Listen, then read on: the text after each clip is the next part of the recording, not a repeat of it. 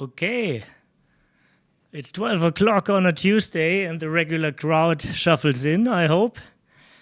This is the UBC Contender America, and we are happy to provide you some quality matches here. To all the fans of Justin, he's playing, so I jump in on the microphone for the next 2 days, but afterwards he's fully yours. And right now, Bill explains the contenders.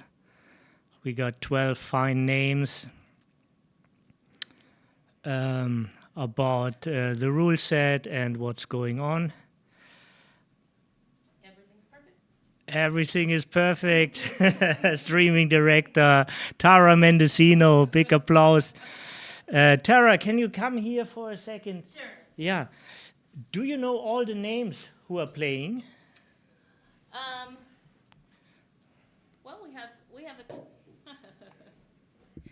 Hi, everybody. We have a total of 12 players. Mm-hmm. I can get the list, and I'll be right back. Fantastic. In just a moment. Yeah, as much information as 1 possible. second. So we're streaming all matches except for one. And I can see 32 people are watching. The chat is quiet so far. I see Gigi. Hi, Gigi. Always great to have you here. So, due to bad weathers and some unforeseen events, we might not have a XG stream here provided, which I think is a real pity in that case. Usually I love to work without the stream, but it's a decisive criteria, and I don't like that you are blindfolded, so I had the idea to bring my computer to provide you from time to time with results, or if there's like significant equity losses. But let's see how this works. My main issue is, of course... Only one missing is Ray Fogelund. Oh, Ray is here also? Mm-hmm. Fantastic. So Ray's playing Karen on stream 5. Okay. Yeah, you can sort of see it straight through the window. See, that's Karen and Ray. Mm-hmm. And So we offer also multiple streams. The ones who prefer to watch a particular match, or like the silence in the background and just hear the dice. I have an understanding for this. You can all switch to the Ace Point channel. I hear Karen Davis plays Ray Fogelund. Very, very interesting match. Karen is here as the only woman, and she's standing her ground. I think this is very brave. And it's a good sign to encourage other women. All the players here, they have a special mindset. They are open for criticism. They like the challenge. They put themselves out here. So, yeah, my deepest respect for all these people who are traveling early, investing, and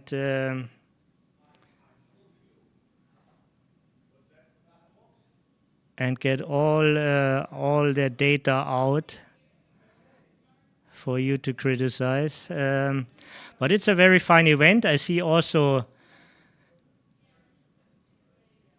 This is stream 2. It's another very interesting match. My countryman Kimon Papachristopoulos and Jerry Tansey, who is probably the favorite of this tournament since it's heavily based on PR, and he has the best PR record going by data. This is stream 2. Stream 5, again, Karen Davis against Ray Fogelund. Stream 2, Kimon Papachristopoulos against Jerry Tansey. And soon we will figure out, oh, this is a nice match, and they played already yesterday as a warm-up. When I came into the room, these were the only 2 people here, and they were practicing and talking. Seems like good backgammon friends, Michihito Kageyama. Now I know Rory advised me to say his name. Says this is his favorite name to announce. Great player, great author. Entertained many people and helped many people to develop with his nice series of books. Soon a new one is coming out. And on the bottom we see Justin Nowell, Do I look great? American, who moved and married in Britain. And he was already once in a final of a Contender tournament and lost the final against a very known great player from Denmark. I think it's a G1 Jakob Rasmussen, if I recall it right. This was 2 years ago at the Nordic Open. And he had the best PR in this tournament. And because he's playing, I'm here on the microphone for you, but you can still at least see him playing, and you will hear more from him after the UBC is over. He will cover all the rest events on the microphone. And I see really the people shuffled in. A lot of colorful names. Marcel is here. I'm sometimes bad in recalling all the nicks. Matt, my friend Matt, he also woke up in Las Vegas. It's a little bit earlier here. We're expecting him soon here live on the board and in the stream, and maybe also on the microphone. Like a camouflage. As I get older, you know, I need Coming in tomorrow. Yeah. Okay, it's my program. Yeah, as mentioned before, the one who was surprised, usually our XG feed is vital, is really necessary in this kind of format, as it is a decisive criteria, and you shouldn't be blindfolded. I agree completely with you, but there were bad weather, so transcribers couldn't travel. There were like personal reasons. So unfortunately, we don't have this here, but I'm trying to do it myself. Yeah, please, not I need to full focus, Martin. I can't have interaction. Yeah, but I want to see it live, just in the case. Yeah. So Michi starts practice rolling, since Justin just got up.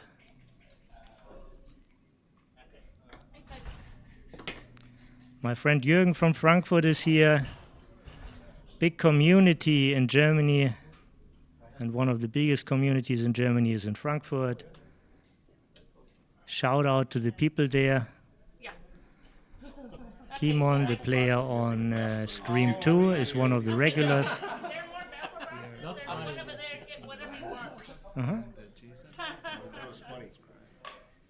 Sorry. Yeah, cool. Yeah, so then you can. Yeah, this is fantastic. Okay. Jason, this is good. Yeah. So with me is Jason. Jason, if you I can watch it better here actually. Yeah. Is this okay? Yeah. Can somebody tell Jason, many people know him from running the tournaments in Sweden. He is, by the way, the son of the only 3 times world champion Jürgen Grunstedt. He's helping me with the XG feed, so on and on. Will you provide if their player sacrificed a bigger chunk of equity on a certain play? I will let you know. And also I'll provide you from time to time how the PR standings are.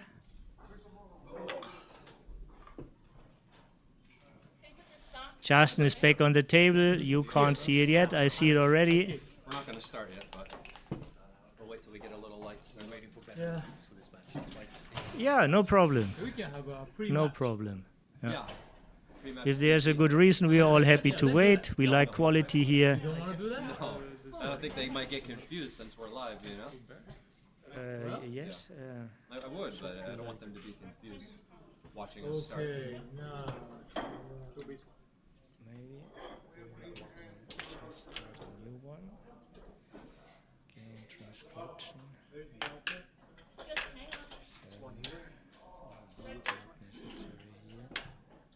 Yeah. What crazy moves they were getting, but no, they were Just setting up a position from yesterday. So as mentioned, you see on the table soon. As I was coming in yesterday, they were already my references. practicing for this event and setting up Yeah.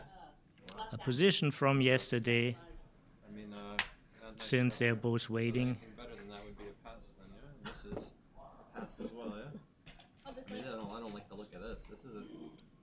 What is this? Oh. I think you're confusing the commentator. Yeah, it was a funny story yesterday when I came in. They wanted to show me Maybe I got confused. some brilliancies they did, and I don't like this one. Yeah. fortunately they didn't. Unfortunately, they didn't use UBC settings to analyze, only BMAB settings to analyze. And when they showed me the play and hit the ++, it changed the other way around, which was funny because each player had a different opinion. So maybe they still talk about it. I see now they set up the position, but they're talking with their friends. They're informing them about the link. It's sent out. More people will rush in. I see the watchers have doubled up. That's a plus. 75 people are live now. Okay, if it's in your eyes, we can make any adjustment you want. Okay. I don't want to start in this position. This is a pass. Yeah. It's a Maybe big we pass. can do both. Yeah.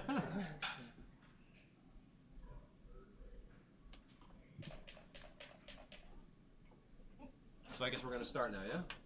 Good to go. All right. We just need to go right away, right? And now we are about to start. 1 second, Martin, can you do me a All favor? right. Have a good match. I have a ice road, this would be kind. Yeah, yeah. I think you can manage this. I don't know how the clock works. Me too, yeah, yeah. Oh, Not yeah. Kurasa. Oh my gosh, I know. yeah. So this is the pause button. Okay, get everybody to crack up here in the room. And back to you. Yeah. All right. Yep. Pick your favorite and watch. Justin with the Yeah, sure. blackjack has lost the first roll. Yeah. So far, safe territory here.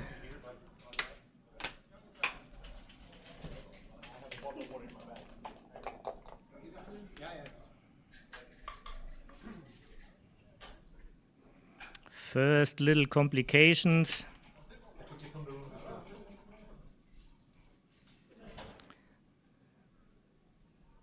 Getting out to press points in his own outfield.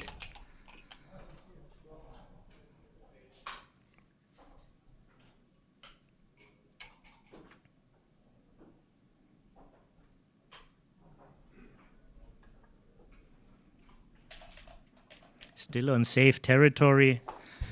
This is the action move to see more of the outfield. Great, thank you.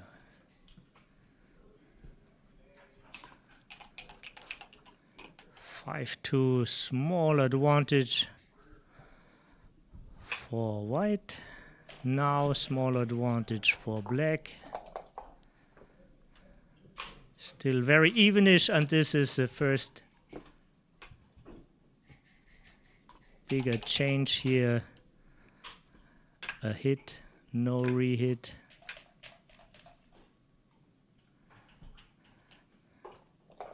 So Michi is nearing a cube hot position. If he would have managed to point on Justin 6-3, not a great roll.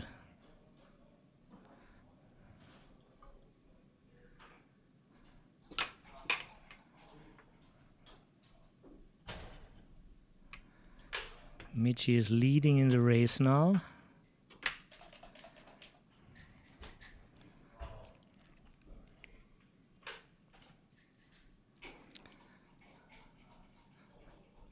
This move gives Justin a better overview, looking for more contact starting inner board points.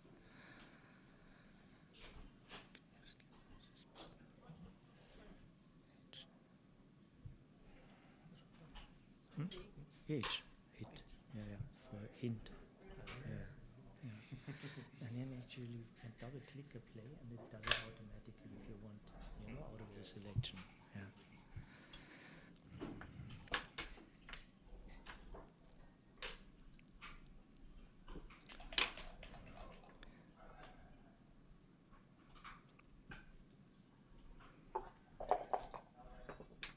This is the first not computer move.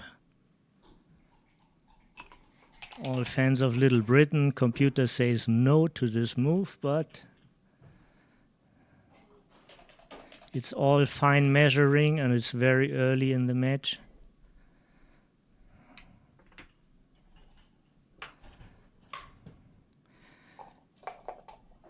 If the man on the mid would be already on the 7, 8 or 9 or somewhere in Michi's outfield, he probably would have doubled already. Nevertheless, he rolled really well.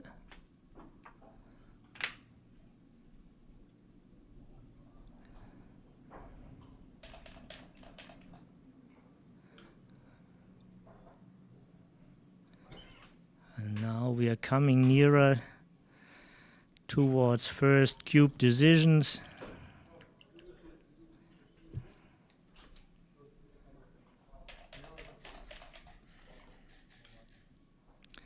Michi thinking. This is a short match. Every action is decisive.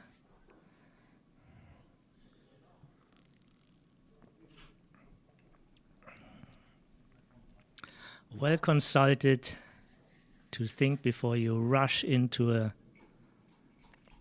decision, especially with the cube.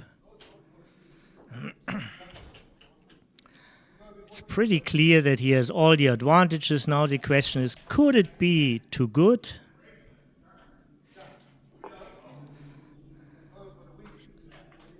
Doesn't look like any too good. Michi decided to double, and Justin looks if he can get a take out of it. So he will count the raise and see that he's like 20 pips down.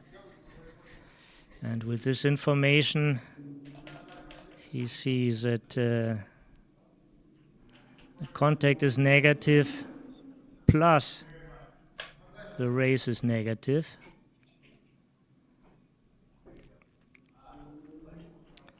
Some small gammon chances also. When you good references for gammon is like the starting position. In the starting position you have like 13% gammons overall, and now Michi increased his gammons by like 1%, while Justin barely wins any gammons here in this position. If there would be no gammons at all, it would be just enough for a take. Just enough for a take.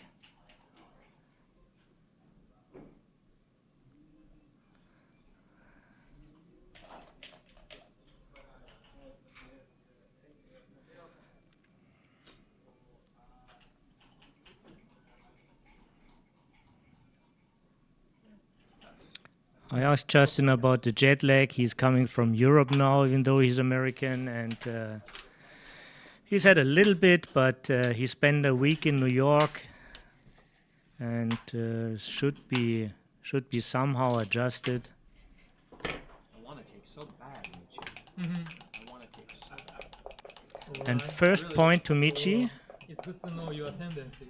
also leads in the PR race, I want to just like. but not many decisions have been made. It's not nothing grave.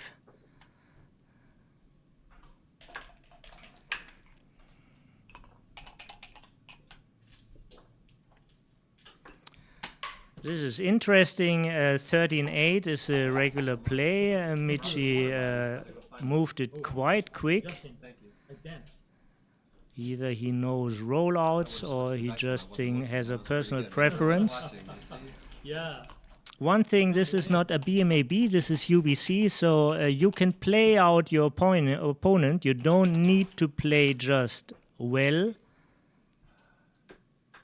You get the PR point if you play better than your opponent. So I came in. if you find complications which are for your favor and cost you a little bit,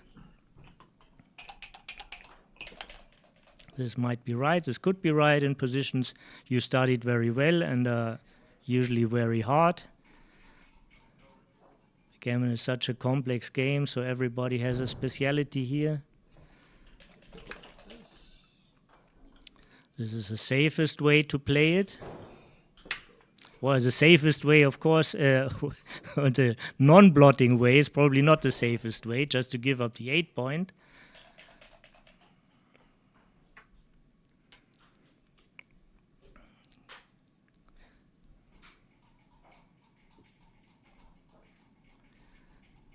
Looks like Justin haven't found fully into this match yet.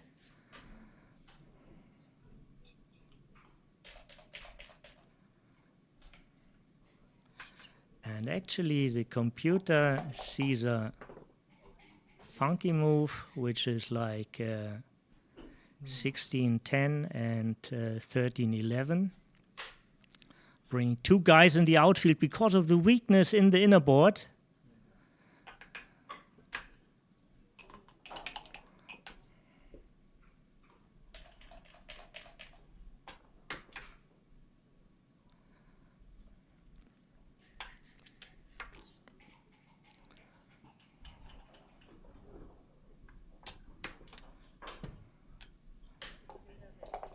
For two, good choice by Justin.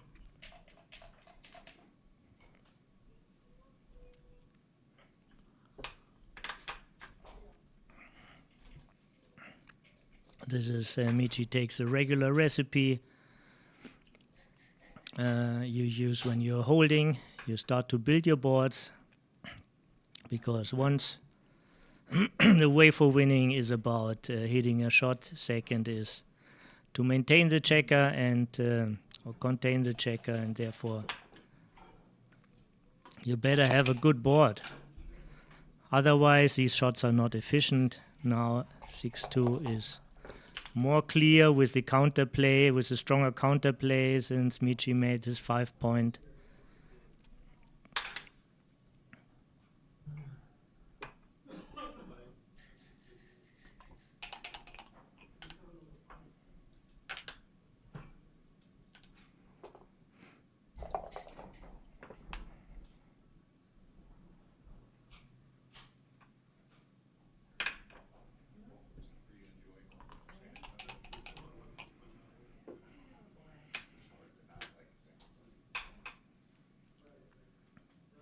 Full focus on his own 5 point, so that's another good move of Justin. 2-5, picked it up immediately. Now a very decisive roll here. Justin sees a lot of blots. There comes a decision before this roll, of course. 6 blots are around. Board size is the same.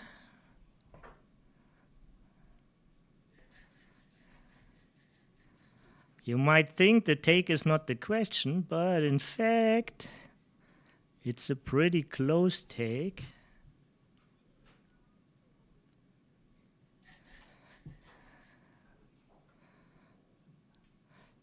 And it switches when you plus it. This is a monster of a position here for Justin. It's clearly not too good. Good move. Oh, and a snap take by Michi. It is very close. He is not really wrong by taking, but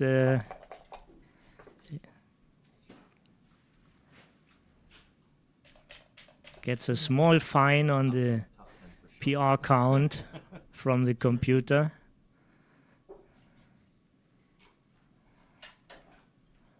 Five keeps him alive,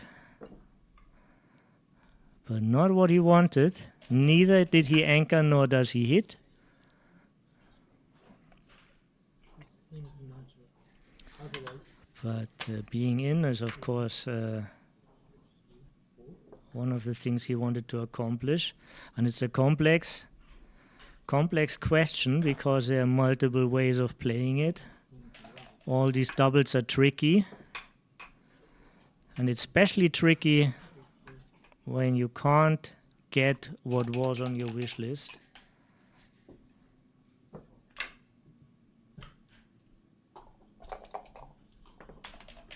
Mm-hmm.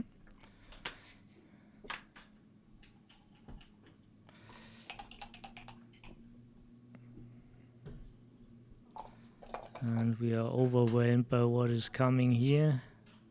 2-6. Michi really fights back here with his rolls.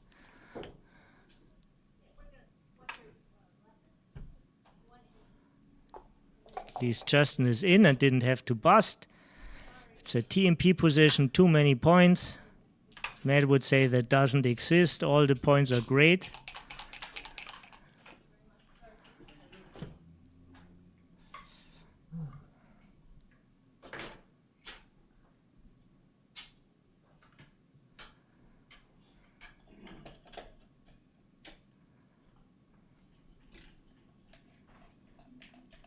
And Michi is now on the with the better side and thinking when to pull the trigger here.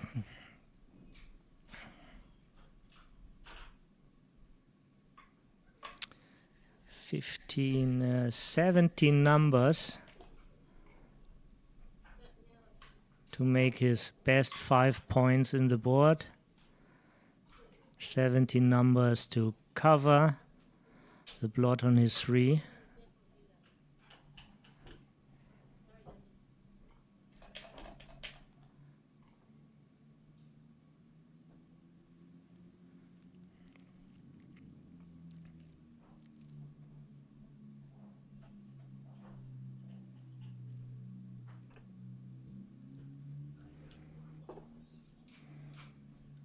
And he passes the question on to Justin.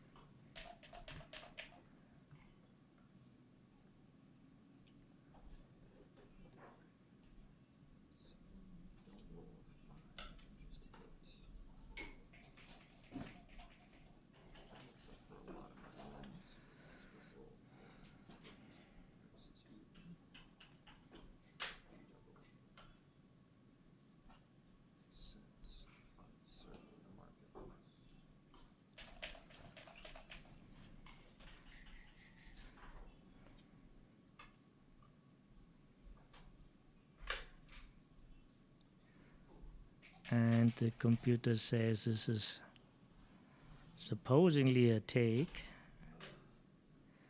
No double take.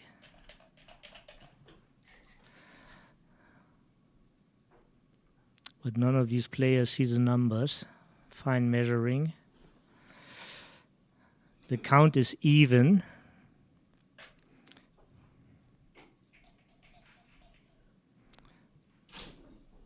So this means Justin's already down in the race.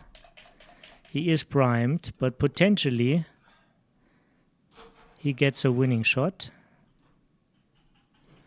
While 17 times Michi does cover, also the aces secure the plot on the 2. Bad destination, but still no plot, and he finds a take very well. And he gets a shot.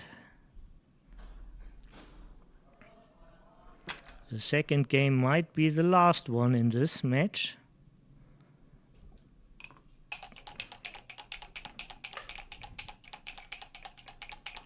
Don't blame him for shaking viciously here. And the showman he is. He shows us the cup.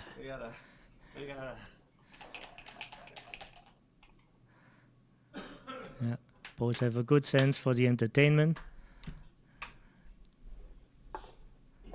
And he did it, and he put Michi on the bar.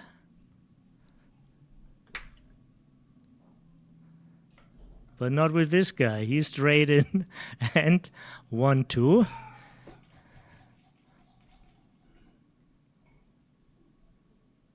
So now the question is it fruitful to be on the edge or not? The 6s, you don't get hit. You have more room to breathe if you stay back. This is his thinking. But on the other hand, if you get missed, it's of course your checkers are better positioned on the edge of the prime.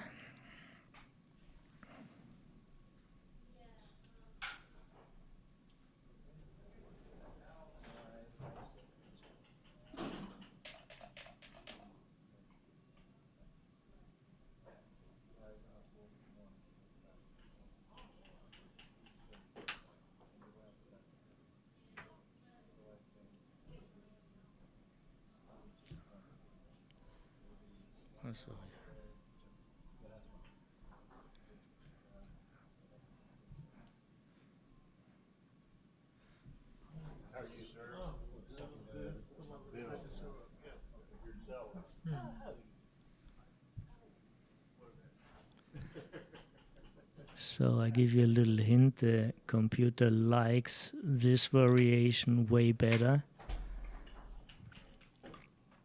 It's a difficult weighing process. Here is less contact against you, but your position is just a little bit weaker.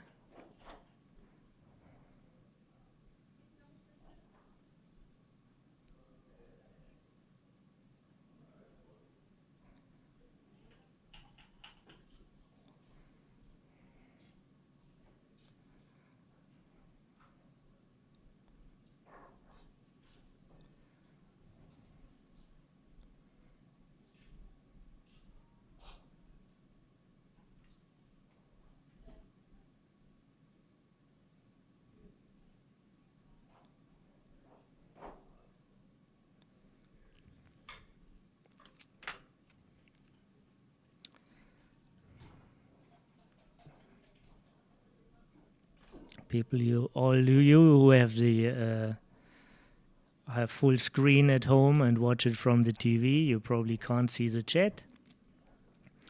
MCG has a contribution for us. He is already thinking one step ahead. What's happening with your cube ownership? And since there's no recube wig, you could ship it with any advantage. And certainly Justin has an advantage here. Is he looking relaxed? We see him on the screen, or is he trying not to give Michi any hints? Michi found the best move, chapeau. Justin found the best move. He did his homework. I asked him yesterday how he did prepare for this event, and he said, well, mostly his job is teaching backgammon enthusiasts and bringing them to a good level, and this helps him also to improve. Wittgenstein said, what you can name, you understand. And what you can teach, you even understand better. So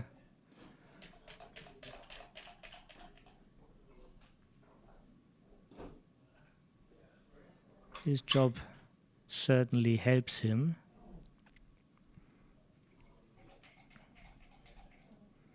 I asked multiple people how they prepared for this event.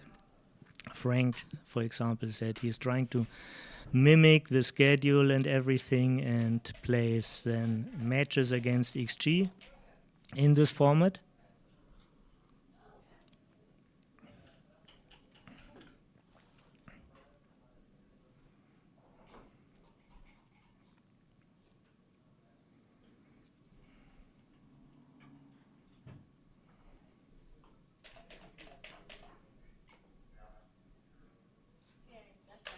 Michi does his calculation, but with over 30%, he has a clear take here. How do you see the 30%? Well, this is easy when you have the computer, but since there's enough ground in the race, his board is equal strong, and there's lots of contact, you kind of overlook this.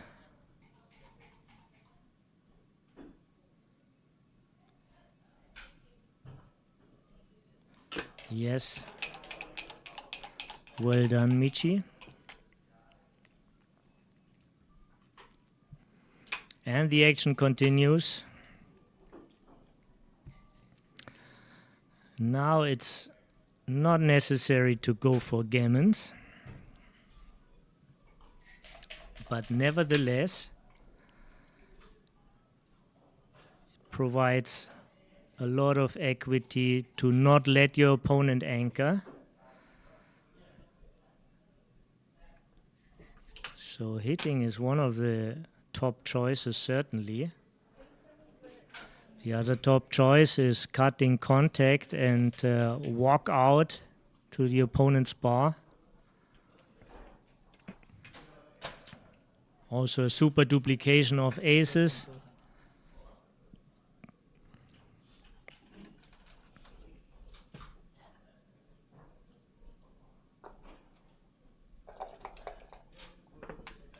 Seven hitting numbers, this is none of them, but still a great roll to anchor and don't have to break one of your outfield points. This was probably the best non-hitting number. And more shots are up to come. Could be the duplication, like playing to the 6.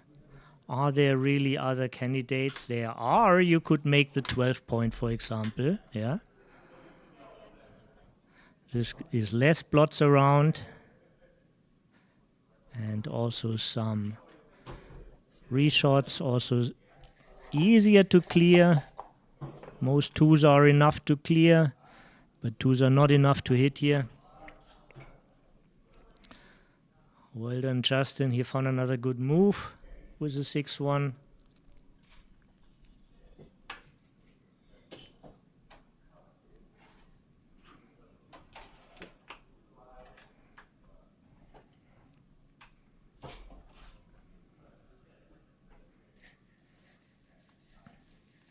And Alex, one of the main contributors on Facebook for Backgammon and in multiple chats, Alex Exragian from LA area, also agrees with this move. Great always to have you here.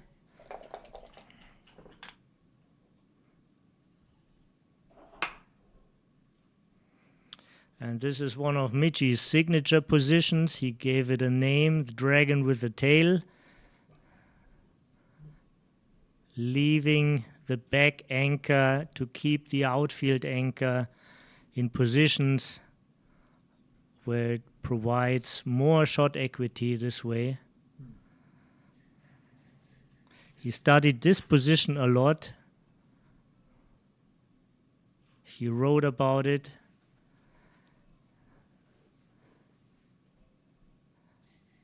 And many people now know this position because he gave this colorful name to it, a dragon with a tail. So the tail is the remaining checker on the 22. Like you see in these anime movies where the tail knocks out the opponent then.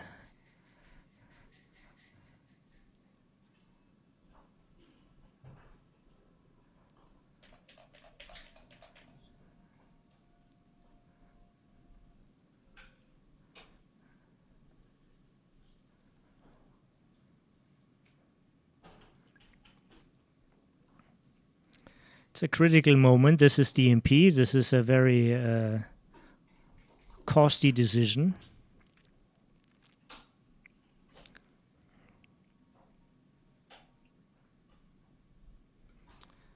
And this is actually very close.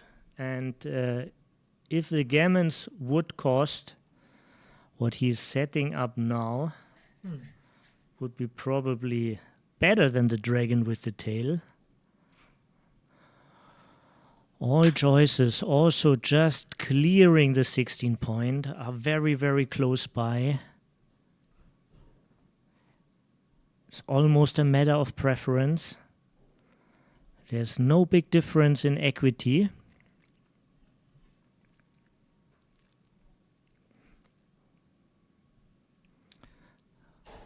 But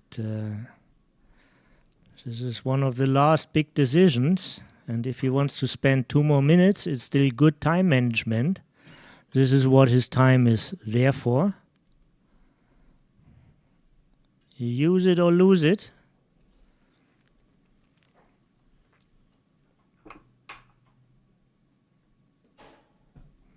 This loses the most gammons, but gammons are completely irrelevant.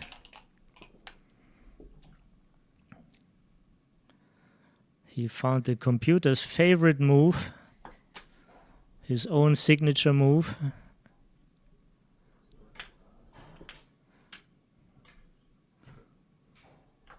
Justin didn't roll the absolute perfecta, but one of his best. Shifting with a small double. Now with a big racing lead, 28 pips. No need to risk anything. Clearing the 8 has no... There's no big challenge for this move. No big alternatives. Dice on checker count.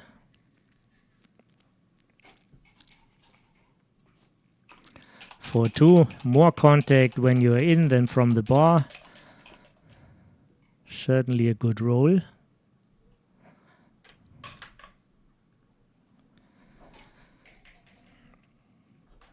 And this move is superior to the pick and pass.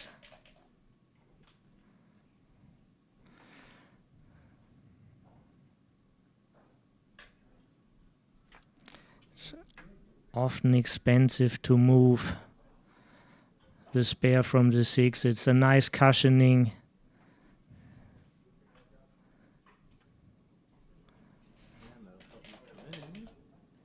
Now you could lose your teeth.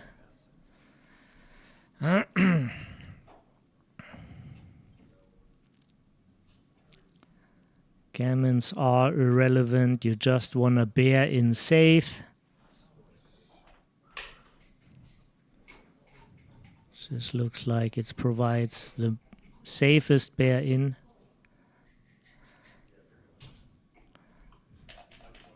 Putting those dilly builders to duty is also a good concept. Still in a position like that.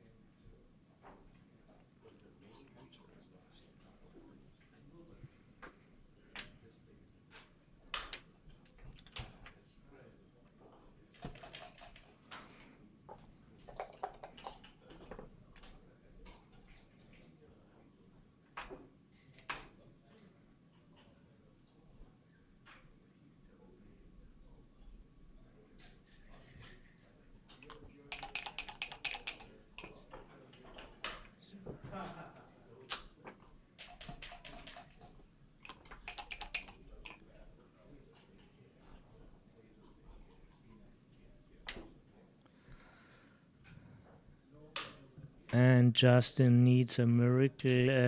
Michi needs a miracle now to get out of this.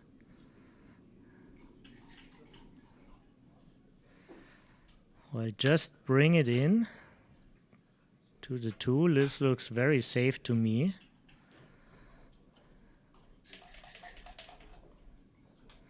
Also 11-6, 7-3 looks very safe. Must be a small favorite since the distribution is better. The spares are... Yeah.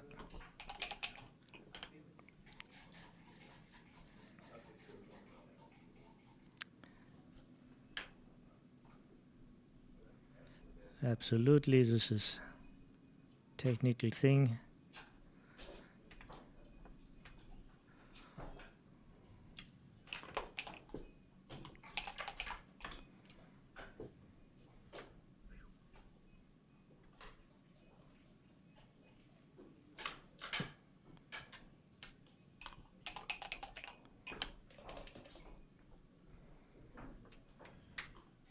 Yeah, clear as much as you can.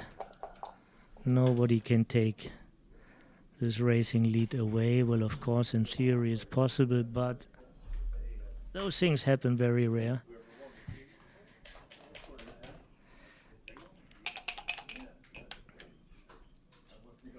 In this format, as long as you can get your rating down, you should also play.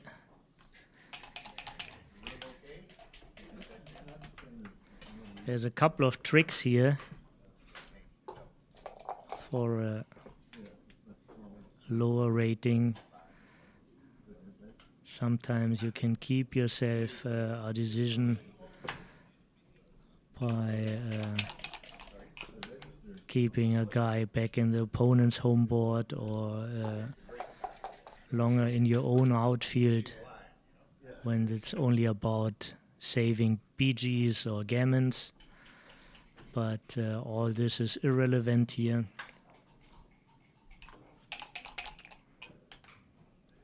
We are nearing or have almost reached the 100% for Justin. And it looks like there's divided points, like PR point for Michi and win point for Justin. There's only 9 chips. Both played. Justin played a lower world-class match, and Michi played a world champion match. Straight 3 against a straight 2. Brilliant match, 2 games, and the race was like dead even, right? Yeah. So, I hope you liked the first one, even though it was short. And we see more. Let me check the schedule. I did a picture to provide you with information. It should continue on this stream at... I just like taking so much. Where is it? Now, were these here or were they here? Here. At 1:15 local time. So this is in half an hour. We are supposed to continue. And if there would be more time, I would have asked maybe a player over to hear their own opinions for the one or other position, but we all need a break to be fresh. This is a demanding format, and I don't want to take anything from those athletes away. While we are talking, we're switching over to another game here. Albert Stake from Boston against Petko Kostadinov from all over the world. I actually miss information where Petko is located. I see him at almost every tournament. He's in North Carolina. He's in North Carolina. Okay, thank you. Tara knows everything. She just walked in. There might be trouble with some of those variations when you get home. No, I I know. 60, Yeah. 40? Make sure because of the camera. Yeah. This was great. Thank you very much. no, Yeah. Can you do it again? Probably. Yeah, this is I fantastic. don't have much work today, So so nice. Yeah. I can be here. The hint is always a good thing, and if Oh, they yeah, make yeah. if they make the recommended play, You just tap press it it again. twice. Yeah. Yeah.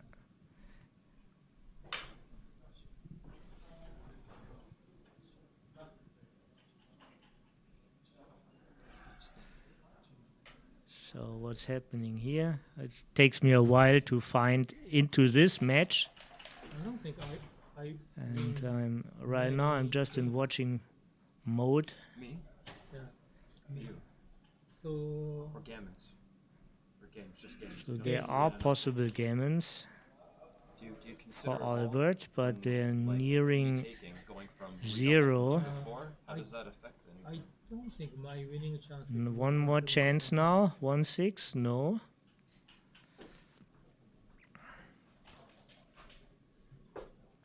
Yeah, this is a good question here from the chat. Thank you, Matt.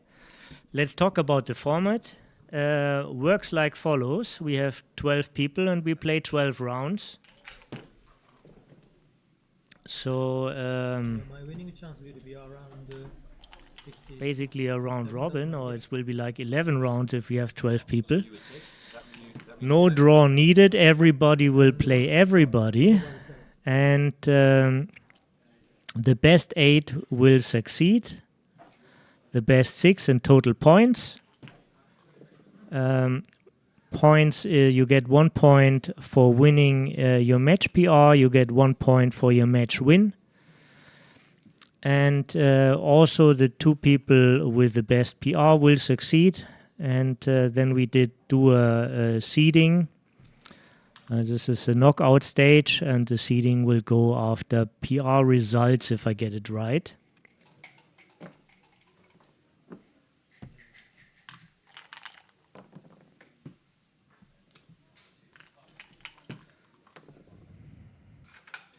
So this is a good example of a position where you can possibly grind down your PR a lot if you are white, because you get a lot of easy moves in if you hit and get re-hit. So this will give you a bigger dividend. All your moves should be correct, since the only goal is the closeout. And as said, closing out is not beneficial right now. Maybe it might be right, but if it's just a small mistake, maybe you should give your opponent the chance to hit, just to securely wind down your PR. Worked well. More decisions. This is gonna hurt. In this format, this should be definitely be the right move.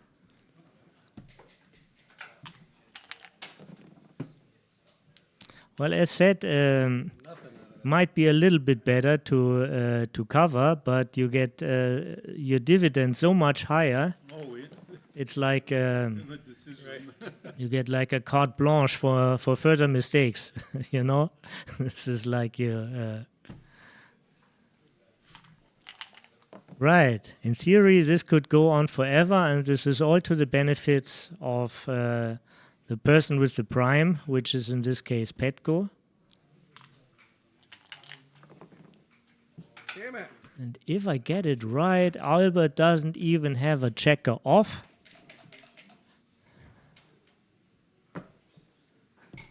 Let's you wait. You're Gammons are far-fetched, but they are existent. game. You gotta, well, I want to hit this chicken. Yeah.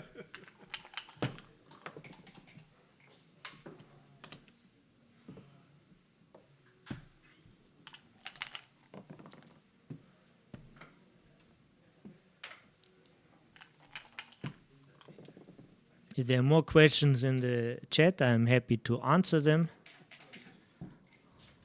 Or trying to get the answers for you if I don't know them.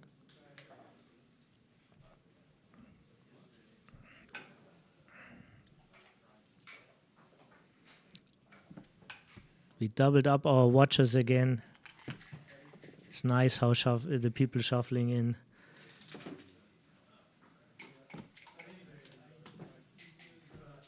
After this match, the UBC might introduce a new role. Well, I don't think so, actually. There are enough rules already. This is just a possibility, and this is part of the competition. Every competition has sweet spots. And part of every competitor is to find the sweet spots and take use out of it. Yeah. Marcus is here. Hi, Marcus. Thank you for saying hello. Marcus also thought of coming here to Texas, but I think he's working on a secret backgammon project which eats up all his time. Eric Peterson is with us. Hi, Eric.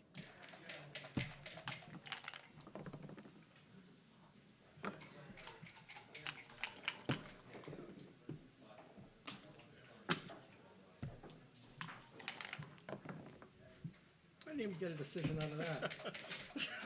Yeah. There's nothing to do here. 4-2. 3 away, 5 away. It's kind of a mysterious score to me. I mean, all the other scores are more famous than this one. When I cleared this and made the ace. Oh, yeah. Kind of extinct. What are the thoughts about this score?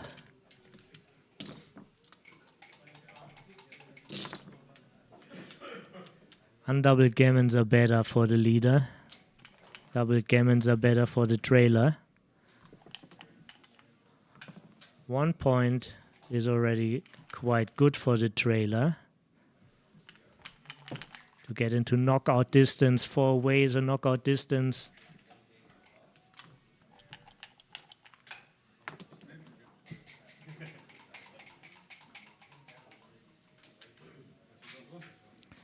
Two down usually means 2 down as a response, but here I can see the leader is inclined to have an anchor because it's a kind of gammon safe theme for him. Contradiction, a little bit of gammon safe, a little bit of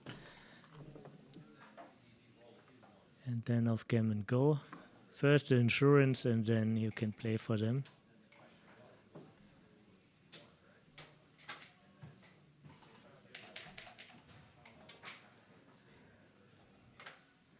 This might be the DMP play. Is it also the right play at that score?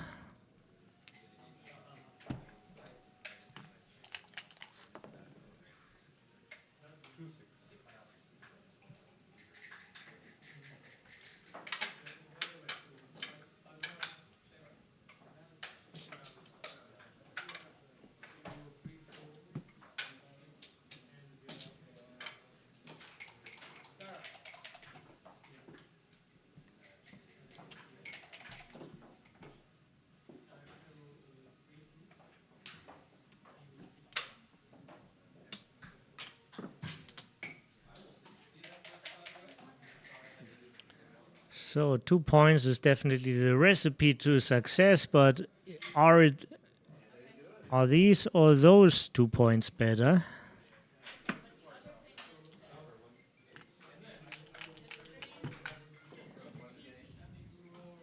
Since blue is up in the match, Albert is up in the match and has the lead, so and also doesn't win really gammon, so I would go for the outer board points, but now he benefits of his move by putting another check on the bar.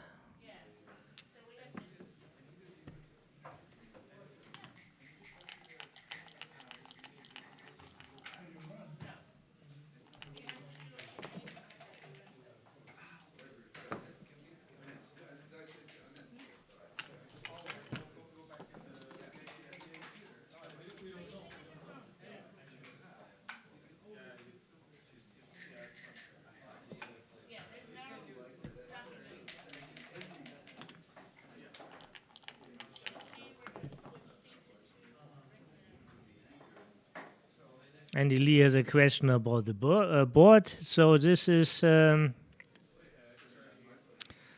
this looks like a Galaxy board. That's all I can say. I'm not so familiar with their whole range of boards. And how do they name their color schemes?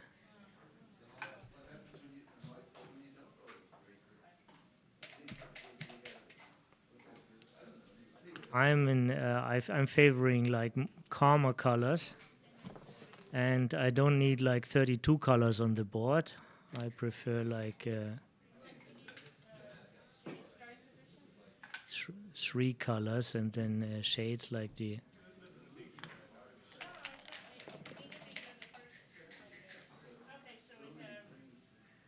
But this is okay. People are different here, but I mean, certainly strong colors, they have like a warning signal, and warning signals influence our perception. So I think if you play a long time, you benefit of calmer colors.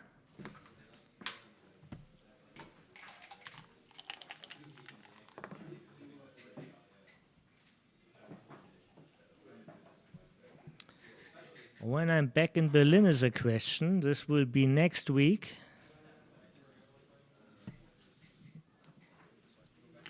Tuesday morning back to Berlin.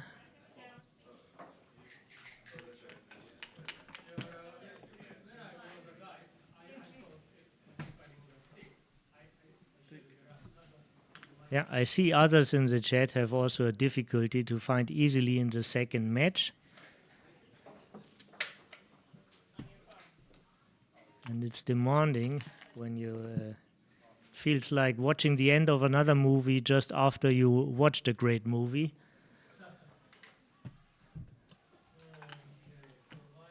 But Albert has a worldwide renommee for his almost a backgammon museum. He has a big collection of boards, checkers, and literature. And also made a lot of literature online accessible, like I think he scanned in magazines, and professor from Boston area. This is at least what I know. Big enthusiasts. All his matches are on BMAB. So it's a very studious, very transparent lover of this game. Petko is worldwide known for reaching twice a Monte Carlo final.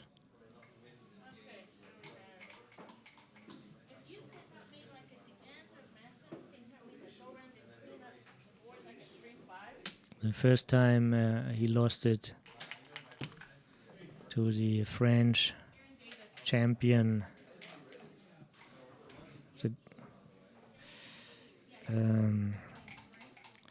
Didier.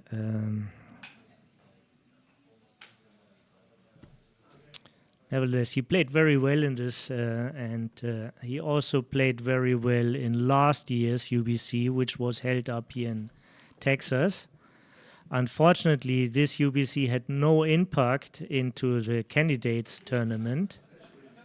It was basically just a ticket to go to Monte Carlo, but now you already have a seat in the semifinal.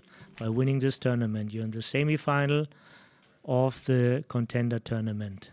There will be 4 tournaments worldwide to bring the UBC closer to the players.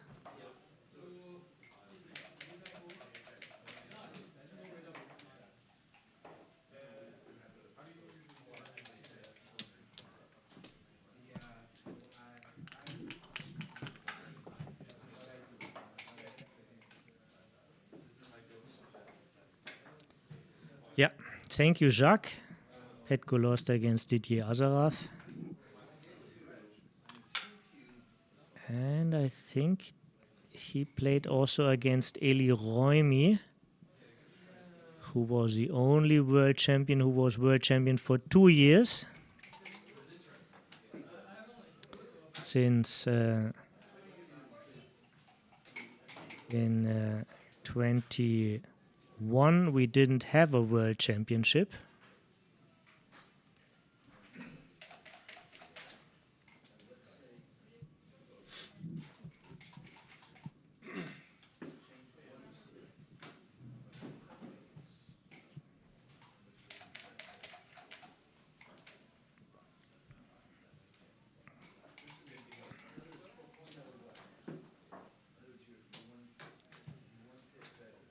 Five away, 3 away.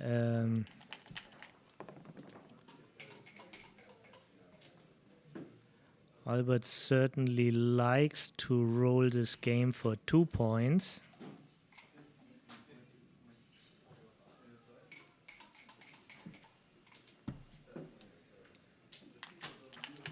Big lead in the race.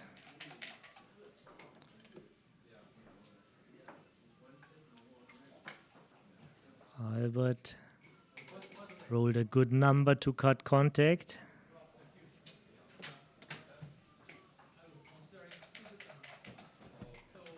Now 5s and 6s play safe after making the 12.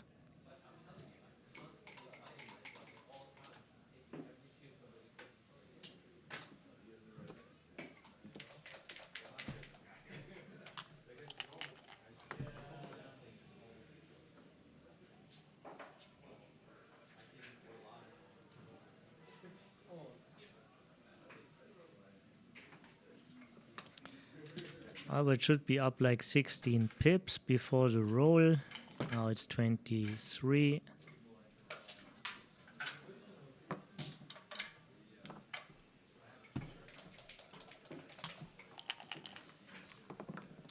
Good move by Petco, I'm sure. The computer loves this move.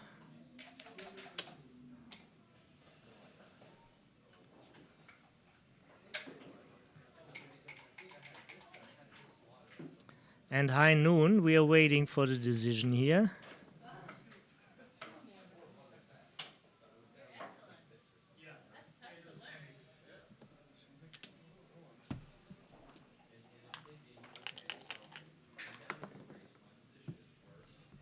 Oh.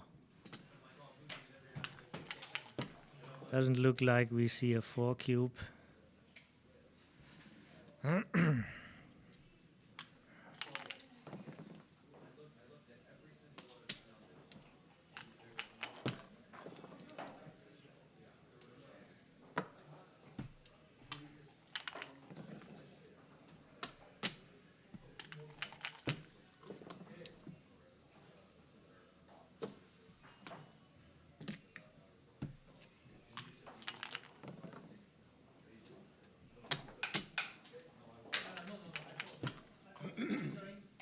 DMP at the Kimon Tensei match on stream 2.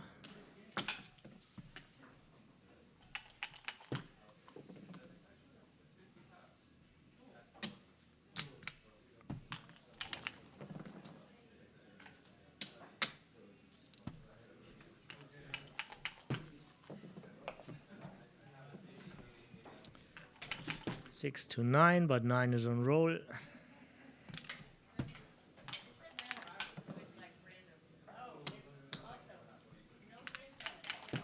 This roll needs to be a double. No way of winning possible for Petco, and he's stopping the clock.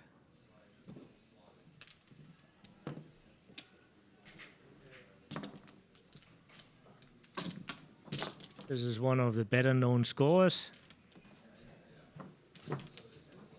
5 away Crawford.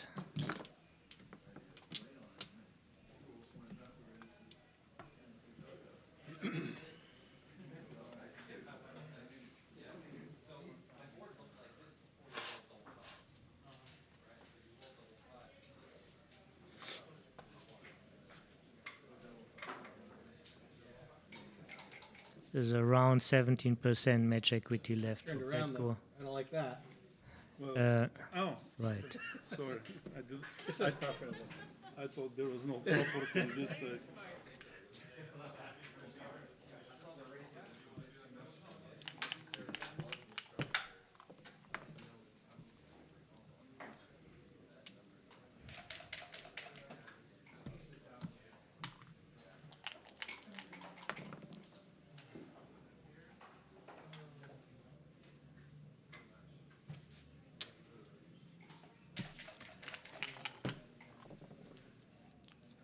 Petco basically wants to play this game also just like it was DMP. Gets almost nothing extra for winning a gammon, but he gets a lot of extra for winning a BG.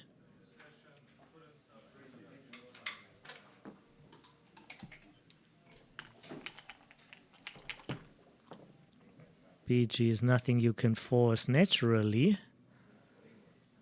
But after some development, you have to realize that you can play for it, but this kind of development is not often happening.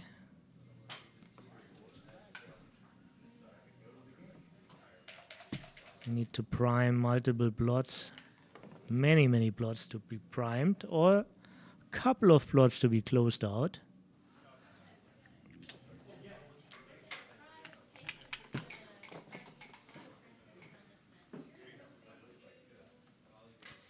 Easy 2 points.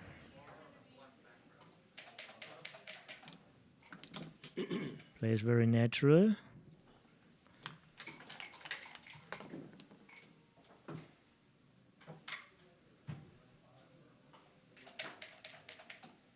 Justin moves to stream 2. And Michi moves. Looks like running, even though it's a double shot.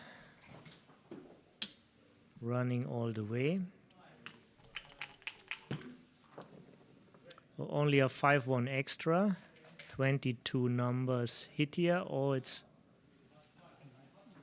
5-4 is also extra, 24 numbers.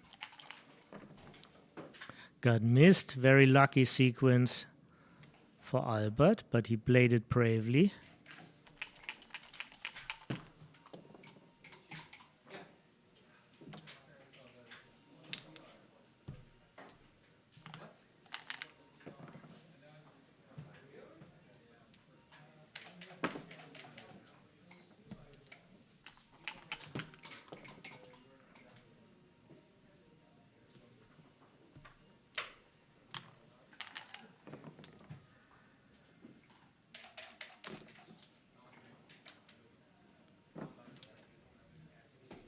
Feels like Albert is around 20 pips up. I missed the count while they were moving.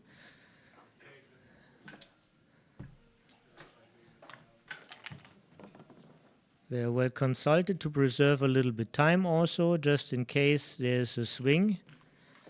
There could be potentially like 3 more games.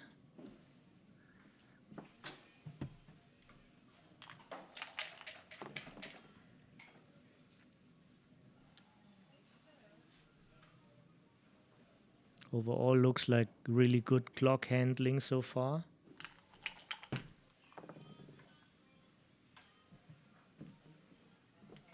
Okay, so we have play is clockwise.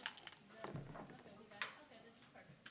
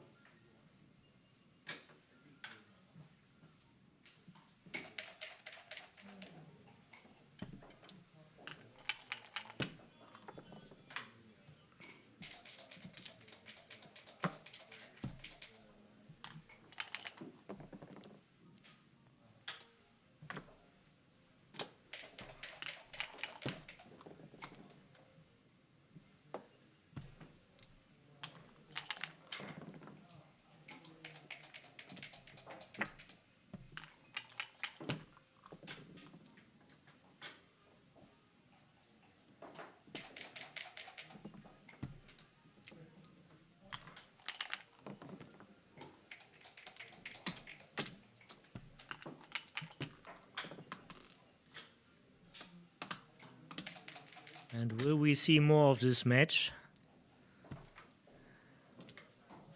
A fair chance after the double 5. Thank you. Albert still a big favorite.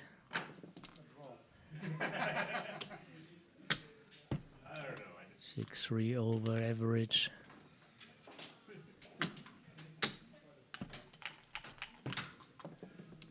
Nine against 9. Didn't hit the gap. But still, Petko needs to accomplish so much more. And here it is, a painful 5. Not the hateful 8, it's a painful 5 sometimes. You're going to play Justin Knowles. And on the Tensai Papa Christopoulos match, Kimon won. He turned the whole game around. I think he was like 5 away Crawford.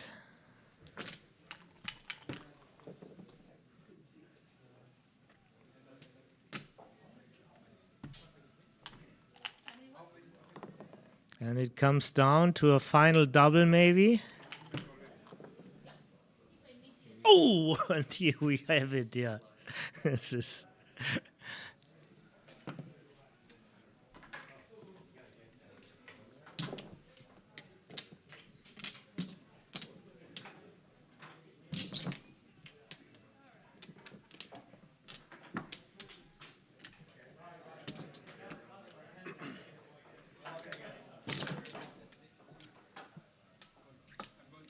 oh wait, this is a score with no tricks.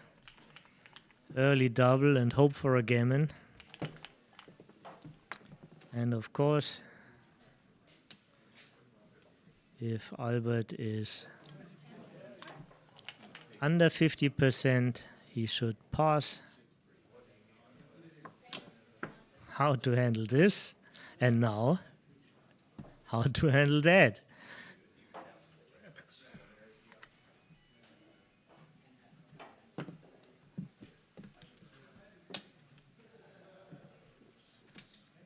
Yeah.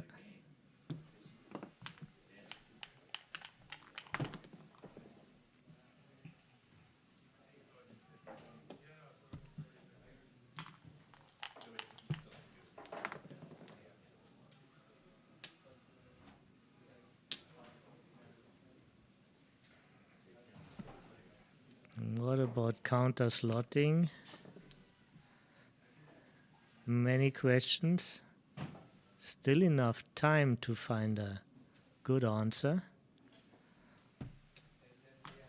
And Petko is hanging on to the cube, not doubling early, trying to steal a point.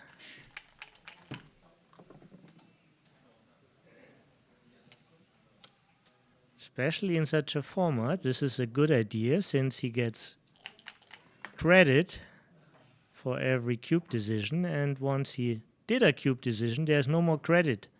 So again, this is one of the tricks how you can get a better dividend for a better result in the PR. The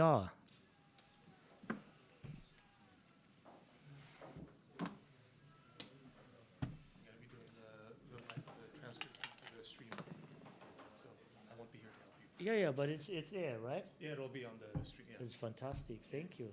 Yeah, great. Just get information. So for the next match we will broadcast, you will see the XG feed again. Makes me happy, should make you happy also. Jason just came over, so next time he's not sitting next to me, but next to the players to put it all in.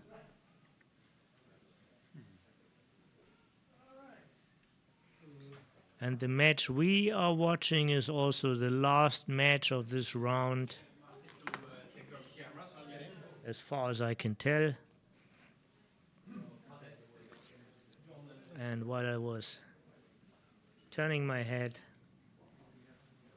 the cube founder owner Albert took.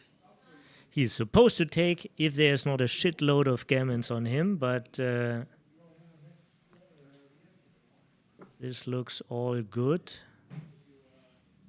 I'll tell you who you're playing. He doesn't like to lose a gammon, but he needs a position also because he does like to win this game. Not an easy one. I'm also surprised just by the look of the position. Yeah, it feels like when you see such a position picture, you feel like something went wrong here. It could be just a roll, but maybe there was a way to play it smoother. That's a roll for smoothness. Activate your strong board.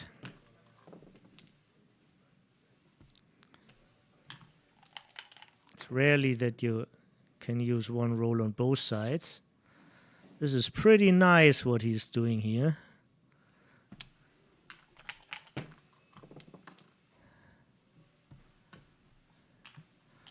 Albert is a huge favorite now in this game, in the match anyway, but this number didn't go well for him, but the sequence went well. Now the sixes aren't duplicated anymore. He has an addition. Since I'm talking again, he didn't roll the finest. All about Petco. Can he come in with a 4? So good for multiple reasons. Yeah.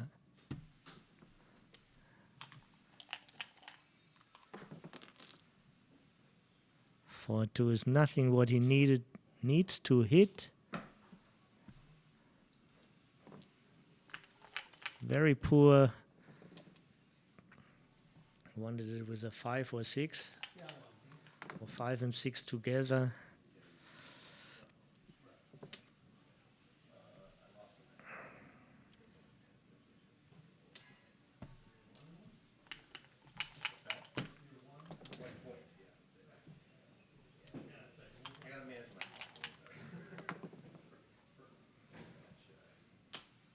Petco's prime works.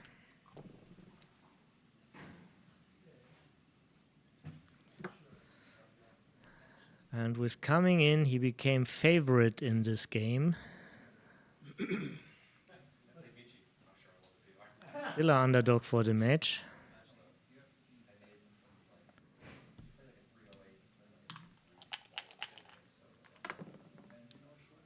Six, 5, 6, 6 are the hitting numbers, but 6, 5 also just comes out. The 5 is clear. You want to play the common part and then look at the position. You can do it this way also.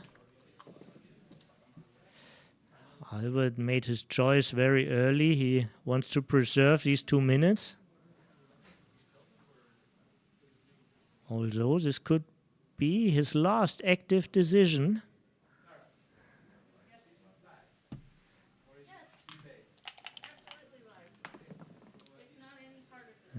MCG is astonished in the chat. He says interesting and more interesting coming up now.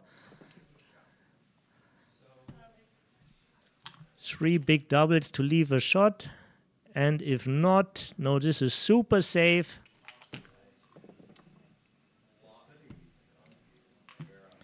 Petco's best chance is to stay a little longer on the bar. Super safe again.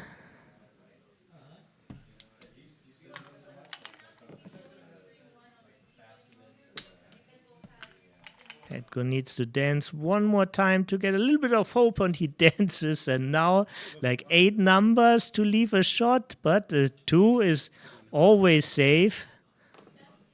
Can Petco dance again, and the 6 is a loser. And I don't think that he gets credit for the upcoming decisions, right? And there's a handshake. And we deserved a break and wait for the next round with live transcription. I will get a coffee and be back in like 5 minutes, and then soon we see in the next round. Please stay tuned. It's not allowed. Funny Ray Fogelund is Mr. 6'2" from the bar is behind me. Hi, Ray. He's one of the challengers. You want to come here? You want to talk to the people a little bit? No, you're toasted. Yeah, you. Okay.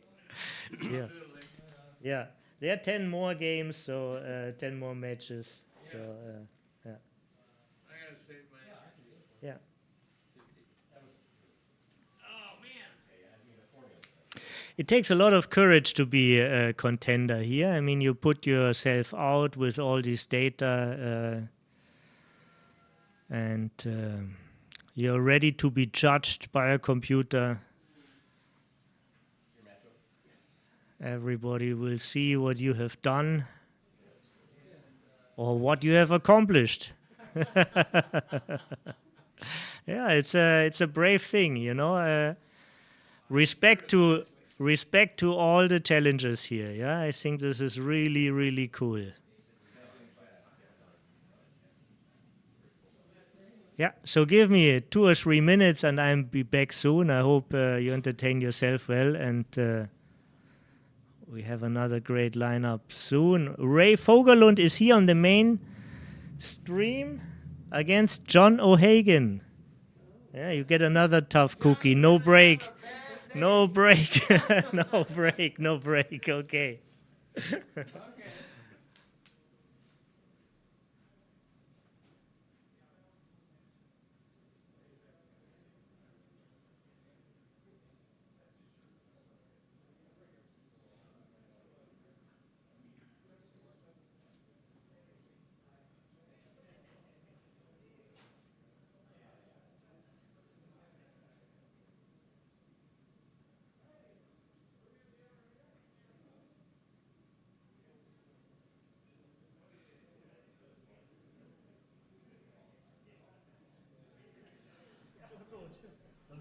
Beat Al?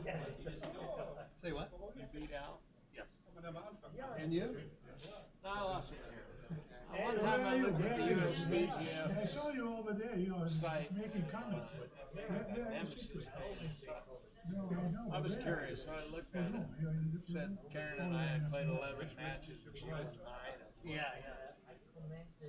Yeah, I think she's got a definite winning record against me as well. So it's just like this time, I was up 4-2. She's got 2 men up. You want us on which side? It Yeah, doesn't matter. hang one second. I can move my jacket easy. Okay, Ray Fogerland. On this side? John Okay. O'Hagan playing bottom. Okay. So we have to hide that because that's where the transcription would end up being. Okay, do we wait for everybody else to Yeah, start? just relax. Oh, a little bit, the win, but it's never clear how much. I heard you played 2 something. Oh yeah, but it's only 2 games. Yeah. Oh, I know. Yeah. Well, I only played 3. Hi, how are you? Hello, Mickey.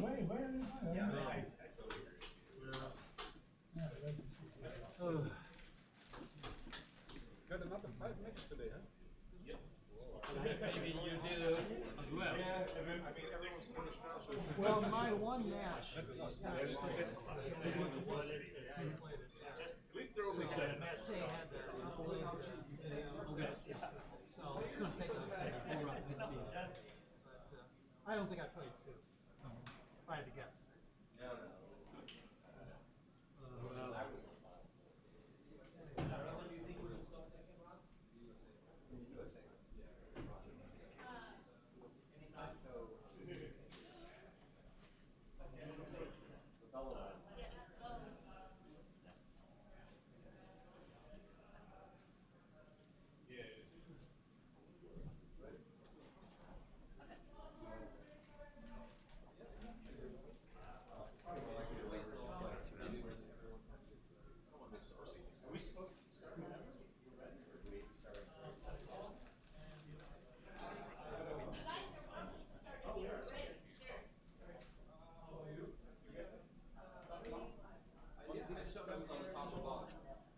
Hang on one second. I will show you. Iman, you stay in the same spot.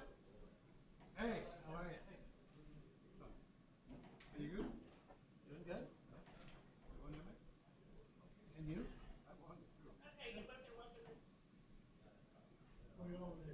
We will play.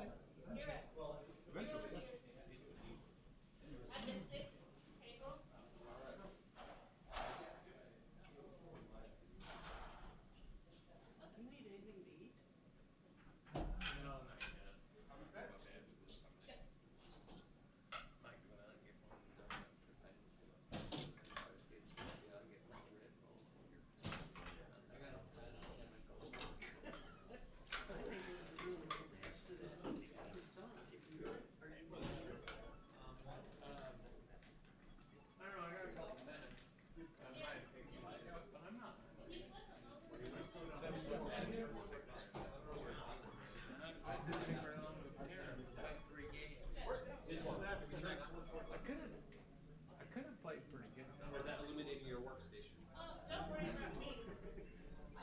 Hang on one second.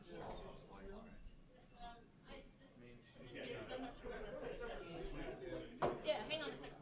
Good or bad looking. Okay, yeah, tell me what. Two and points on me and I roll. I still want to see anybody die. Yeah, you're right. It is kind of Okay. And then I rolled a bad number. I don't know. I did find the light actually. Nothing. Yeah. I didn't have to. Never get there.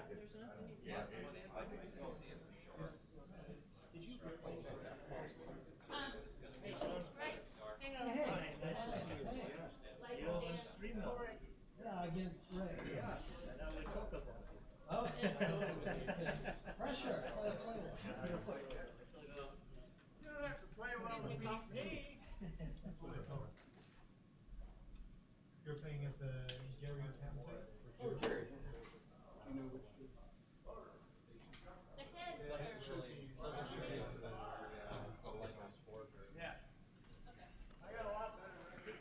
So we play.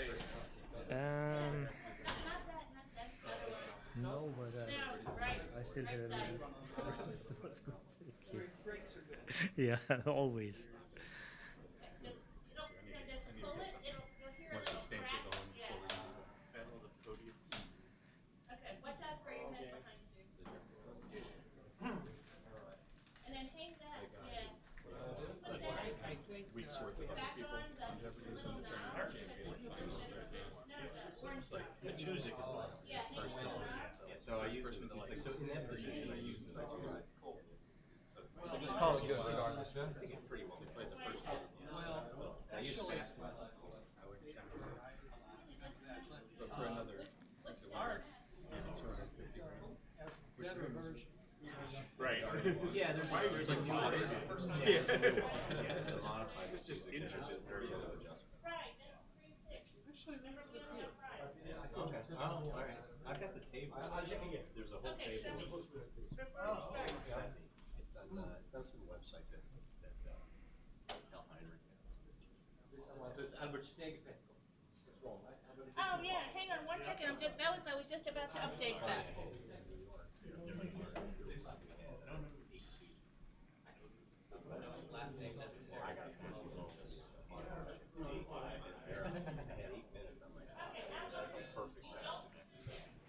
And hello back. As we see, we have now a XG feature here for all of you. And this is great lineup for all the Americans and to introduce these people for all the non-Americans. Since more than 20 years there's an American Backgammon Tour, and in the all-time ranking these are both in the top 5. Ray Vogelund is all-time number 2 in the American Backgammon Tour after Neil Cazaros. And John O'Hagan is number 5 in the American Backgammon Tour. John O'Hagan is also the reigning doubles champion from Dubai, together with German player Sami Salak. And I get a thumb up from Bill Riles, the producer of this wonderful tournament. It's just showing up, making sure everything is all right. And the players are sitting. Ray will be on the top, John O'Hagan will sit at the bottom. All right. Don't mind the confusion. I'll take any water away from you, good sir. No, thank you. As soon as possible, I want to give you an overview when I see results. Hopefully after this round, we will have some graphics to show you. So far, I don't have a list.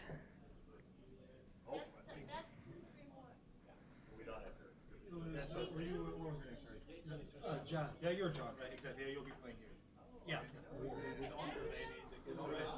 What else? By the way, the USBGF, probably the biggest federation worldwide, has a new president. It's Ben Friesen, just for the one who didn't know this. This happened like a week ago. He is a new man on the lead, but not a new man in backgammon. He's directing 2 tournaments of the ABT. He's well known for over 10 years. A lot of people like him for his calmness and good spirit. He's directing the Michigan tournament. He took over from Carol Joy Cole. And he is directing also the prestigious Washington tournament, the Jerry Blossom tournament in April, I think. Right, it has to be immediate or skip it. Players are sitting, Thank you. waiting for perfect light.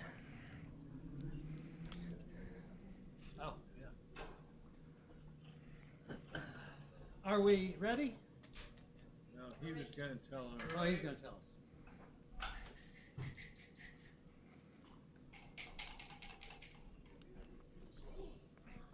us. We were supposed to make the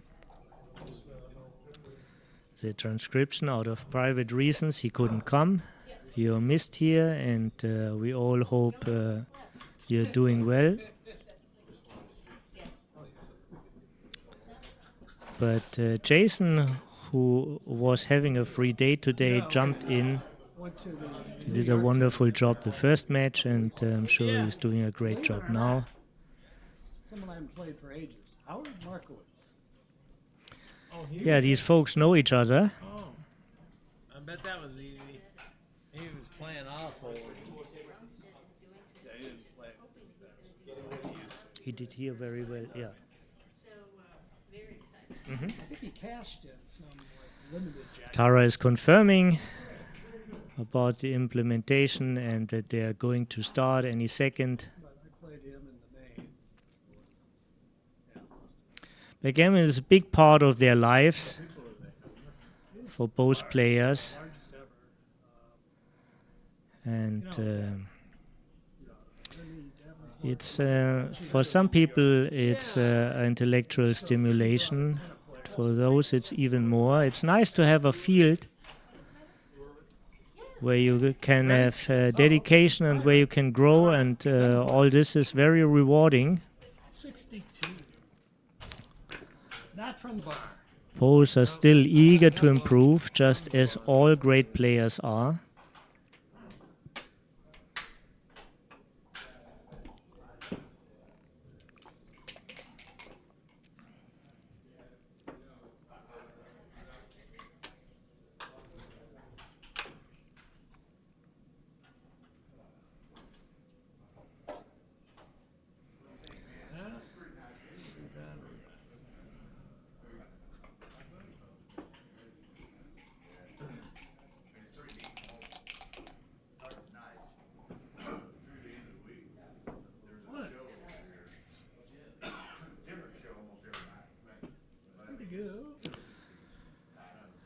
So this looks like it provides the most control.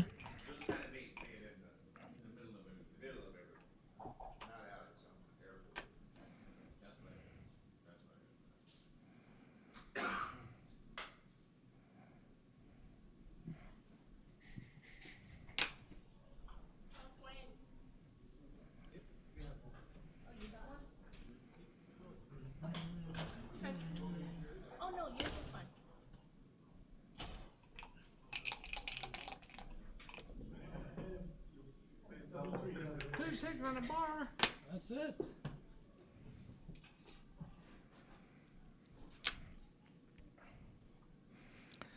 And big decision here is this. Well, if I roll doubles every shake, I'll. One, two. There are multiple options for this move again. Could also hit with a point. As McGrill said, you can only make the best move if you see it. And after you saw it, you have to still agree on it.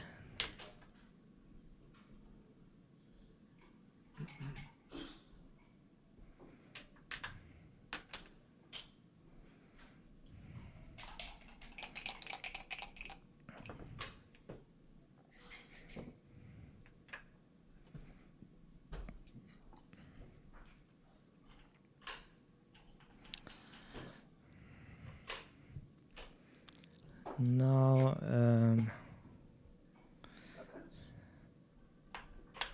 Let's see, how do you stop? There's a pause button underneath here. this worked kind of well. Got it? Yeah. Nevertheless, it costed a lot of equity, the double five. But with only like 4 or 5 sequences, this doesn't mean much.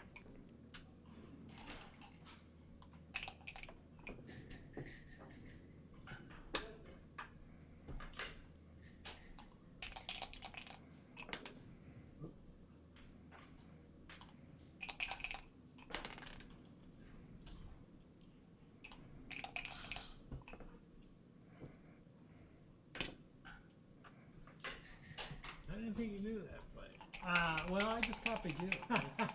You seem pretty confident in your choice. Okay. I'd follow you again if I roll 3-1.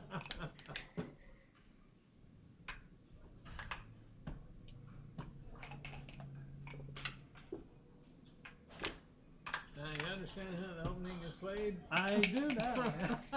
Ray is way nearer to the cube. 4-3.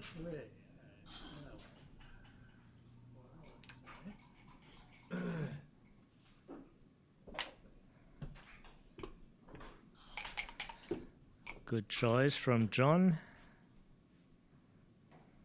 No blots, no hit.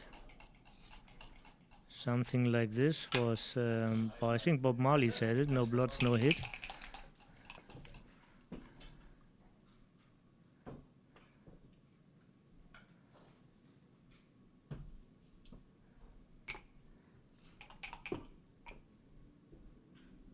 All right, I just wanted to play safe this time. All right.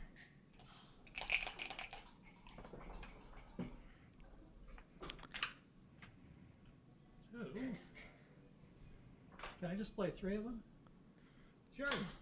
But that guy's gonna yell over there. This game is played perfectly so far. You definitely like to anchor, just in case. So double 5, double 6, and the little switching doubles can't harm you. While the race is pretty close.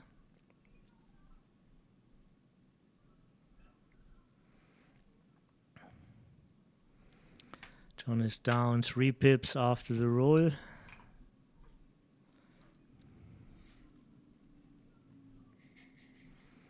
And of course, this was a nice technique.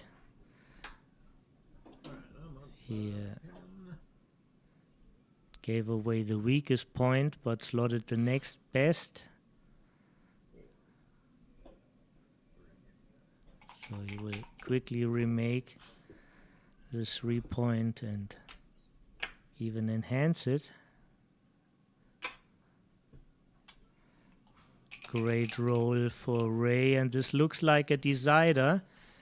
16 pips and the way better decision. 16 pips on top of the 3 he had before.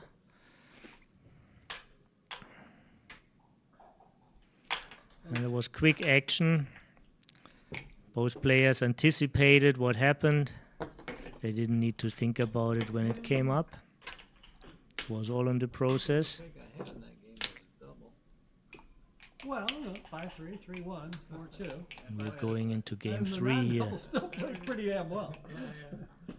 I played him very well. I agree. And my PR was pretty low for that game. I agree. Unless I was too good. Uh-oh, I know what to do with this, I think.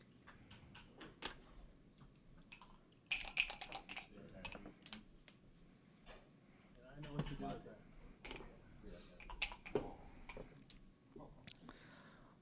All scores in these short matches are tricky. 5 away, 7 away is already a special score. 42.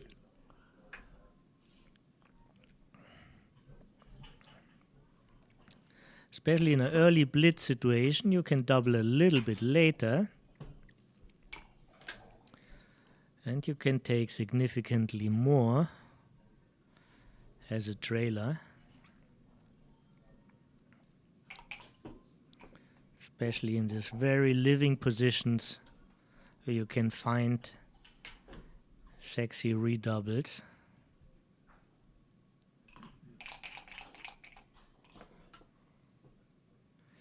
With some gammons involved, you don't need even 50% of winning chances to find a 4 cube. It's a very interesting score.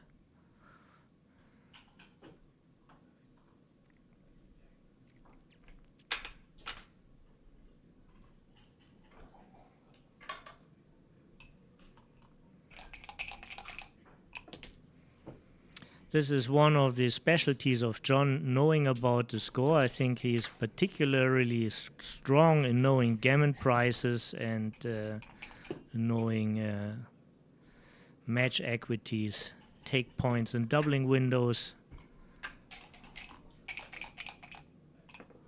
All of the theory he inhaled.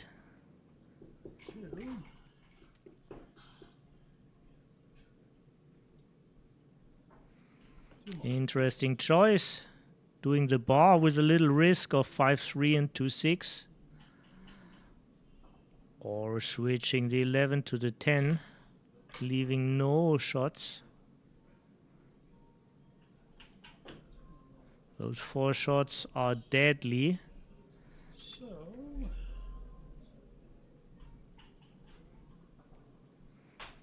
deadly shots would be like a big swing. The cube is still in the middle. You're playing towards the cube. You don't like to take a big risk when you're near the cube.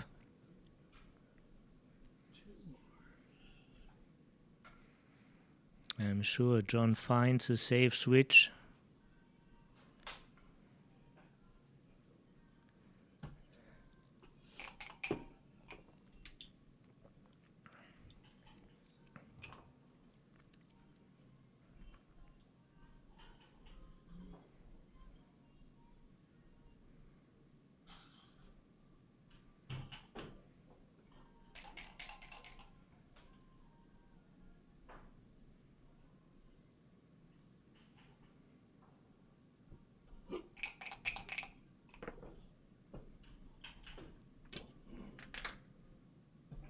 John missed a double here, but he missed a small one, and now he lost his market big time. This could be like a technical play on. Technical play on means you're not winning so many gammons to justify the play on, but you're losing nearly no games since you can cube out the opponent almost always when he gets in. So you're basically like free rolling. This is a technical play on. But now Ray entered and we will see cube action.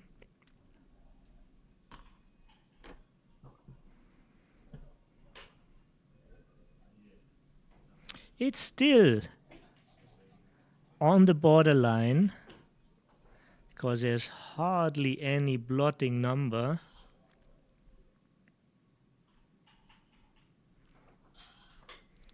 (6-1, 5-1, 4-1 on numbers where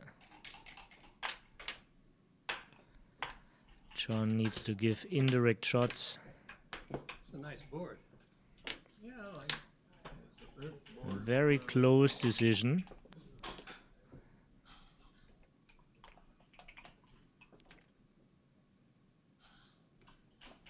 Three. There you go.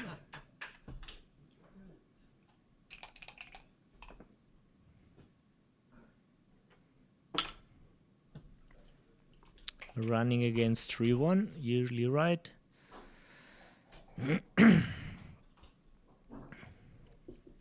It's always good when you know a play. Saves you a lot of energy. It's impossible, even for a good player, to figure out everything over the board over a long time. You need a solid positional knowledge.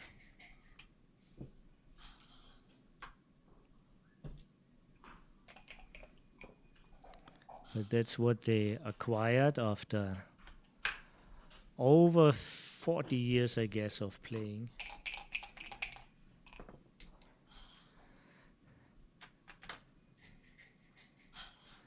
So many caring people here around. Couldn't see, but Jesper, the tournament director, showed up, asked if everything is okay. Great guy.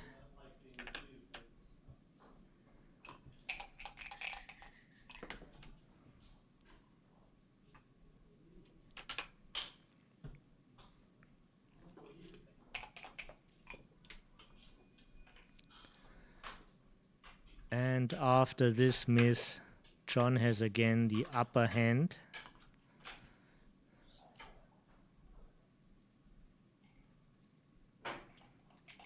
Waiting for the right point to pull the trigger. The point hasn't come quite yet, but he has to think that he wants to win 2 points. So losing his market costs him significantly. So he has a tendency to be more early. Giving 4 voluntary shots. Don't know if this is right. He gets punished. Yeah, it was probably just too much since he was already so close from doubling away.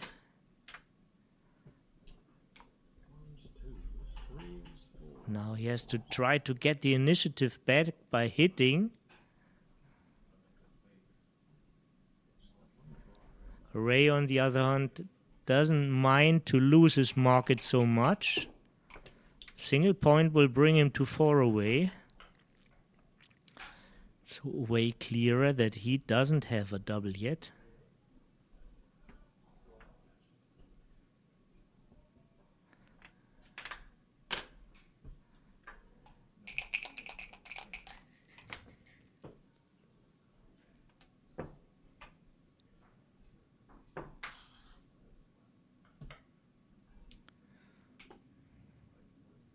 Yeah, this brings him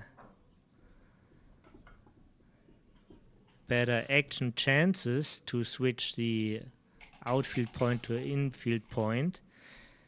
Hitting is up to come. Can be better active or more efficiently active when you have more inner board points.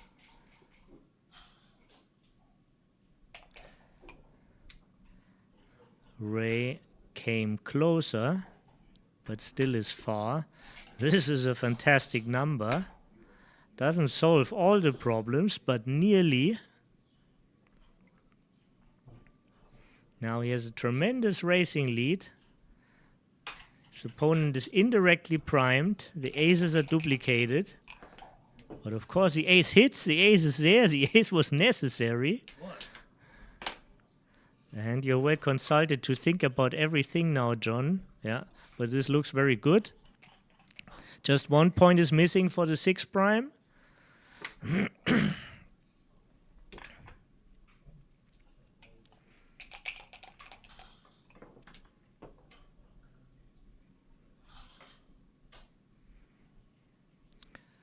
How can this not go to the edge? How can this not go to the edge? Is there any reason not to play the ace to the 22?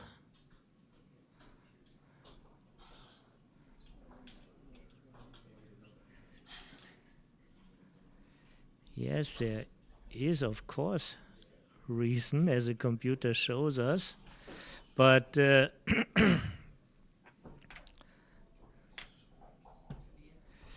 you get more often primed on when you step up, but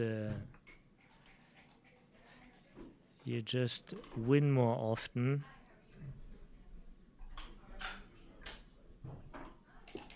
If you hit back or if you don't get hit at all. Lots of swing on this number, but again a score problem. If the score would be reversed, Ray would maybe be close to a take.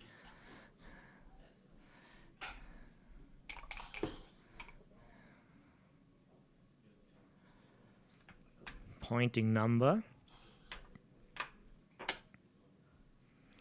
Certainly one of the better shakes in the cup. Now 4 numbers are hitting on the opponent's bar point.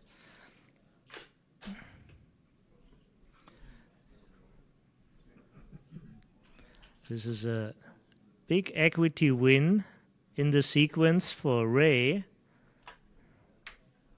Probably shouldn't have thought more about thinking of that 4-number shot when I played the 1 there. No reason to be upset for Ray to lose a market because he won a point and just went to the desired 4-way score. Well, I could have just played the way ace 65 or something. 1 to 3. Do a lot of that.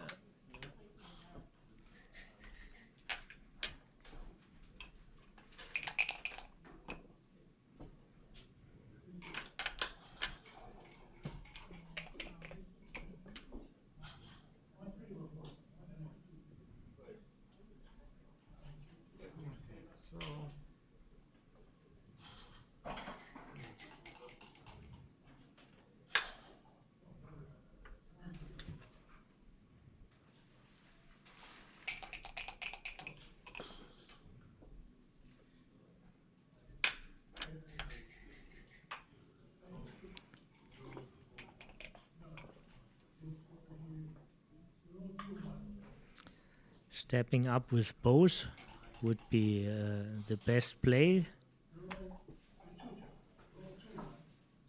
for the PR.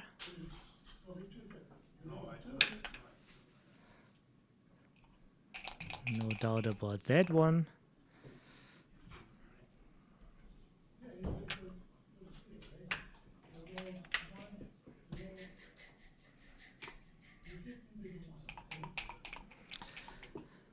Very strong that he is so sure by heart about this one. It looks naturally to slot against the anchor. Against the anchor you often slot. The anchor has to bust and then leave blots behind your block, but also 23 to 22 would have made reason. It provides more daylight. And now the 3-point or the safe play. So this is the common part. It's only about the last 3. Very nice style. And why should he leave a blot when he has the best of the position? There was another play. Blocking 6s.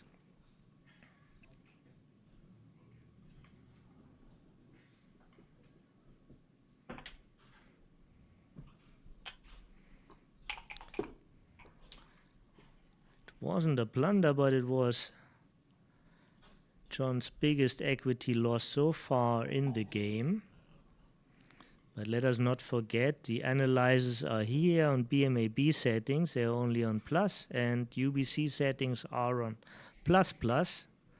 So things can still change in the deeper analyzers.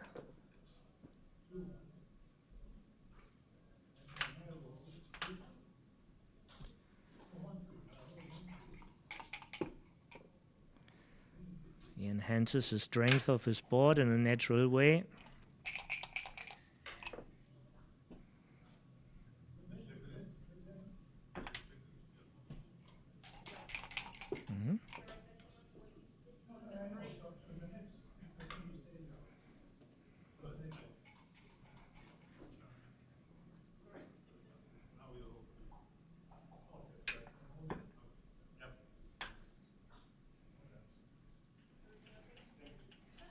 The checker on the 6 is very valuable. Nevertheless, you want to go for the next best point.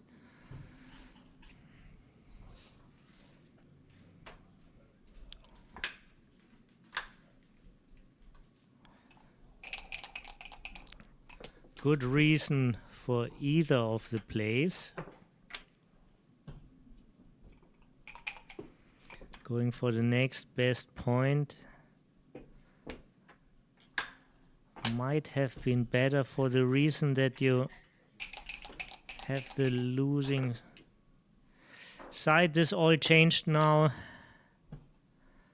Big sequence for Ray, big sequence for Ray. So of course he's near the cube, but still there's too much contact.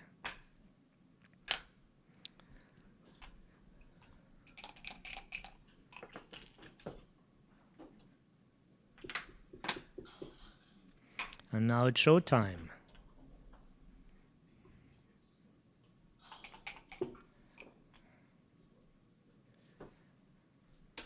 And Ray delivered one of his finest numbers.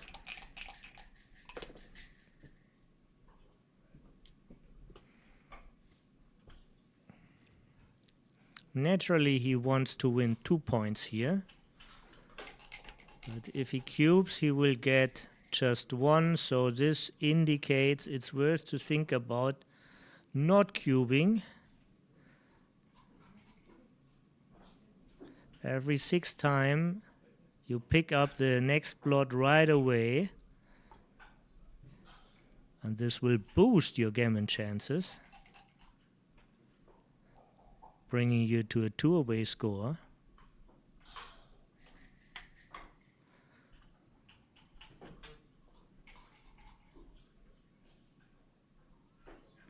What is the risk? What is the risk really? He has to ask him, how about double 2, double 3? They're not beautiful, but they're all play. 3-1. In fact, this might have been his worst shake. Oh, and he's really giving a blot here on top, and John hits. This is amazing. It was a duplication, only double 3 and 5-3, and double 3 was already working, but the extra blots mean so much. And when you're so close, when you're playing for the gammon, you're playing extra careful. It's more like a technical play on again, so you want to risk as little as possible.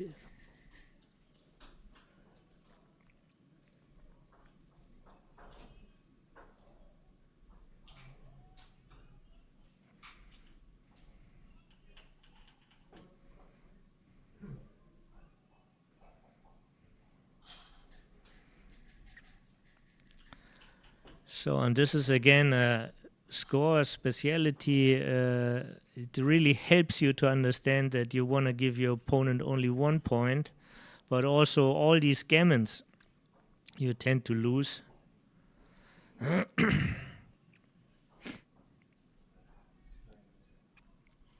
Almost every score actually are passed, but it's when you just look at the score, it's even if you have a problem to analyze a position, it shows you that you want to pass this.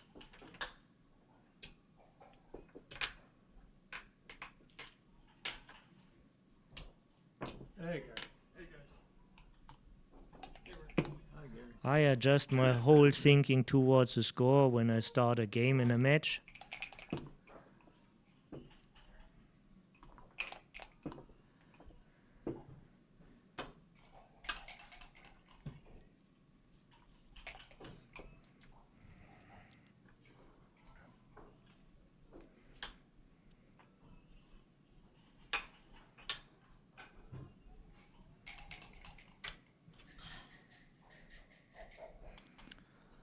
But Ray keeps calm. He still has a lead in the match.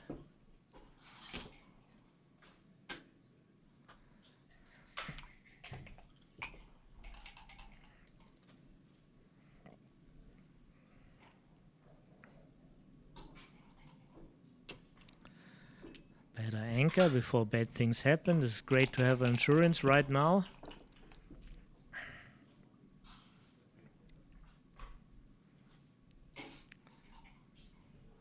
There you go. This could be a shift of the momentum.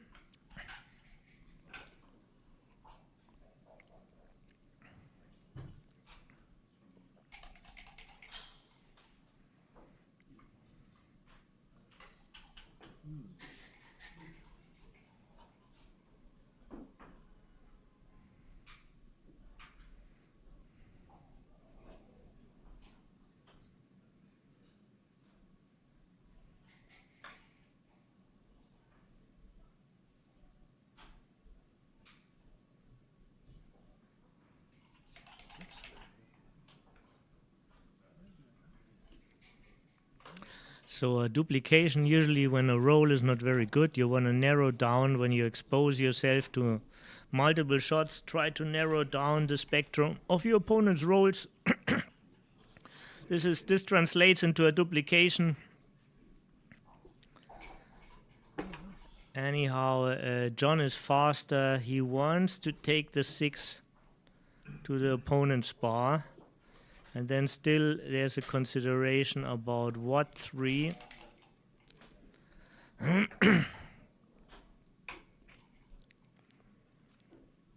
Nobody is happy to play with too many blots, but he is happy about contact.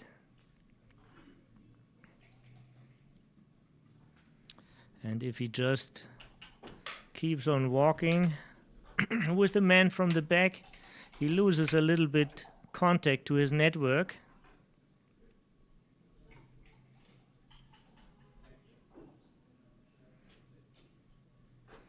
And he sets up all the 3 top choices.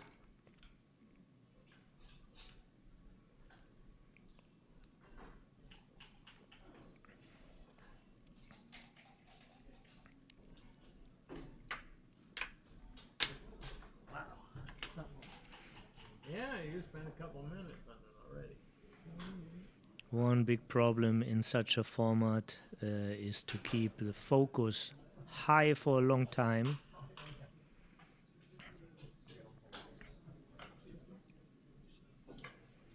Was a great idea from the organization to do this at the beginning of this tournament week, so we have like almost a monastery atmosphere here. Only players. Feels like at a university test or just a really cool focused atmosphere, but it's not so easy to maintain this high focus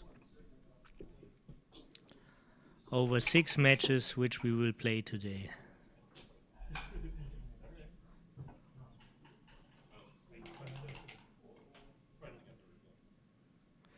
John gave a little bit away in equity.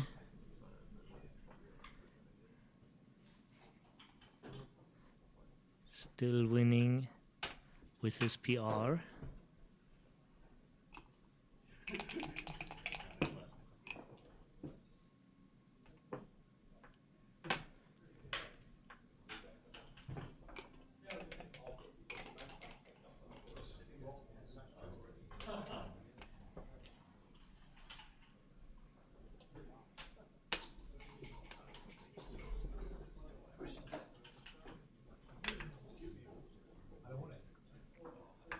Anchor seems mandatory.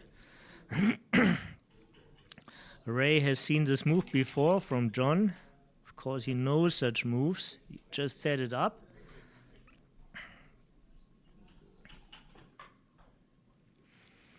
It's interesting that all these difficult and so all these different plays are so near.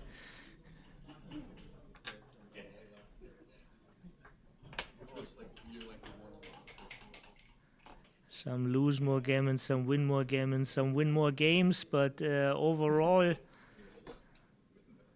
they end up in the same equity. So whatever choice he makes, he made a very active choice. Brave play by Ray.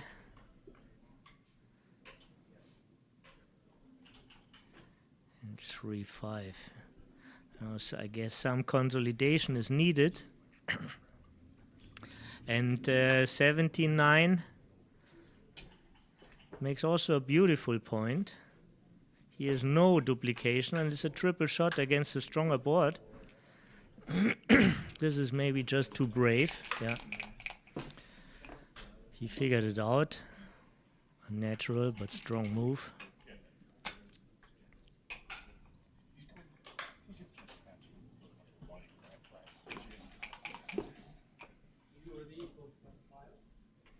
And the first dance.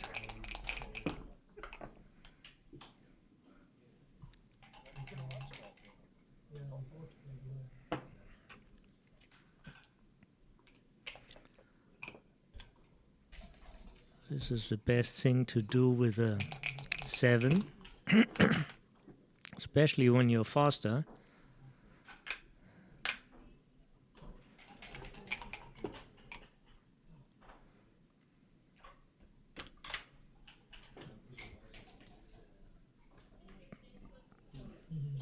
John has gammon chances and he wants to realize them, bringing him to Crawford. 4-way Crawford gives him 83% match-winning chances. But he's not there yet. Needs to make the hit and the 5-point. Only one roll to do both, double 2. He rolled 6-5. It's a good one. He's hitting.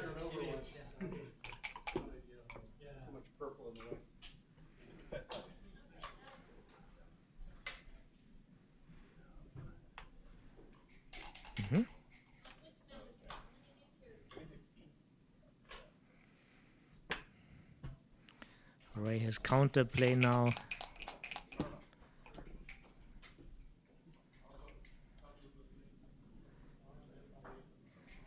And even though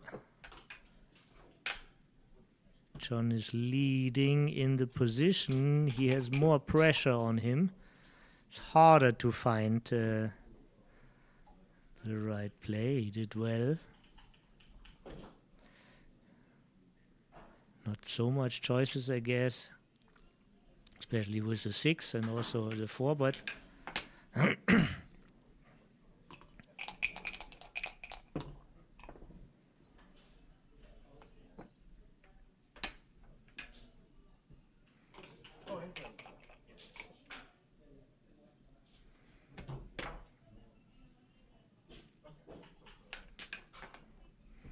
a lifesaver here for Ray. I mean, his life is not in jeopardy since John is 5 away and not 4 away, but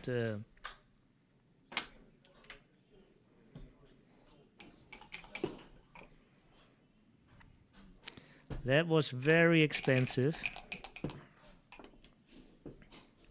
It's also bad PR-wise since he can't get decisions from the bar.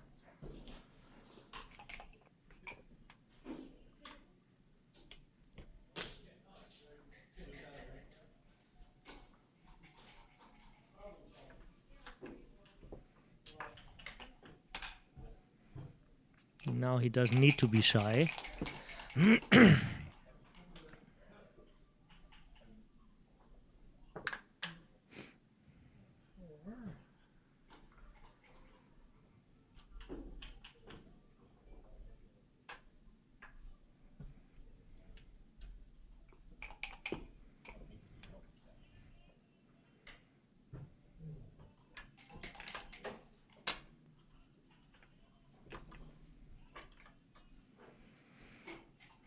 No reason to save a 6. Also, improvements are so high that you You're not really hoping to build a 1-2 back game. You're hoping to develop a frontwards position. Now it's all about sixes, especially since John is dancing.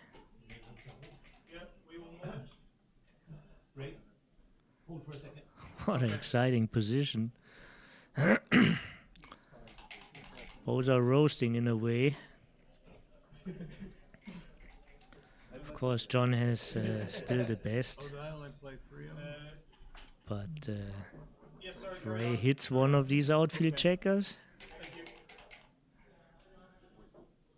Go ahead. I think I just picked them up. Did I do that? PRs are getting closer. Well, let's ask him. Okay. Still I a think whole he had PR point lead for John, but Play 2 and 1. this is not much. What does it? So I gotta, Has no, he I gotta put, play this whole thing right now. That's what it is. Yeah. well, This is the starting position. starting, Yeah. he's got double one. Okay. Okay. Okay. Go ahead. This, and then roll 5. That's not really good.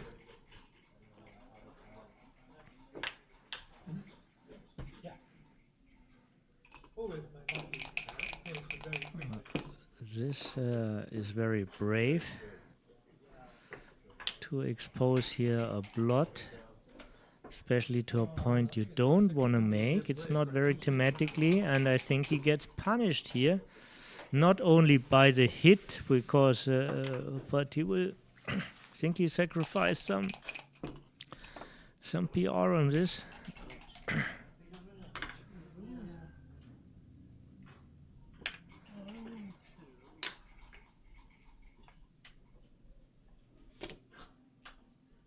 Been working on your spare distribution? I guess. That was pretty hard to So you do. better roll some sixes quickly. 6. Yeah, this helps a lot with the fight against the gammon. Can't be too far wrong. That's not the biggest mistake you'll make. That's true. From the current point of view, his best chances are to win the match point. 6-5 is not my favorite. Better now than it was before. Oh, by the way, I like your glasses. Oh, I got these in New Orleans. I got for sure. Oh, yeah. Good shop.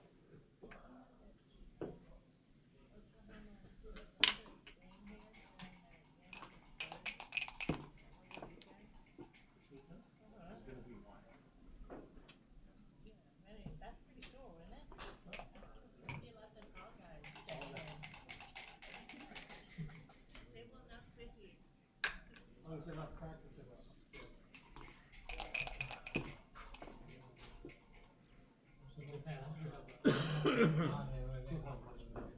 Oh, really?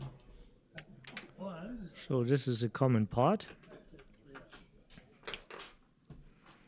Bearing off aggressive against a 2-point. He's using a rule of thumb. And especially since opponent had an open 6-point, Ray fixed that. And 4-2 is better in that case because you don't give extra bad numbers, but you give your opponent extra jokers.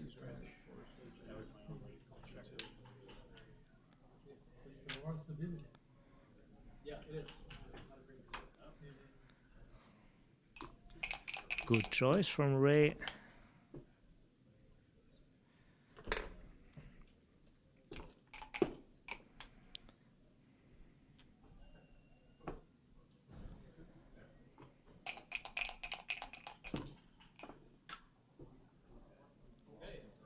Two, 1, not clear. It could be a pick and pass, hoping for your opponent has to cut contact by rolling 6-1, 6-4, 6-5, or 6-6.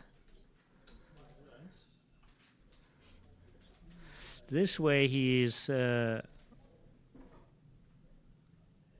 not cutting contact, but that can also translate into more gammons if he naturally stays back. Certainly is safer. He's a favorite to enter on the 2 and the 3 rather than on the 6.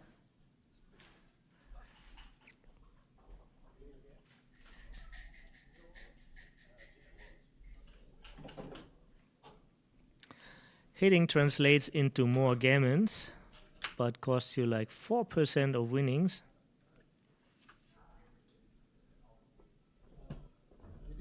Oh no. I like to hear that.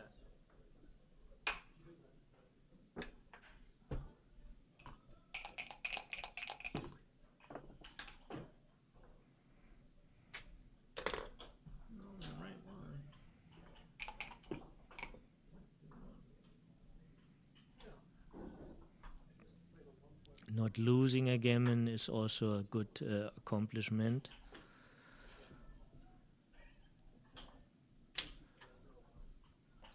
Three, 4 minutes ago, Ray had like 5 checkers back on John's 2. Just hanging in. Now he's basically off the gammon. Plus has a little bit of winning chances.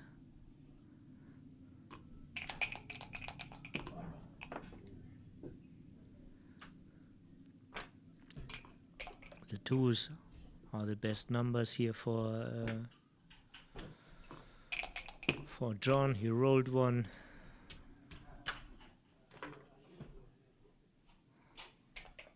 It's only a 2-1-2-1 sequence. This is already enough to save the gammon, but he still gets a decision for making the last roll.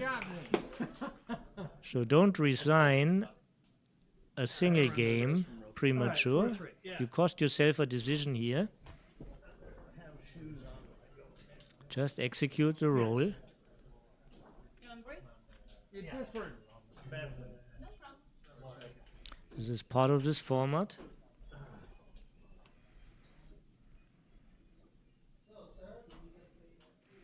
Denise Kaiser from Zurich is with us. Hi, Denise. I also enjoyed to hear your voice recently to the final. Denise commented the final of the Swiss Championship, and she is an active commentator in Women's World of Backgammon. So for everybody who's looking for great content, look for the website Women's World in Backgammon, and this is especially addressed, of course, to all the women, but it's still legal for every man to have a look at it.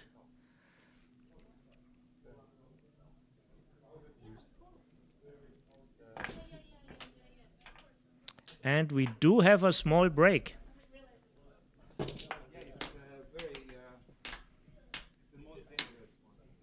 We have a new high in watchers. 224 people are watching live. And I see other games are already completed. Gary Tansei stopped playing Michi and Kimon. Fortunately, I can't present you any results. I am not up to date, but I will gather this information right after this match to let you know about the standings. It's one of the rare times that I see at all a break in a 7-point match in a UBC format. I don't know about the settings, about the break rules, but most often it's like 5 minutes.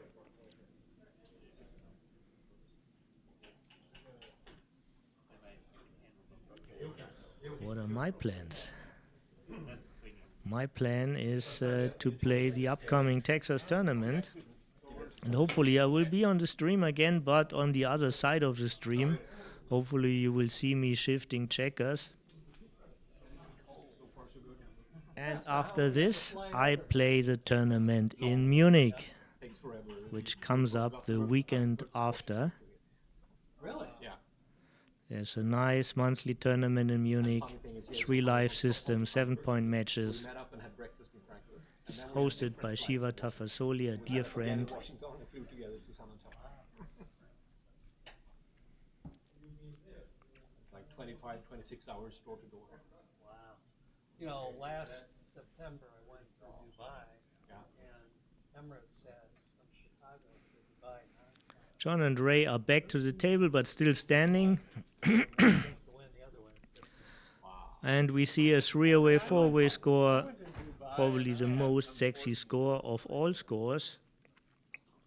There's a million things to say about it, but How was Dubai? Great. this would need too much time for just a break. One of the fun facts of this score is that the leader A guy you probably don't know from Germany, Sammy has more out of a 2-cube than the trailer, used to play a lot. if it's not about gammons. His girlfriend had some real health problems, so he quit for a long time. Anyway, he's back playing some. Good start. Yeah. Ray is texting his friends, checking messages.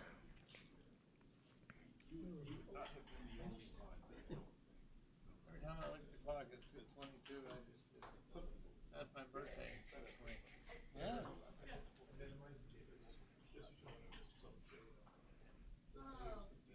Oh, I'm sorry. I minimized it because it, like, it shows like a chart from the desktop. It's not clear in such a long day if the breaks within a match bring you really freshness, or if you it dries you out additionally. All right, thank you. Everybody has a different strategy here. Oh, no. Not that I'm aware of.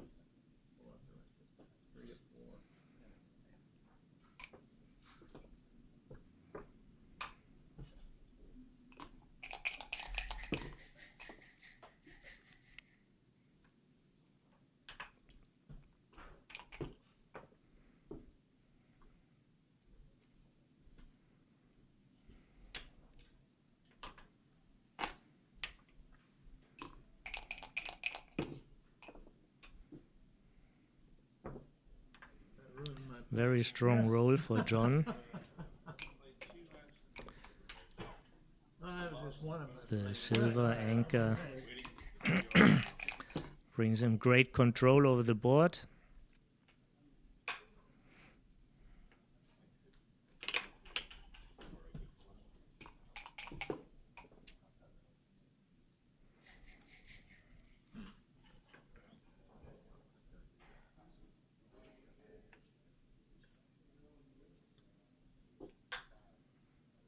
This is a move.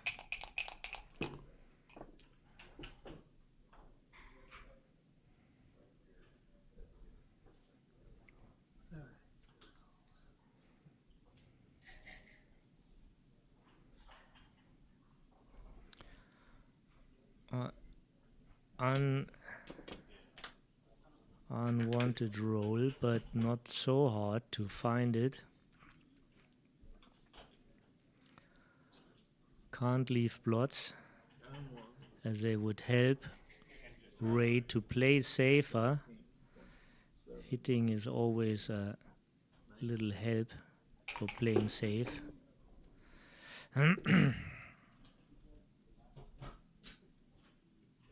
Making the 5 was mandatory.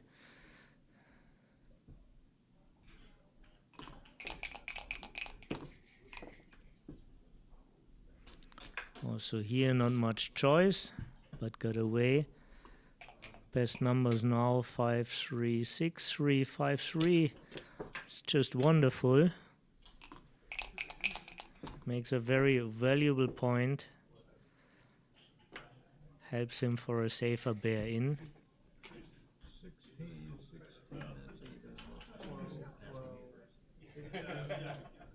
16 pips.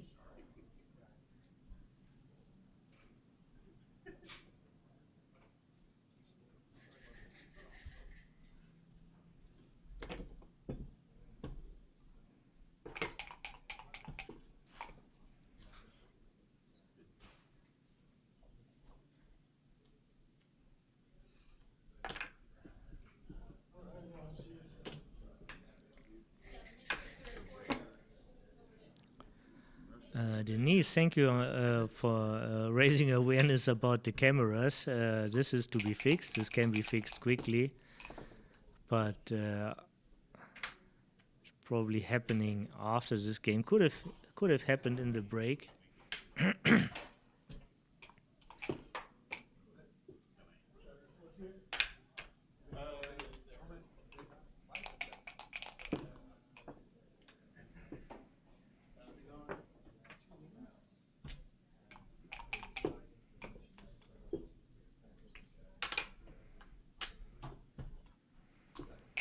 4 numbers for John now.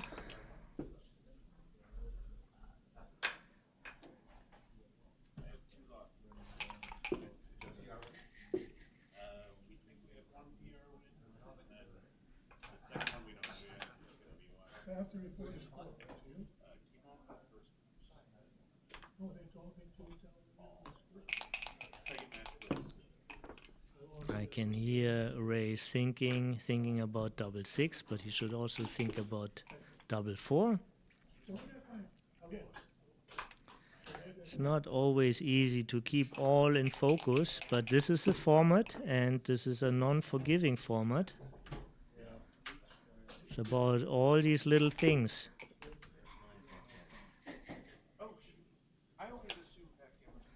Even those small technical decisions must be accurate. The small numbers accumulate to a bigger one.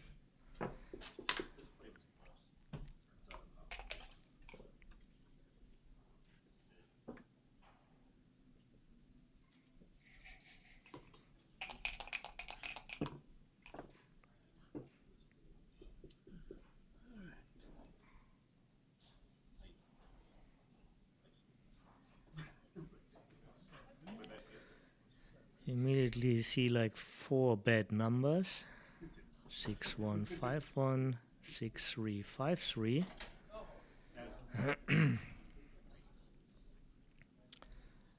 When being down significantly in the race, you wanna not give up the contact. Always choose a competition you're best in when you can choose a competition.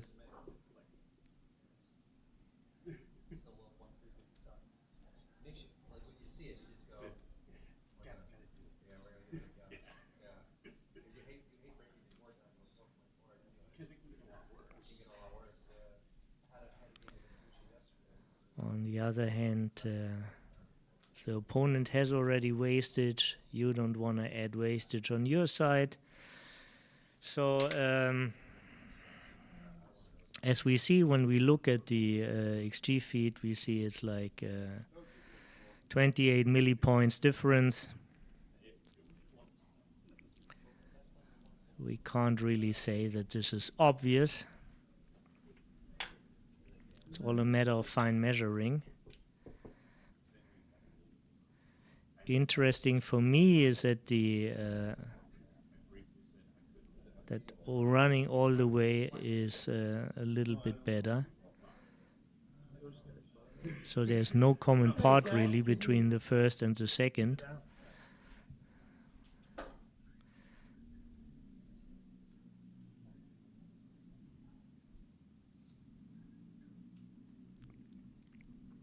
But it's picking between the second and the third. And it's all close, and it won't cost him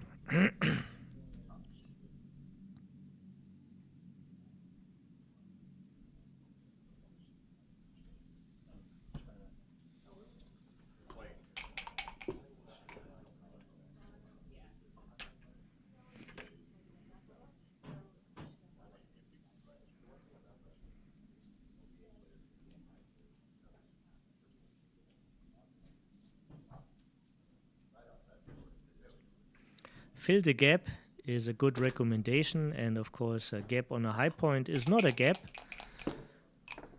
This is how he comes to the move. 7-4, well done, Ray.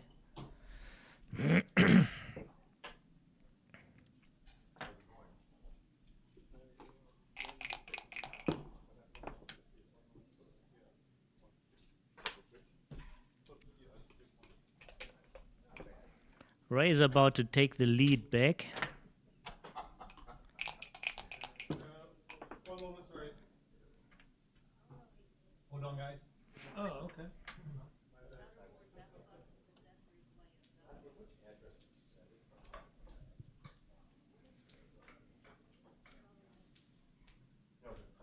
He lost his last match against Karen Davis. This is a result I can tell you. So Yeah, the other. Yeah, the other way. and he's like programmed to win. He's not always losing. He feels a pain. This might be stronger in him than in John. John has a natural high focus in playing with low PR.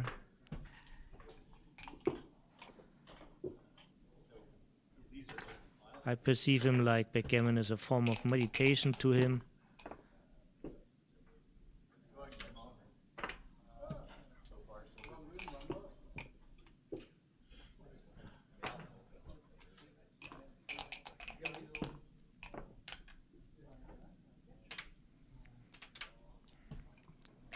This is a double gapper.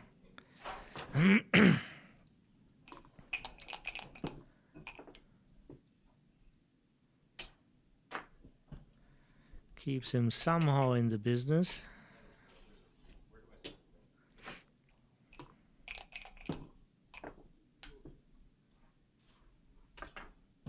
Now this is Jin. Well, I don't think I can do it. Check on the 2, check on the 4 against 5 checkers. Always wins. And it's 2 away, 3 away. Ray took the lead back. Wants to win an undoubled gammon now. Has an active cube in contactless positions. And John has an active cube anyhow. And Ray has a high take point here.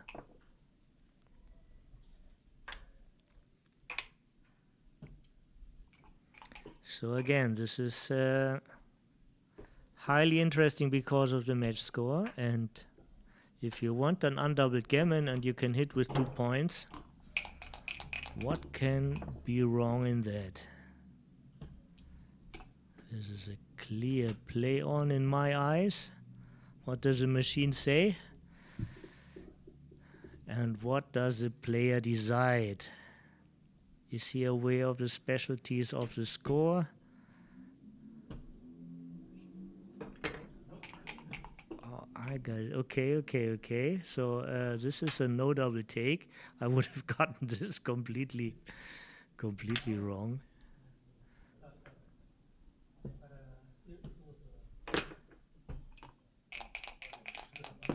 But I wouldn't have doubled. I mean, this part I would have gotten right. Yeah. And then, of course, I would have thought. But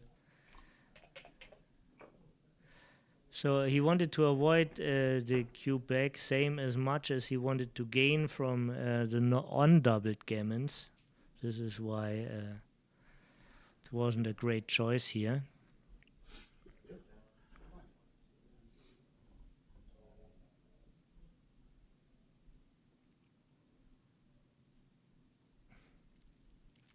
So the common part would be 4 to 3 and then see if you cover or switch, but McGrill said in that particular case you don't want to set it up as a common part, but set it up differently.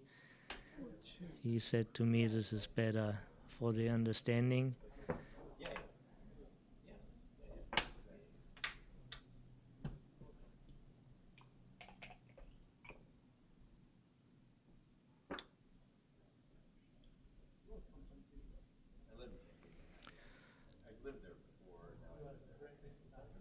Yeah, undoubled it would have been so easy, just hit, but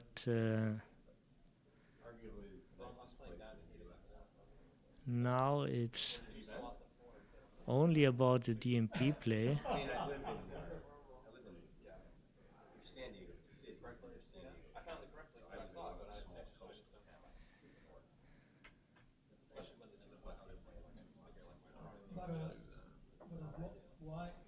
Why, what's that? Why?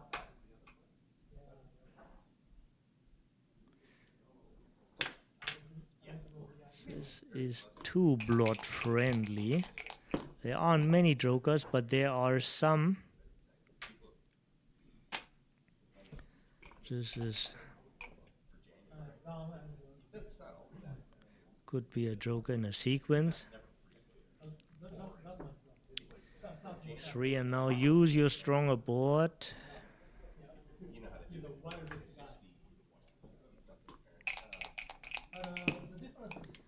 Pretty much the same equity-wise.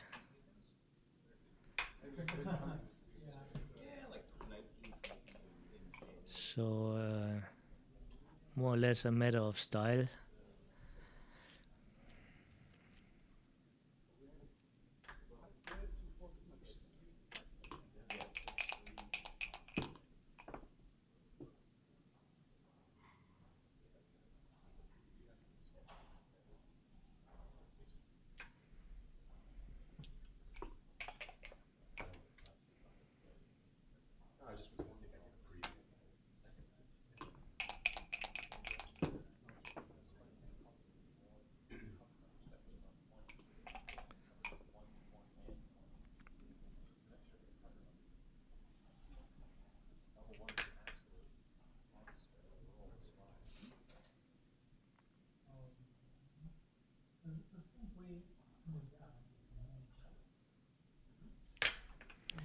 Natural to make this point.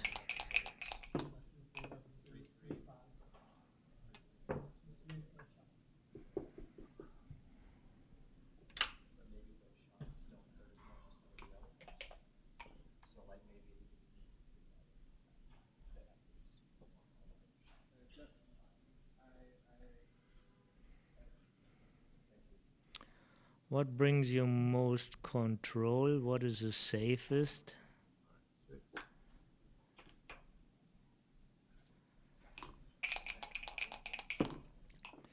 You're way up in the race. This is good for cutting contact. Also duplicates force. Fine move.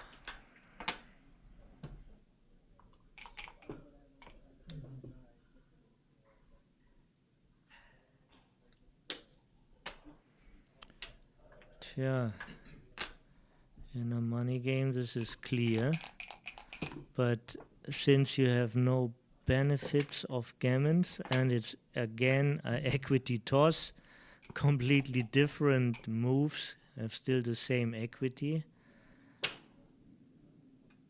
As gammons don't matter at all. This looks very inflexible on the 23. Yeah, this would be painful to the most players to leave this anchor. Not always gets punished, but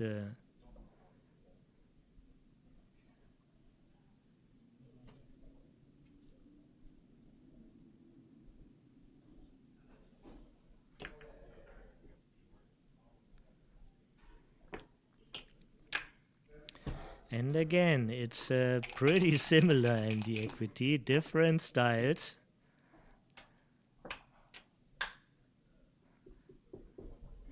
And after the ace is fulfilled,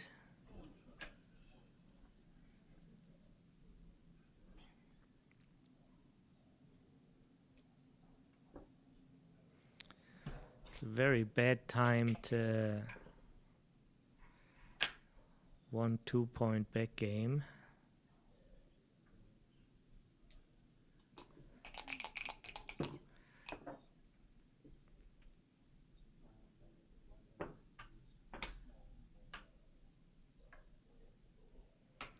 This forces the opponent to hit with the incoming numbers, so this looks like right.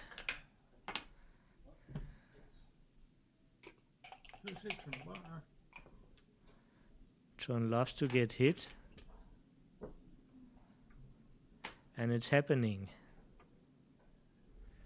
2 people on the bar. This roll fixed his timing a little bit.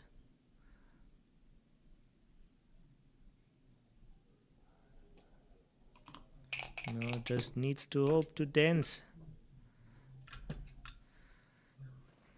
Equity up for John in this sequence.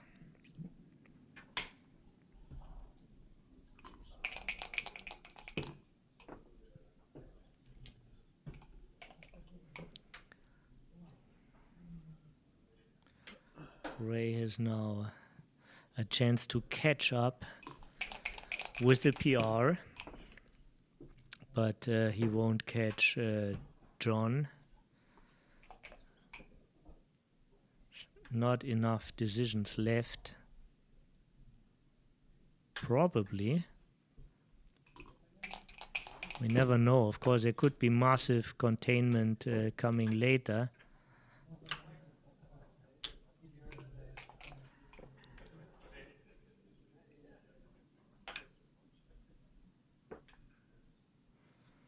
Good technique.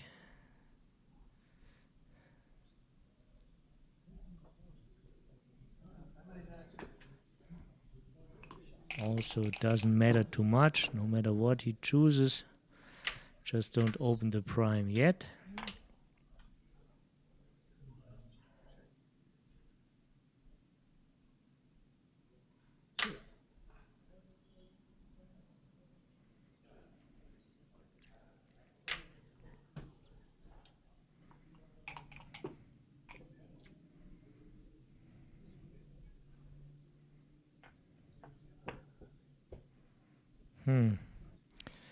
If you get paid for BGs, this can be a thought, but in a DMP,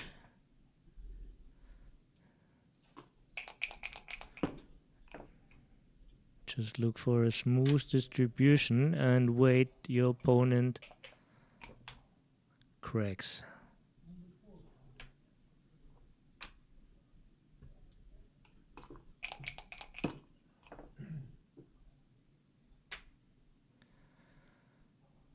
First dead man for John.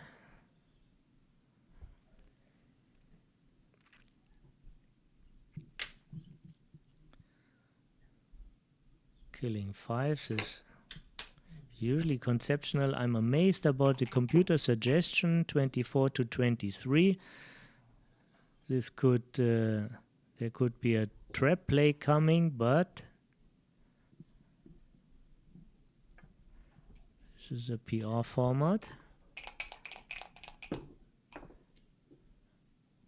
And plus plus decides about the PR point.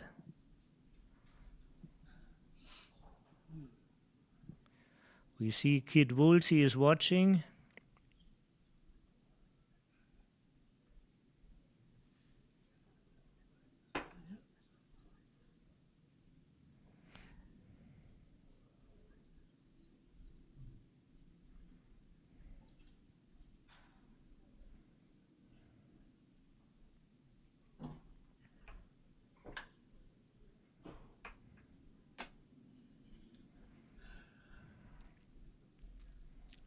This is not the winning shot. If this is not the winning shot, you better wait till you have a better board.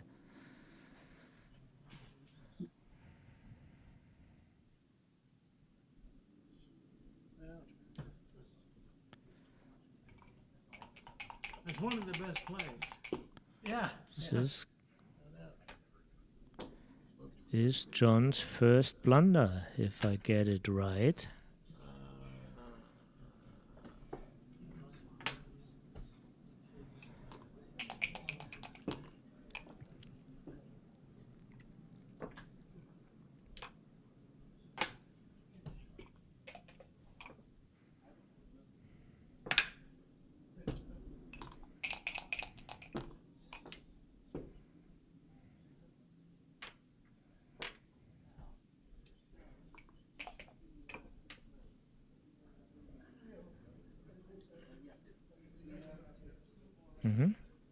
It's a forced move.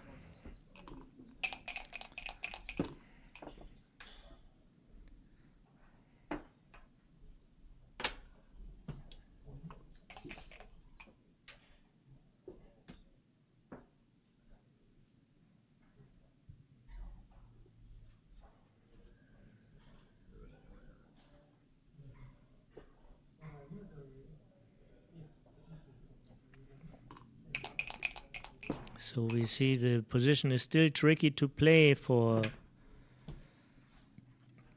John.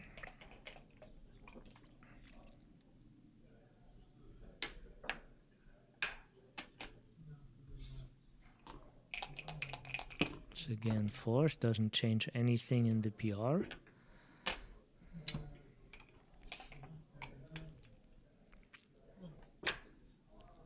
And a hit. It's illegal this way.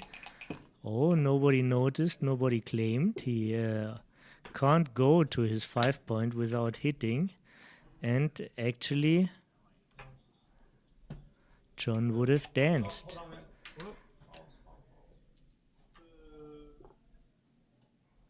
In a format like this, where the main focus is on the PR, yeah.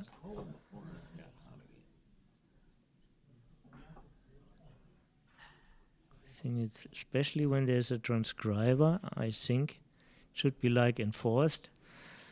There was a very difficult case where it was mostly about the money in Dubai, and I think there it should just stand and the transcriber shouldn't say nothing, but here, yeah.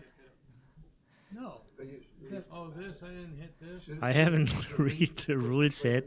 I should read it again about the UBC.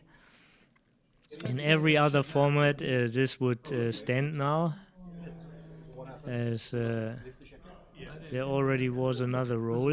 Yeah. Now there's a vivid discussion. I saw it, but I didn't know what I was. Can hear Kid's voice. He has a strong opinion too. Naturally strong opinion. I don't know which way. That's going to be a big difference. That's one roll. I think he rolled 4-3, which hit instead of panning. Yeah, exactly. That's when I noticed. Yeah, exactly. Yeah. Okay, so let's recreate it then. Yeah, let's recreate it. What happens after the force double 5? Okay, so he was over here. Oh, no, And this I'm on was the bottom. here. And this guy. Well, this guy was here. So I think they recreated there's and one- agree this guy on should the value Like this. of the PR, and Well, hold. so they That's right. Is they it? want legal moves only, even if it's a sequence later. Here's when you rolled the 4-3. In this position, you rolled 4-3. And I danced. Okay, so now it's his roll? Yes. Certainly in favor of Ray that this sequence starts again, as The spectators still should not say anything. Okay, I didn't he's know. not on the bar like this, and he needs a match point. I'm sorry, John. I didn't mean No, to. that's all wasn't right. live I transcribed, didn't you notice would've it missed either. It just seemed like If I've it had wasn't about live 3 transcribed, you force would've missed plays. it then. Anyhow, all these people know each other very well, and they will come to a common conclusion. All right, so you're shot. They will stay friends. Shut up. Yeah. So So they let the whole sequence count. Also the 4-3 as a dancing number.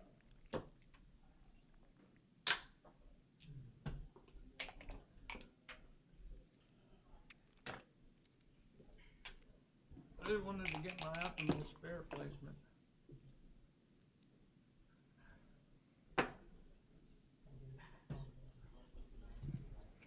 Six four action.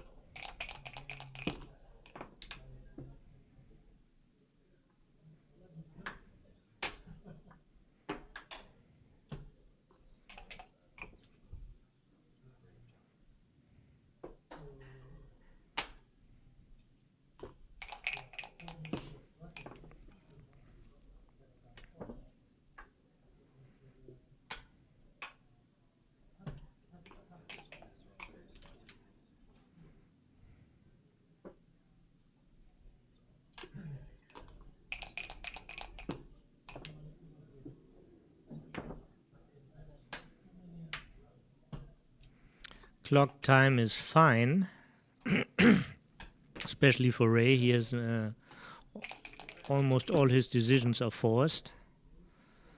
He has a minute 30 left.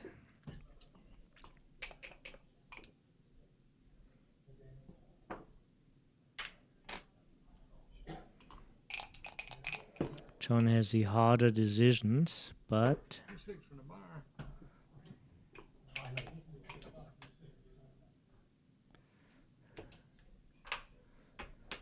I've hit it one time. and again he should have hit the guy on the 17. Always forgets to hit the checkers in the outfield.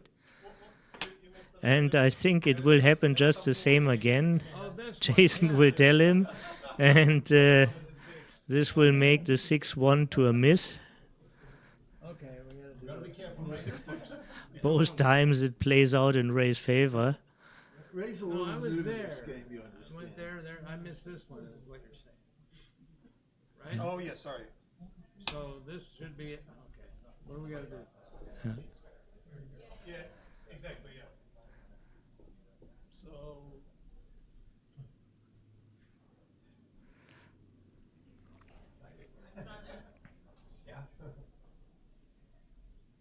Make sure you have the right number of checkers off, I really, because he took one man off. yeah, this I play. took one up. I did this, he hit that.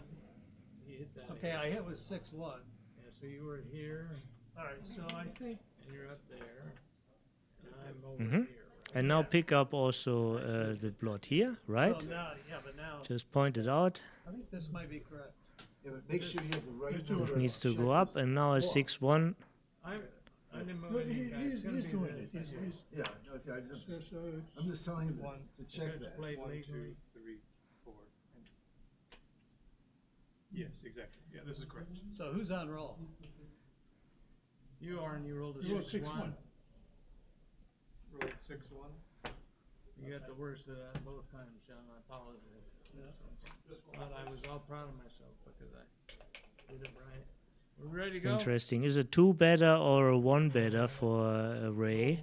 6-1. Yes, carry on. Thank you. So, Maybe I'll be able to small play this intellectual legal. puzzle here for the pros. None of them. No hit. Double 3, double 4, double 5, double 6 could lead to a double blot.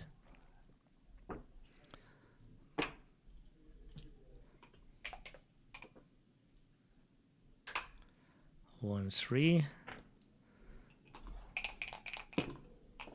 Now Ray has 33 blotting numbers in this position.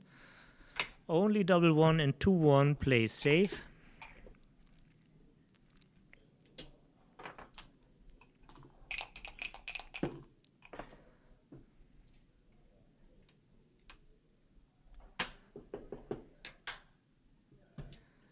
And this position, John could potentially pick up 2 more blots All right, great. if Ray is rolling a 5-1 or 4-2. My help. Ray's best number is double 4. 4-6 is big equity up for him. But nevertheless, unless he his point in the home board is busting, he remains a big favorite. And making a close board is already a miracle for John, as he has 3 dead men.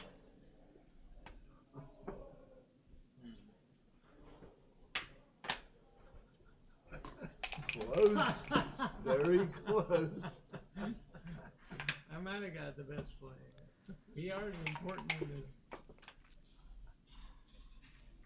I was waiting for the double ones.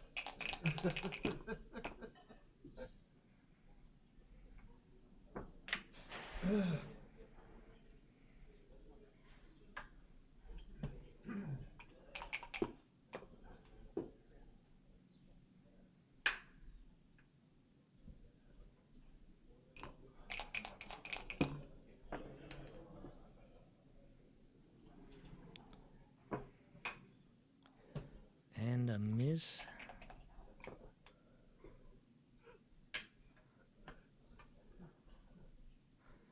For 1 right, you want to break the contact, so breaking the contact means no hit.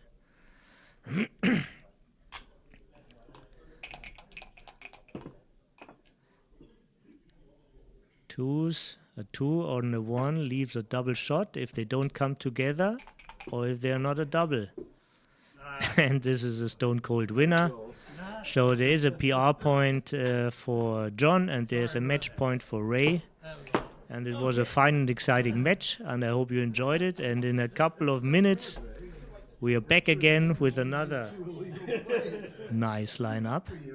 And in the meantime, I'm trying to get information how the other matches ended and if there are PR results already. Okay, thank you for this one, and stay tuned. In a couple of minutes, we continue. 4 and 378, but we have to run them in UBC settings. Which one is 104? You. So what do we do here? Get to the... So you run it right away, or do we...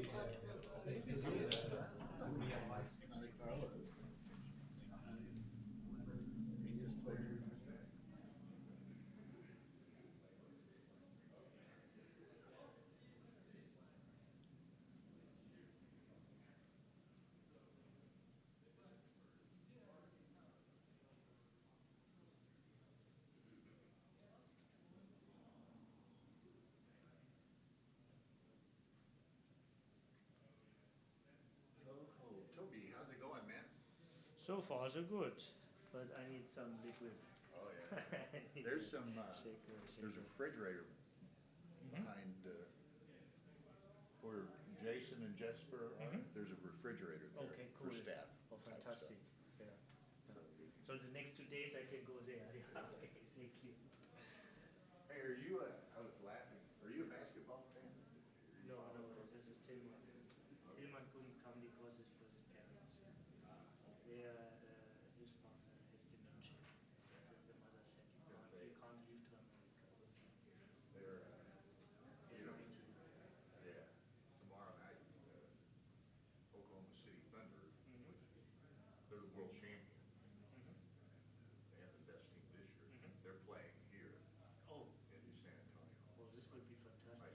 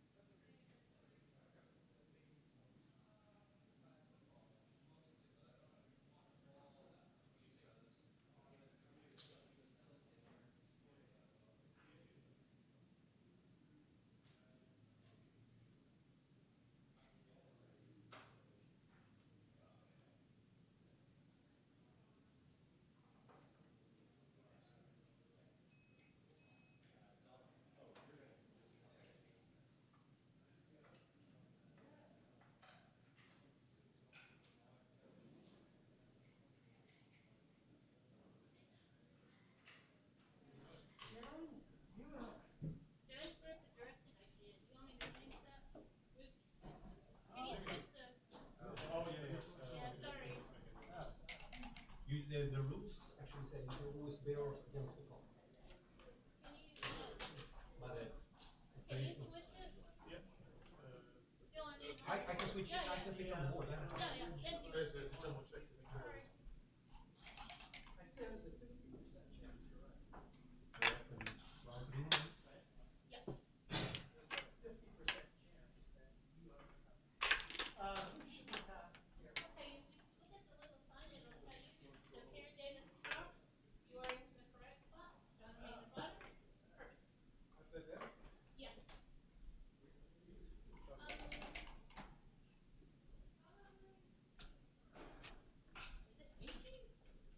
Who does Kimon play? Kimon plays in the third round. Okay. Michi plays Gary.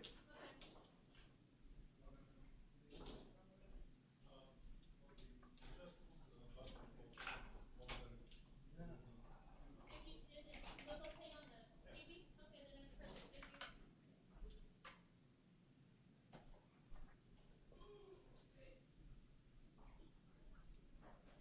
I don't know if we're ready to start. Don, you can start. Okay, as soon as you start, then I'm gonna switch this to stream 2 so you guys don't see your Okay. PR. Are we ready to start? Yes, absolutely. So now we're gonna play. Yep.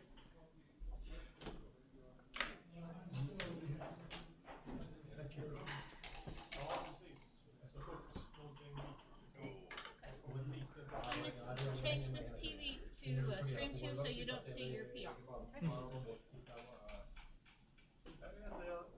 Liksom man gör det liksom automatiskt, liksom. Jag har suttit här och testat.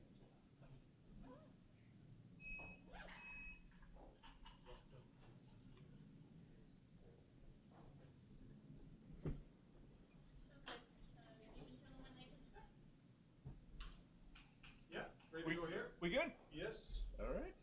Yep. Alright. Match number 3. Good match. Have a good match.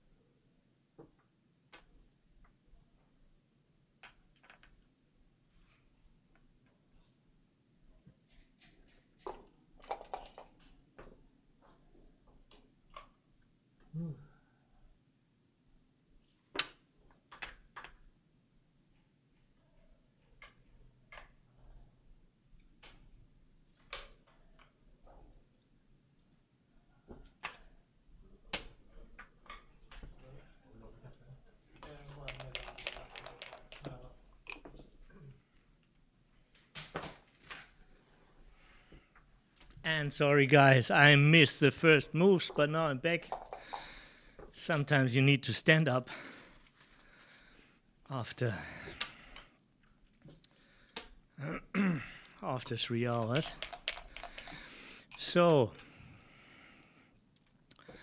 This is the match of the per se a priori the BMAB best players playing here right now of this contender. Both of them are G0 if I recall it right, so this is a very high class match. Michihito Kageyama, finalist of the last Contender tournament at Nordic Open against Thomas Mühr. And Jerry Tansei, by numbers the best American player.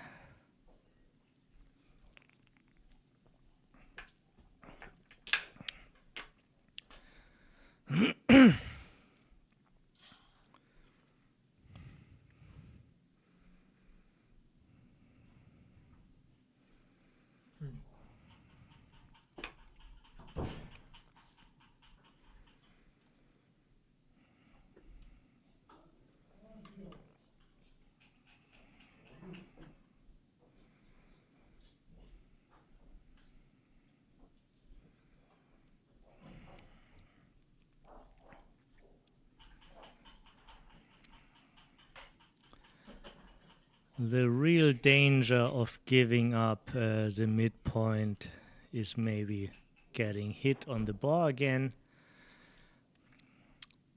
But from Jerry's midpoint, the danger is moderate, since Jerry also leaves blots by hitting.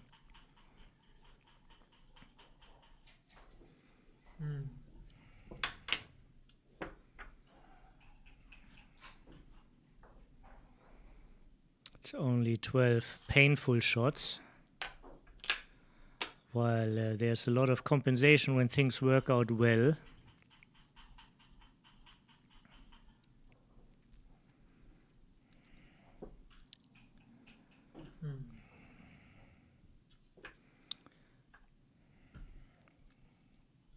Good find by Michi.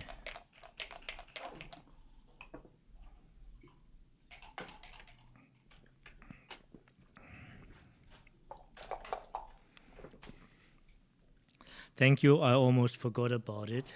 I will text Jasper. Wait a second.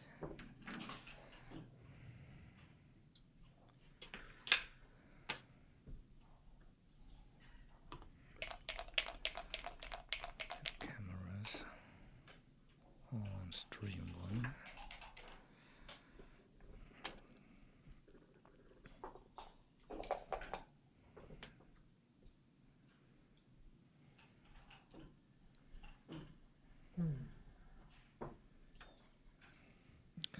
Okay, I gave it to the records. And I do have a list about wins, but now we have a match, and this is of course number one priority here.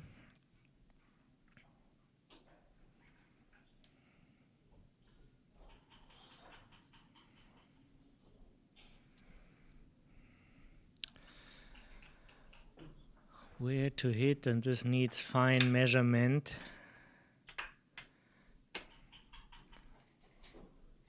Merit for both decisions. This goes for the better point.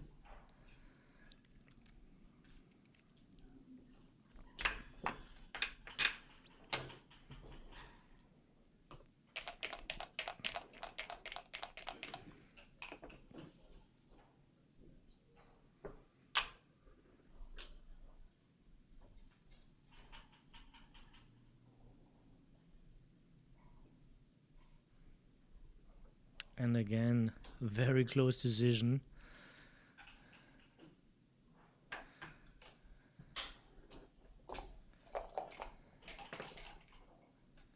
Ooh. Yeah, you look so happy. So. Yeah, we see how strong the connection is between two people who really love the game. There's a brilliant atmosphere here, especially in the early rounds, of course, but in general.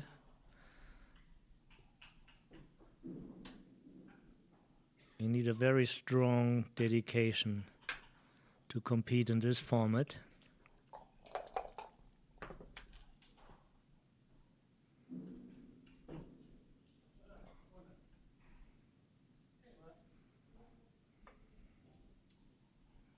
Wow, so many options.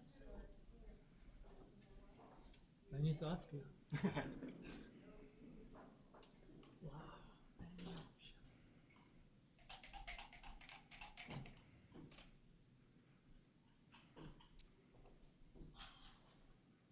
Possible?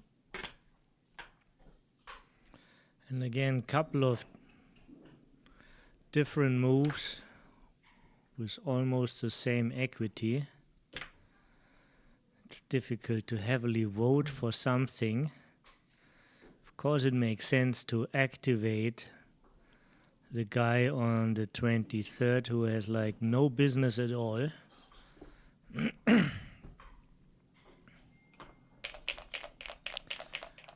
But other things make sense as well.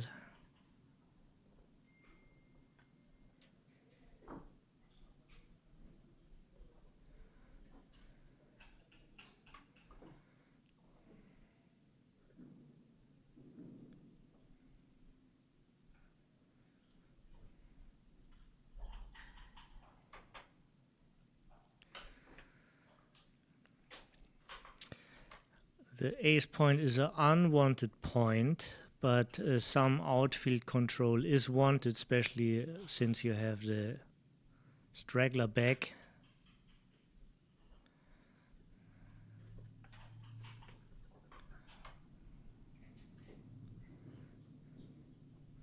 Cherry sees what kind of relevance this decision has. He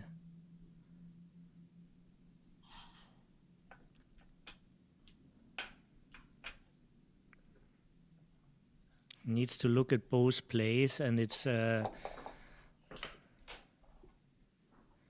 costs him a lot in the PR race.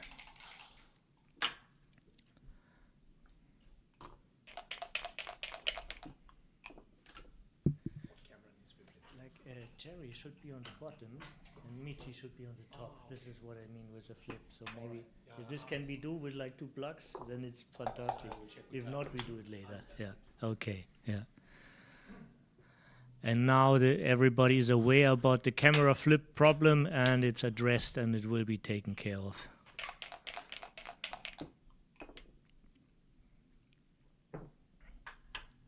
Back here, and this is a very useful role in this position. Yeah.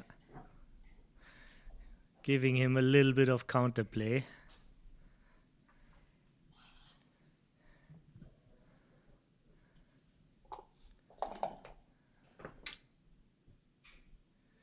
Michi has a couple of numbers for the full prime, but then it's still prime against prime, so no big deal. And better wait for more.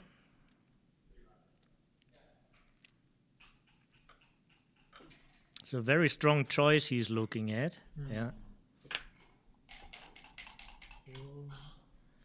It's a very strong choice, but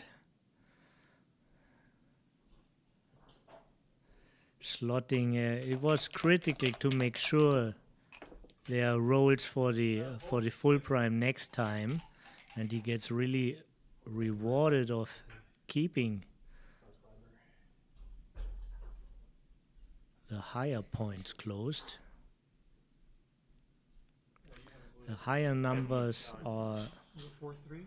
more problematic. Usually they're not so problematic. Oh, is this about? Is the play wrong? I didn't pay attention. Yes, it is. You have to play legal. It's a 4-3. But now, since he saw the roll, I mean, it would be strange if he changed his mind and suddenly makes a 5-point. But Okay, that works. I play 4-4. no hard feelings here. Everybody is mostly focused on PR. He can still slot, but and of course he will slot. It's good to know. Especially since he knows the role of his opponent, but Yeah. this is what they agreed to, and it will continue like this. That's Jerry's roll style.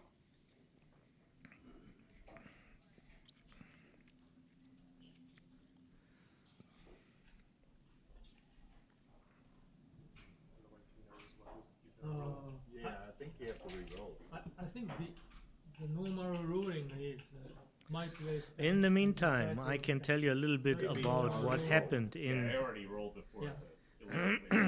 So let him put in the what illegal happened so play. far Okay. in winnings and Let losings. him put in the illegal play and we'll just continue. Right, even though it's legal moves. Okay. Yeah. The because point race, maybe the most interesting. There right now, The fact that it's the I first missed roll. 3 players. Yeah. There are 4 players with 3 match points, and one of them is Karen Davis, I mean, if this was not like Kimon Papachristopoulos, John O'Hagan, and Petko Kostadinov. All those have 3 points in the point race. Means each of them made a point over PR at least, or at least 1 point over the match winning, plus an additional point. And then with 2 points, we have a field of Legal play stands the rules. Or 5. or And or those the- are okay. Michihito Kageyama, Frank Frigo, 2 times world champion, Albert Steg, we saw him before, from Boston, Justin Nowell, Paul Swain, the player I know least about, but I did a little bit of research. Yeah. So I have no strong opinion. Some players said he's like one of the most improved players recently. I didn't see any new data since If you agree that. half a year on BMAB, but half a year his overall was about 5.8. Roll. Like the spirit of the play didn't change. So this is interesting. Okay, so let him play illegal. And that roll still stands. Yeah. So this the is what players with only one Yeah, so put a, so we play from a here. 1 point in the race is Jerry Tensei and Ray Fogelund, illegal stand. and Yeah, the illegal. 0 points so far for the old master El Hodis, You're not making any, you're not influenced who by his roll. shows a lot of bravery Just to give me jump one into more. the shark tank, where PR is such a decisive Probably criteria. this is a little better for me. But kind of cool that he is there, and I mean, what an opportunity to play only great players. If you're into challenge, this is a tournament to do it. Replay in this fashion. I wouldn't let it because El is maybe the most experienced players of all. his play wasn't. He won tournaments before I was born, From a backgammon eye perspective, I mean, obviously things matter. but and from my eye, now it's like, oh, he's just bringing another builder to slot, and I didn't really care. small exchange in words, and there's an okay Me there, and I'll just go ahead. from the director's table, and the people continue.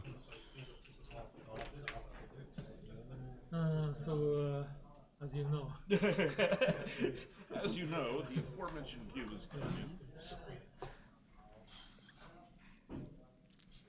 Gave both actually time to think about the upcoming cube action.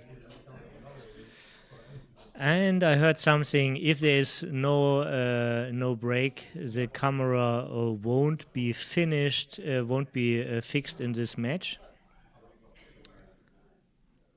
They will change it after this match, or if there's a break in this match.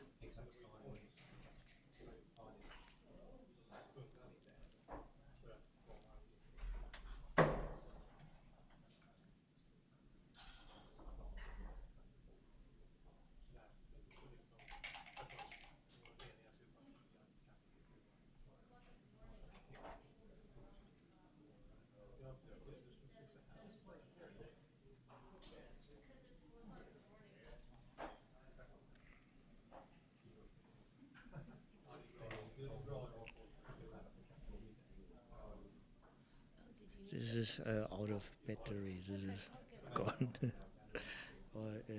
Or maybe this one. So then they keep this one here. Yeah, this is cool. I need one too, if possible. Yeah. I'm sorry about that. It was 4 o'clock in the morning when I did setup. No big deal. And so It's switched just the cables. My apologies. no big deal. Yeah, no, people are so happy about the stream overall. It's just a minor detail.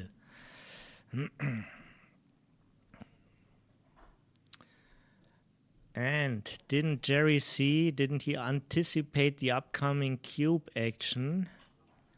There was a couple of seconds already left to think about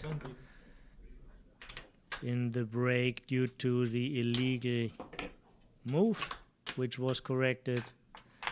And he decided, right, it's a pass. First point for Michi.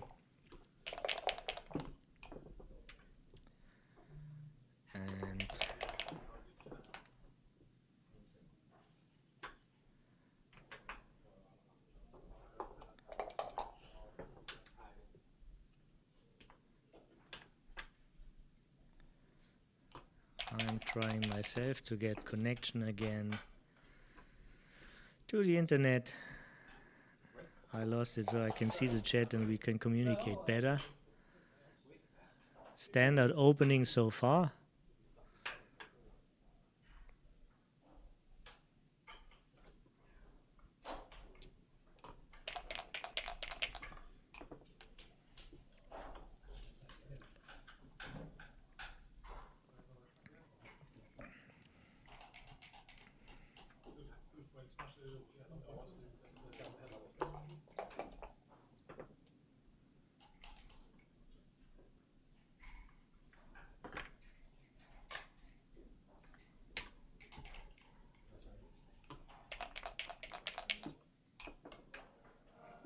Interesting. So, okay, there was no illegal move. I even didn't understand what's going on. Nevertheless, we are back. Michi, the second one is also clear. Enter and hit. So there's this point, but this is just well, a kind of switch. But there would be a new point available, which is like the 10 point. No blots, killer position, easy to advance. You like to play for the future if there is no cube given yet. Playing towards cube action. Michi found, of course, the best thing.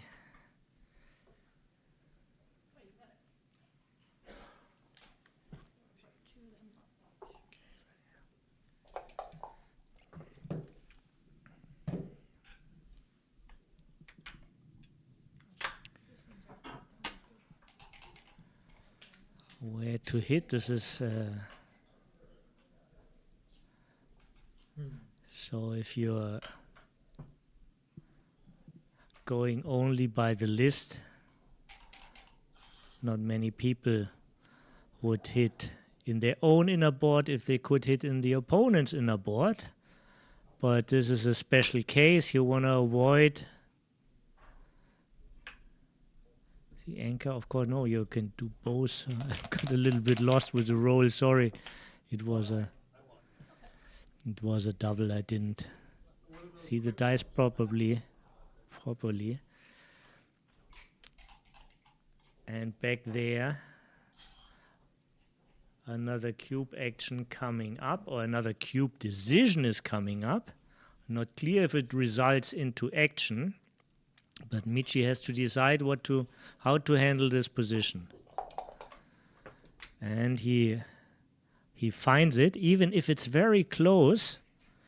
It's usually good in this format to play for too good because you get extra decisions. This is how you want to handle this competition. But now he made a weak point, which was okay, but he lost ammunition. He has less threats around, and the opponent anchored. This is hard to play this for too good.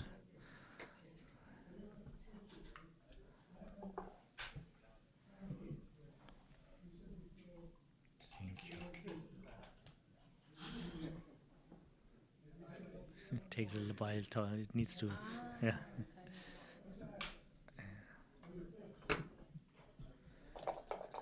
No, it's all good.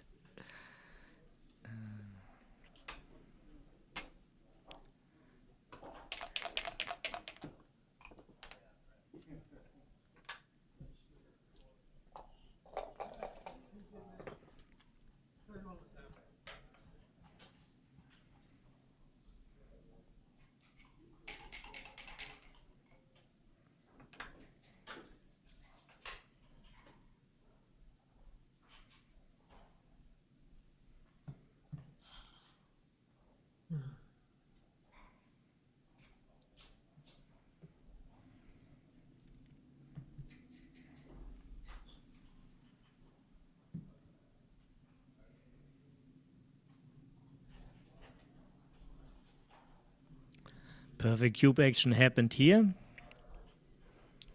Now back to the move.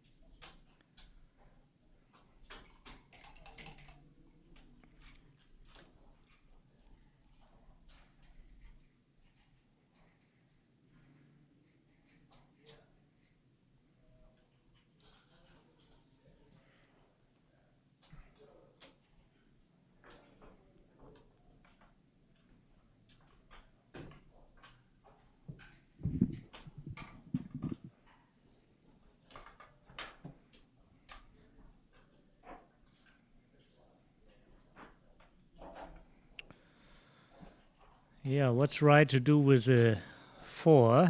It could be like the perfect anchor, but this security concept is a good concept, but there were like 2 better ones according to the computer, and the computer is here a decisive tool.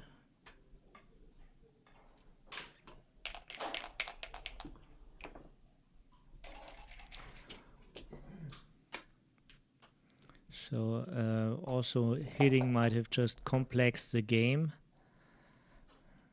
There would have been maybe some knockout rolls, but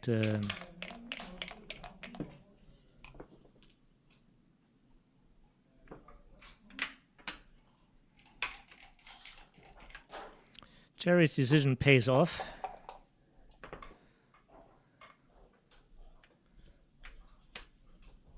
Or paid off so far. Now Michi is back on the trigger, but he has more hitting going on. Oh my god, this is wild action. And yeah, also the plays are pretty clear here. There's full focus on the 5 point. That's all what to say about. And Cherry is about to take the lead over. It's a cube hot position. I think it's a great double for this event.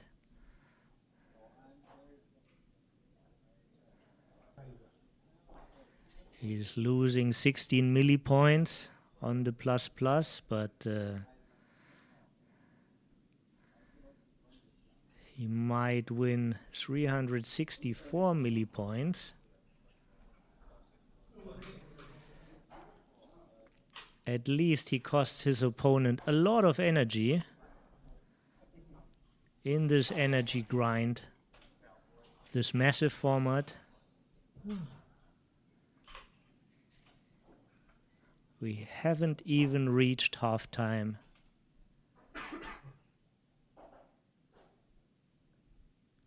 It's immense investment of energy.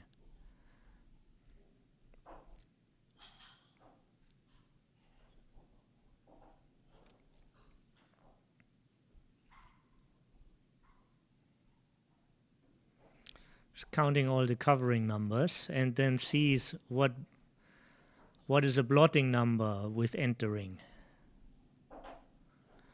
Also trying to evaluate what harm does a super joker double aces do with him. Jerry suddenly has a 5 prime on not only the best 4 board.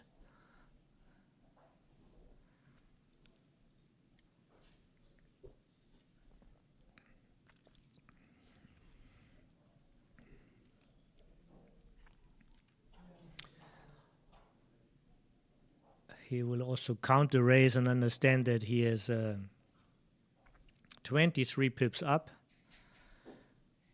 has the same strength of board, even if Jerry covers the 5, which he does in most cases. Only double 5 and 5-2 don't do the job. This is actually pretty bad because he can't move anything from the back checkers. So it's about switching concepts. Now he must blitz with 4 checkers back. It's wasn't a good roll, but it can be a great sequence when Michi is dancing.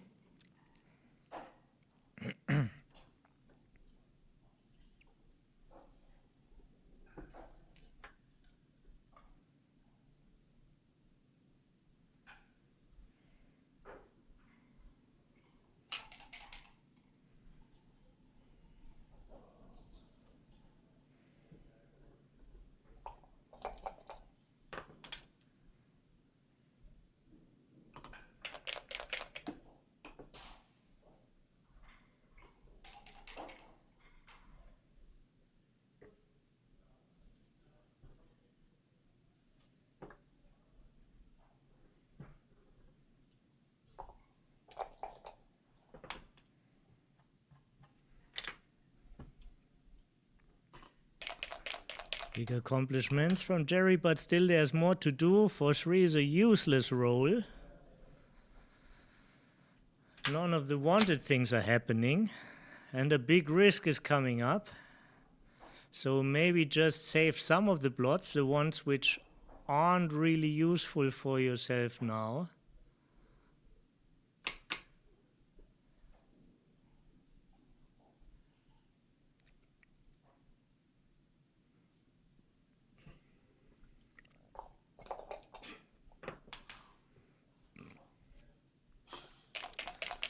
Very good for Jerry to get all these decisions in now. Very bad for him that he rolls this way. Double 1 against a completely useless roll for this position.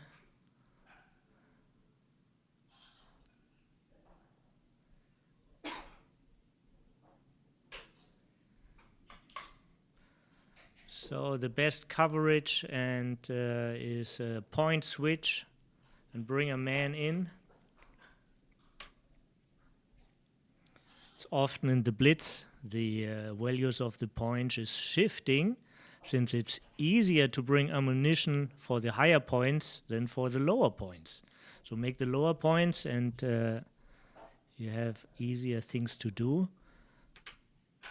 And Jerry knows this concept, of course. Such a caliber of a player.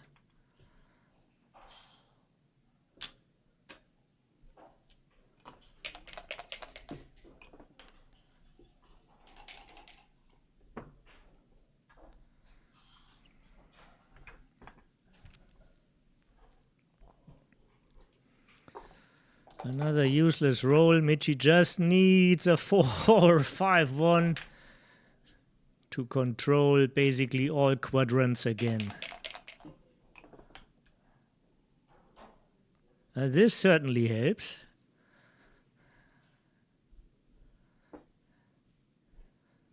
You have a wish. What do you want? Well, double 6. Wish granted. It looks like the way. Safest way to bring them home.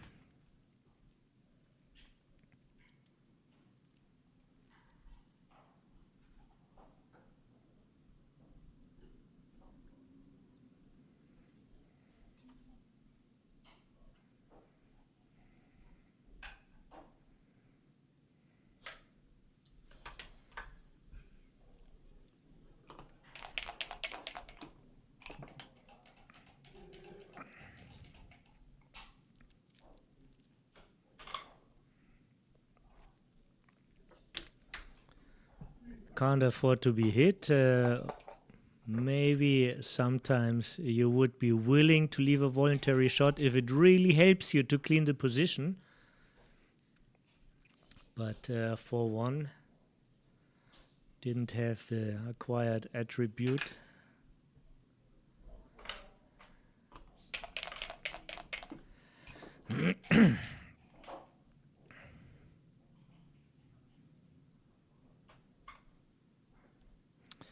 Less shots. 5-5 is a winning number anyhow, but it's a big stack while the other play makes a point. So some hits can return in great victories. But that's all spilled milk. He made his decision.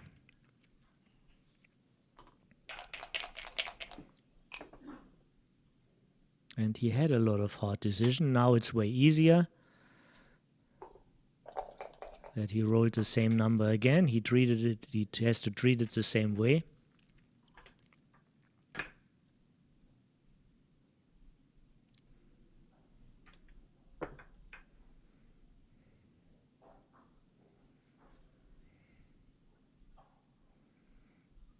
Nice job here by Jason. He shows us everything we want to see, even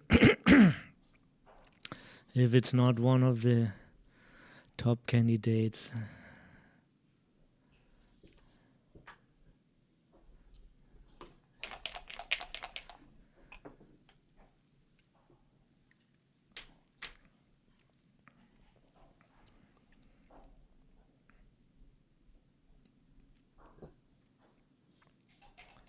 Yeah, can't break up another point. Would like to keep the spare on the 4, but the price is too high.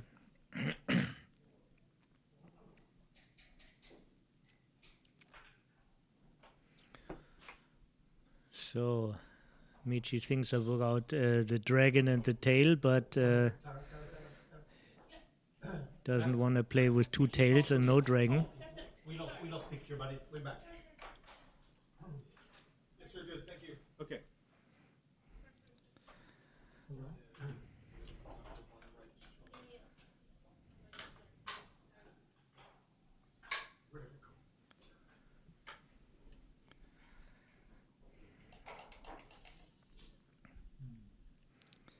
This is the way for the most contact. He likes contact.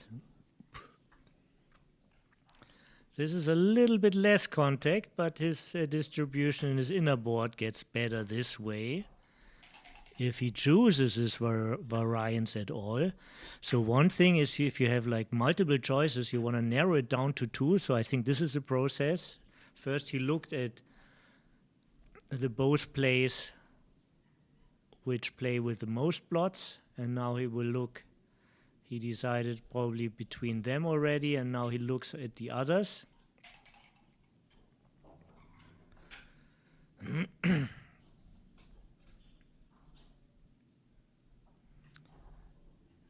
"12 pips down, he can still win a couple of races, so hits hurts him, and he gets hit with the small numbers, 1s and 2s. On the other hand, there's enough reason for this play too, because the difference in equity is very, very little. So you can't argument by logic. It's again a weighing process. And now he took over the lead in the race for 1 roll.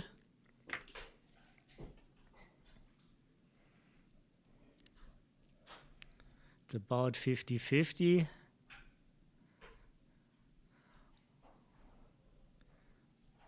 But being 5-0 up in the match is also a big value. His extra gain is not that much. How long should he hold on to the cube? What kind of position he needs for the redouble? These are his thoughts now. He makes up his mind at what point he wants to take action here. And after 3-1 he knows no action next roll.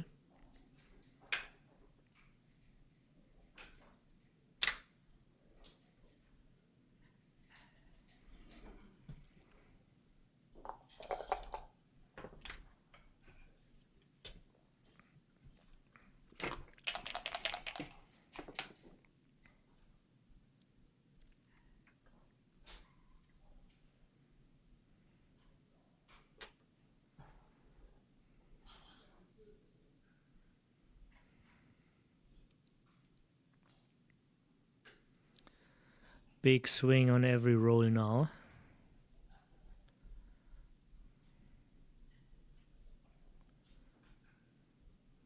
Michi has 2 more checkers off. Far less wastage. But he's down in the pips, so this is an indicator.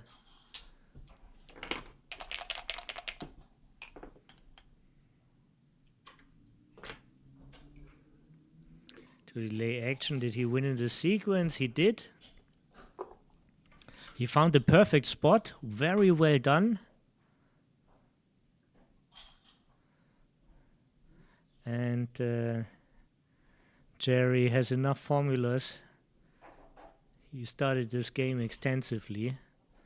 And all the people who study this game as hard as Jerry, they know about those pair-off cubes perfectly. Just like John O'Hagan, like one of the masters. Michi even wrote a book about it. Believe it or not, very often pair-off is half of the game. At least a third. You can put peace to a big chapter of this game just by learning about all this cube action and pair-offs, and checker play is fairly easy. We saw there's a few things you have to look at, how you want to load your, where you want to put your spares, and what distribution you're aiming for, but the fancy things are the cube action, and Jerry knows all the formulas. This is a very clear take for him.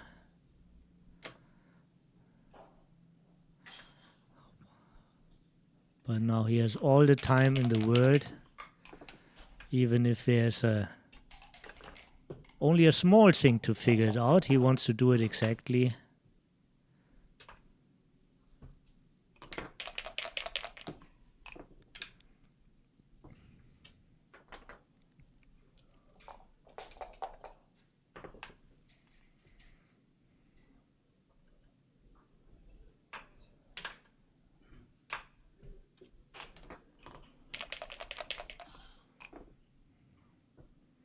I was about to say he needs double 6 or better, but of course it's still possible. Best for Jerry and for seeing more interesting moves would be a 3. Michi rolled it. 3-2. Yeah.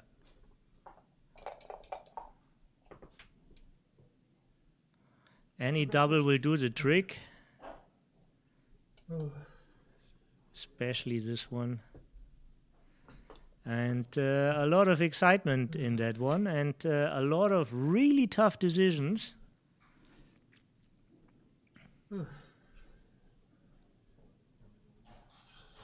Not many decisions, but some very difficult ones, and both played a great game here, but the PR point most likely goes to Michi, as well Maybe as that's my match point. destination. Yeah, yesterday I also had an 8 cube in a practice match, in a 7-point match. Yeah, so. And I'm trying to find now a link if there's more to say about in the point race, in the standings.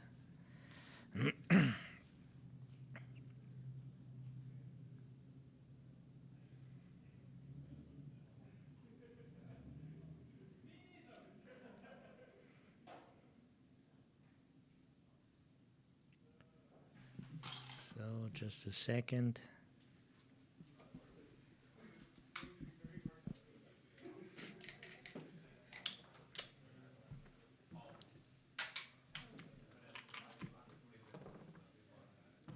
By the way, whoever wants to see the game between Frank Frigo and Just Nowell, it's on live stream too. This is on the Ace Point channel. But I'm happy if you stay with me. There's another interesting game here, and let's see if I can provide more about the point race.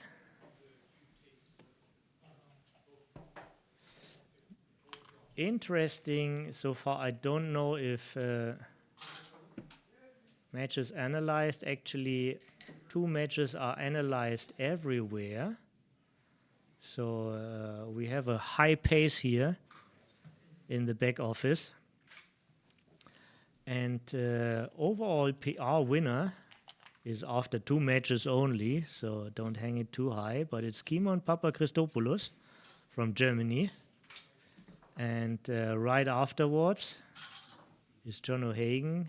Kimon's overall PR is like 2.84. Very, very good. This would be like G1 level. John O'Hagan 2.88. So far also at G1 level. And overall PR, it's not sorted after PR. Actually, the best PR so far comes from Michi.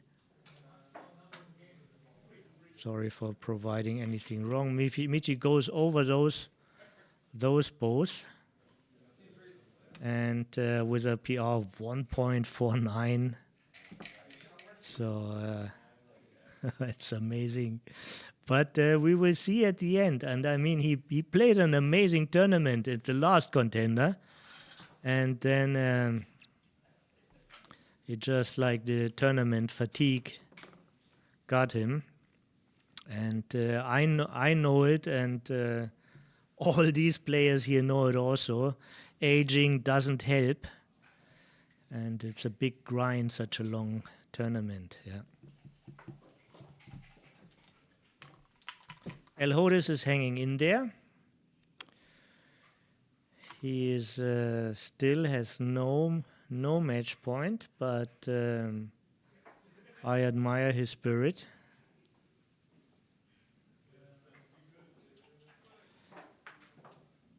Paul Swain is second last so far, so he needs to pace up somehow. He needs to bring in a couple of better results. And yeah, Karen Davis so far with 3 match points. Women's World of Backgammon is looking very good. Now let's have a look at this match. It's 2 away, 3 away. And we see cube action here. Albert is doubling. Albert needs... Actually, since it's about the take point, Ray needs about 25%. He doesn't have it. Too much down in the race. And he's not about to run yet since he's on the bar. So this looks about right. 1 away, 3 away. 75% winning chances for Albert with his match score. 25 for Ray.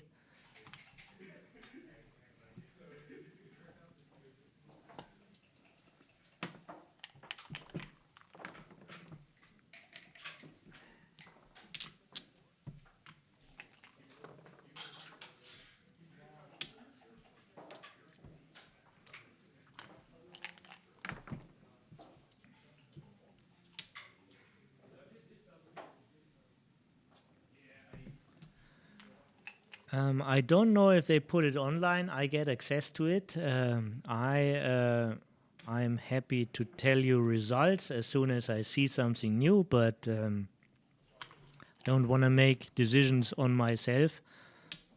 If I share pages, maybe they have like extra informations which are not meant for public.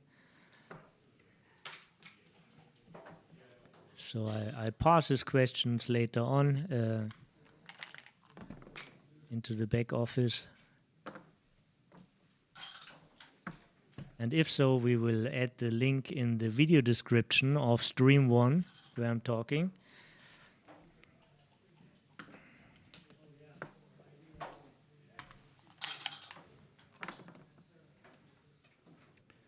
Yeah. So far it looks like it's Ray's game.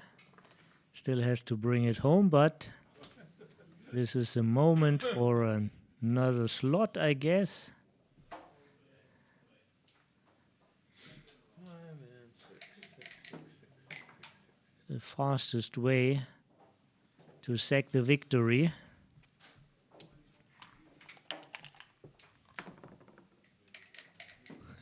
And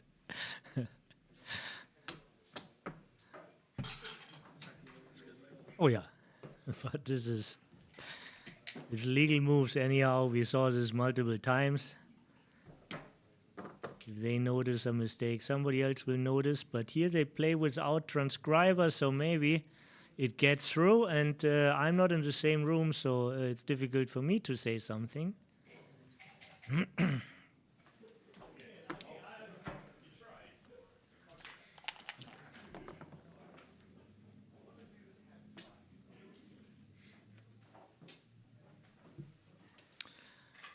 People who maybe wonder how can you input illegal moves, this is also possible. You just press E and then there comes up a new field. I as a shot link. You play just press on your keyboard an I and then you can enter a illegal move. But you can also alter the position by pressing E. E and then you can just alter the position as a whole. So this is some people who don't know the program so well and maybe want to know how this goes.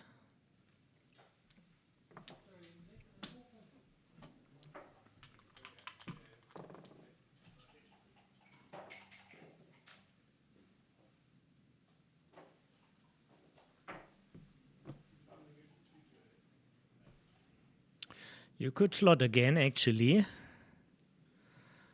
The hits are not dangerous with a double blot in Albert's home board.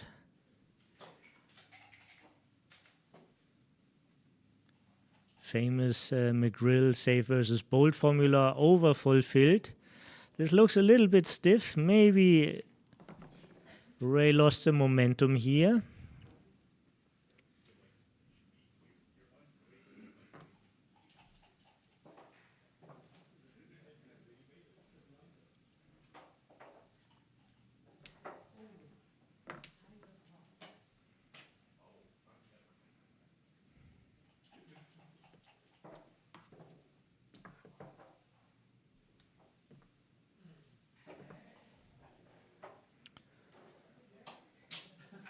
Yes, the first three make sense. The last one, the 3, is really a major damage. And the 2-point is not so necessary, but of course when it works,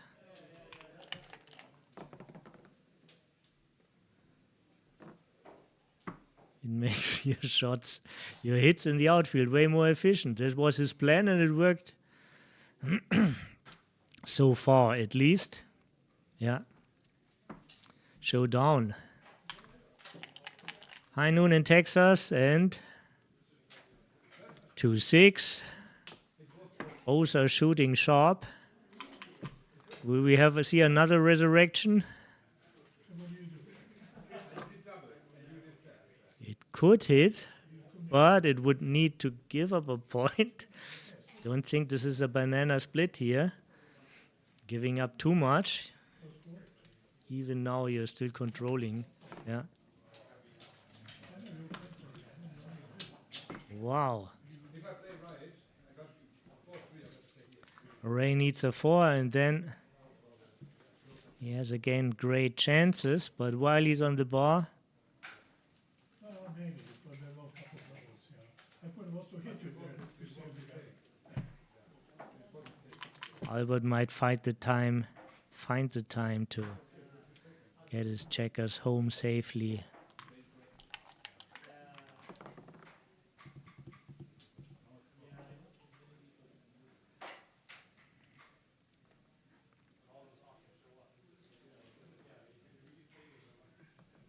It's possible to duplicate something. You could duplicate the twos if you really want to duplicate. This looks like the 4 is a common part. Very methodical way of Albert finding the common part and then thinking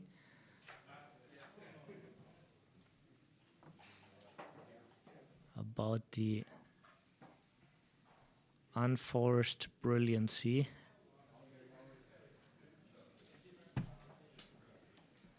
It's nice to step out, but this is a hit and a out. There are not two opinions. Yeah.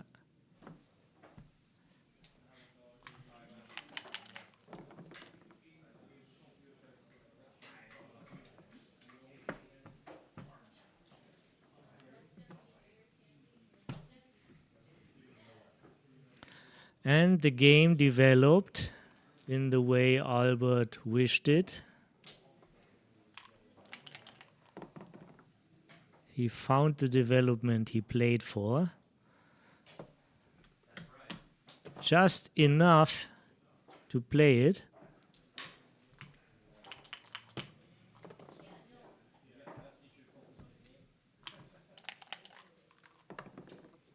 No 9, please. Albert says.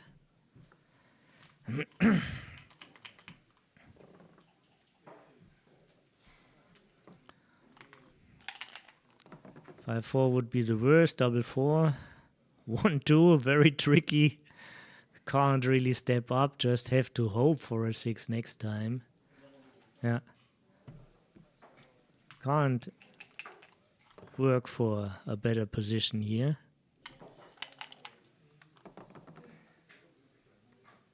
And it's there. Good things come to those who wait. That's not from me. Somebody else said it or wrote it.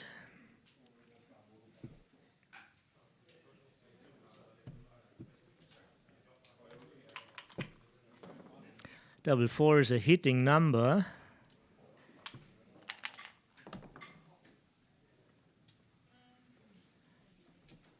An 8 would have been a blocking number, at least a 5-3. Plotting number, but 5-2.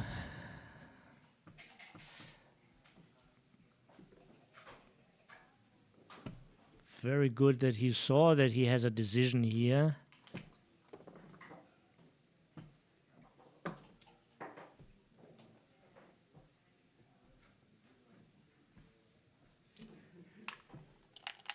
Every 4 is safe for Albert. No bad 4. This is the number he wanted. 2-1 is unwanted, and now there's a chance for a 3. The 3 is there. We get more excitement out of it. It's nice for Ray to hit because he can still find for the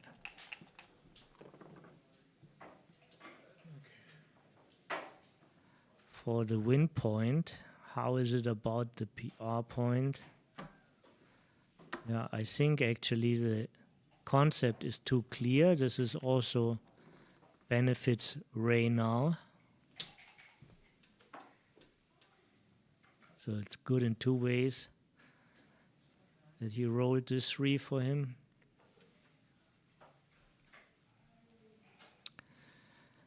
And this is a big thing, prematurely killing points to avoiding blots.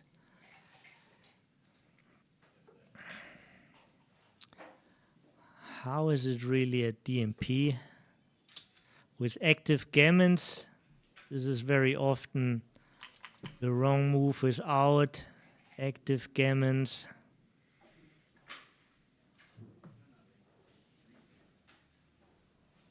Without knowing what XG says, I like the decision of Albert here. Yeah. In many similar positions, the computer wants to keep these points, and now 2-3, 2-4 are bad numbers. Even worse is like 1-2, 1-3, and 1-4.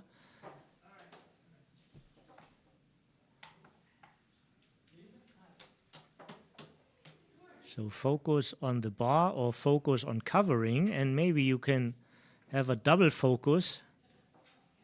Slotting the bar could be too much because 1-6 is extra.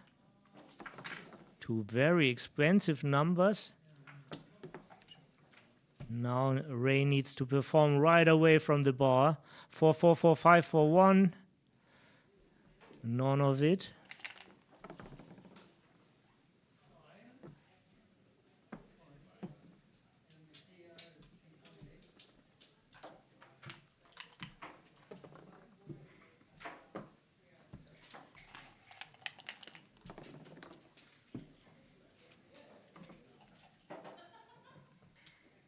Clearing is the main concept.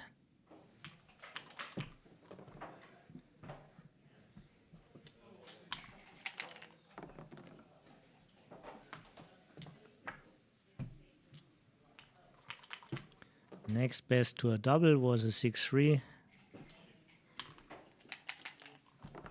No ace, and it's basically over.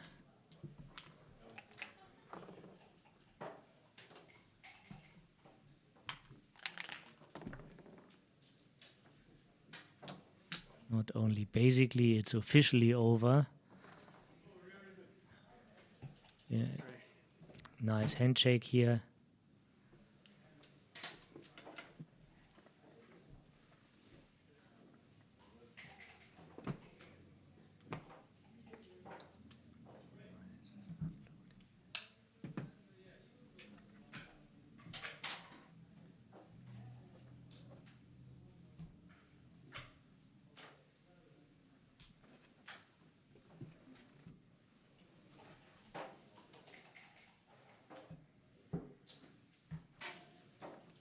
So I have problems to get here my computers fixed. Anything else I can cater to you, or otherwise I'm getting quickly up and get a new cable to stay connected and wired. And we see in a couple of minutes with more news and the next match. Just let me tell you what is the predicted start of the next match. We are a little bit behind in the schedule, so it says like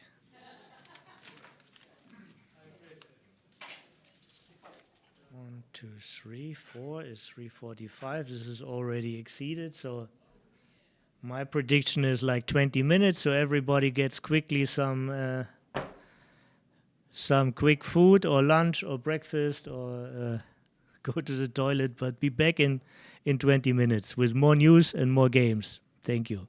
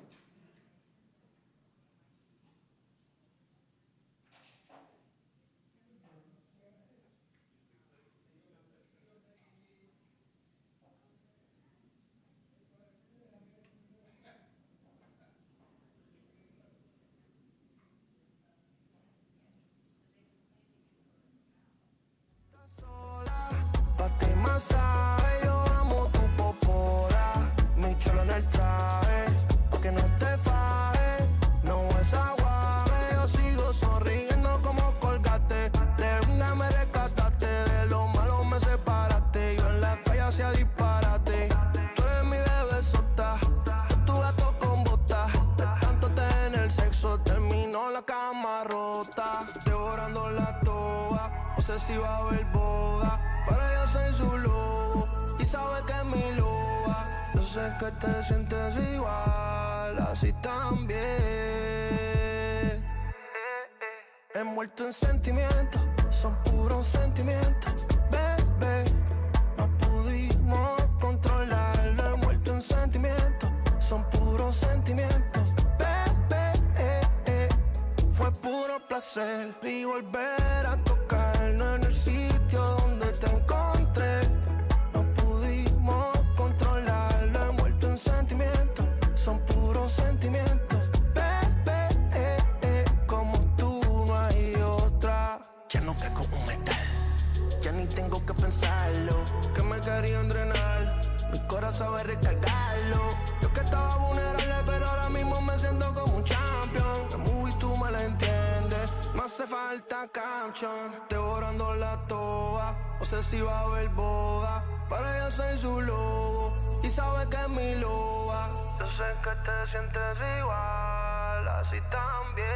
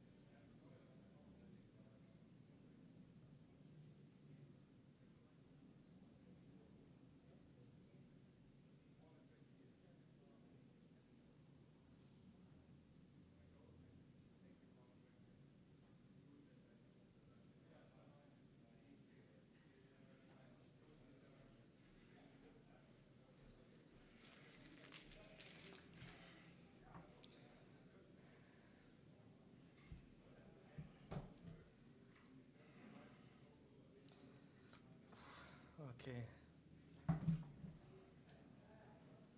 I just didn't bring anything.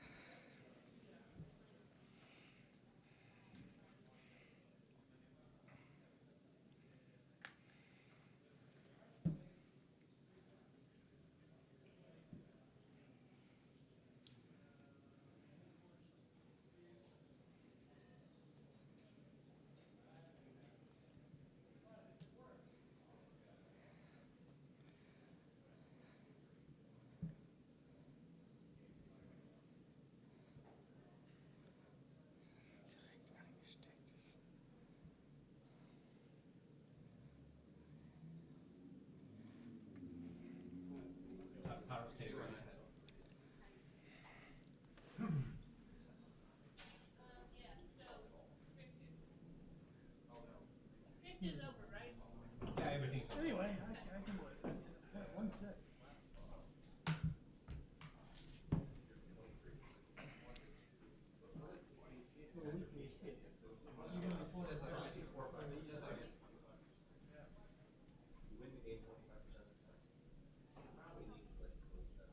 Pull them down.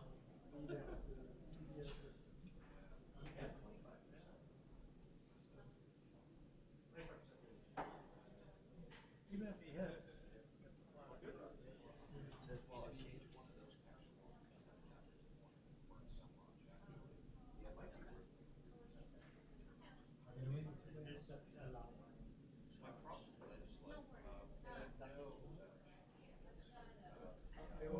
Yeah. All right, so we're going to hit 16.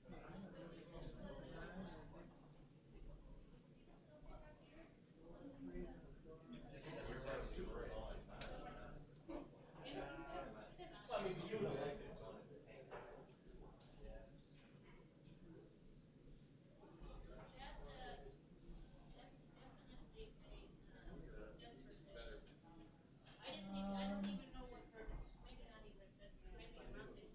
If somebody did put the links, I think I would hit. yeah, I did too. Well, I just, because this was like a totally different system that. we are I was heading expecting right. to Maybe figure I'm out just too how to conservative. So if we know what the links are to. Is that right? But the links I sent you should be updated regularly with the top-down The information. question is, can we make it as a video description or is it not good for thumbnail? This is the question. Because I can, of course, I will inform the people, but some people are more visual than acoustic, you know. 12 results in the That will be Matte's issue, I think. Yeah, So who do you play next? I have no idea. Question. I guess. So, I guess much?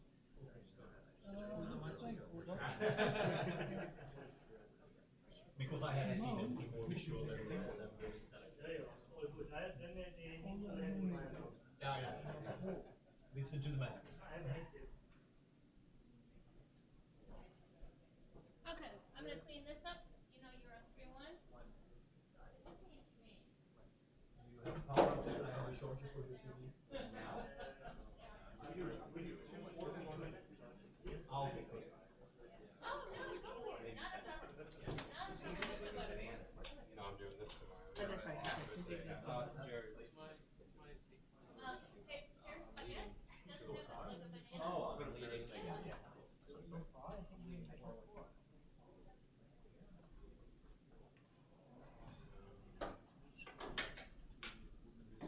Hey, Frank,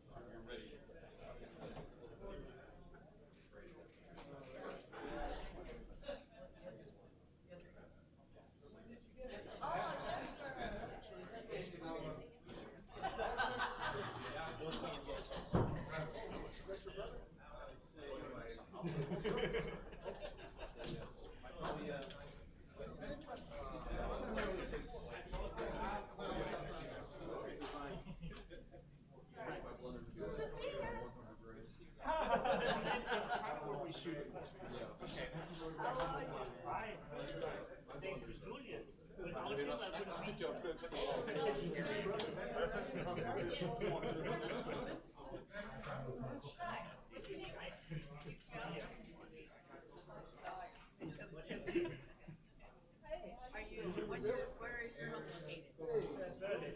Okay. Colorado. I guess we're playing on stream one. July or 6 days. So, I have You'll probably be fine. yes. Okay. It was fun. And of course, I don't know, I went to the UK, Germany, Sweden, played backgammon. And just, that's why that trip was fun. I was then, yes, and this year I'm gonna be captain. Yeah. So I'm gonna be a non-playing captain. But I go. And like, I'll play that. Thank you, take care.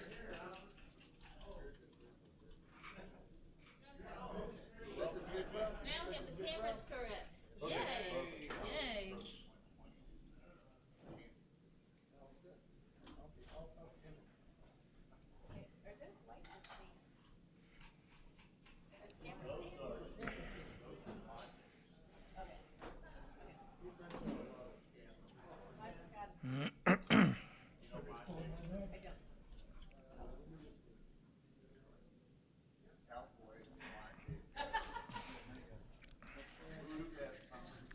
One of the only Hungarian cowboys.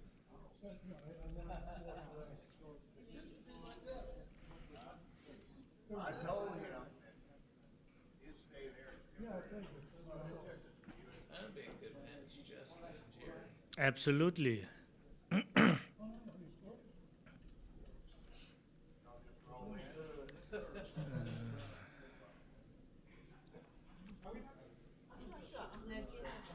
Jason, nice to meet you. What's your last name? Brandon.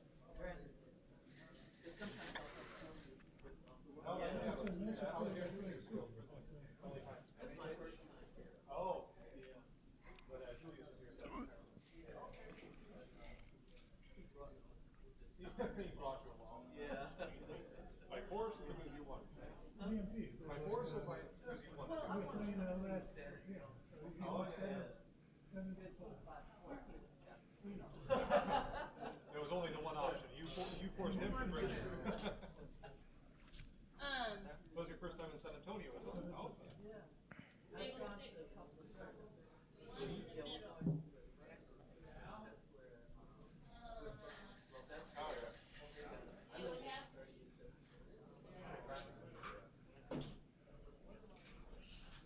play or? I'll play. I'm up to play intermediate. Oh, yeah, yeah. And there's I'm on the I'm on air again, right? Yeah. Okay. Fantastic. Okay. Take the whole thing if you want. Oh yeah. Right. That's fantastic. Yeah, good. 2 goals. So, ladies and gentlemen, we are back. UBC round number 4, and we have a great pairing here. Justin Nowell against Jerry Tanze.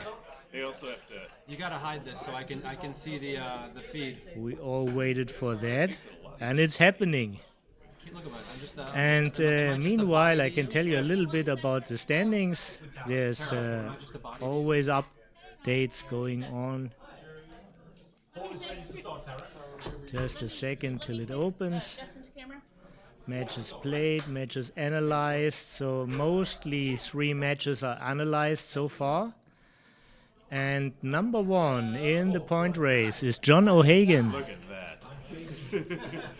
Number 2 in the point race is a tie between Michihito Kageyama and Kimon Papachristopoulos. Then there's 3 people with 3 points. It's Petko, Karen, and Frank. And oh, so this is not in order. There's also Albert, who is also 4 points. So at least once he outplayed his opponent. Yeah. And this is a leaderboard. And by now the best PR is held by Michi with 1.75. And second best PR is John O'Hagan with 2.88. Take a look at the match after. We'll take a look at it. All right. And Actually, good match. I don't wanna, you don't need luck. You're way better than me. actually, sorry for getting this wrong. That's one way to keep you from Kimon is like 4 millipoints ahead of That's a fucking mess. Yeah. John It's a big delay. in the overall PR. Messiness of it all. And those are the hot guys so far. And I will give you more updates later. Now we are already in the match. Classic opening 4-1, 6-4. Everything is known territory. And here we have the first one to think about, and there's an interesting suggestion by the computer. Equalizing board strength and having the better points. Usually it's better to make a new point, so It's a great time to just try something new. Just try something new today. but it feels like they start with a high pace. Well, this is match number 4, and it's not easy. Backgammon is a grind. This is a marathon they are playing, and it's not easy to keep the focus always high. But in this format, you have to do it.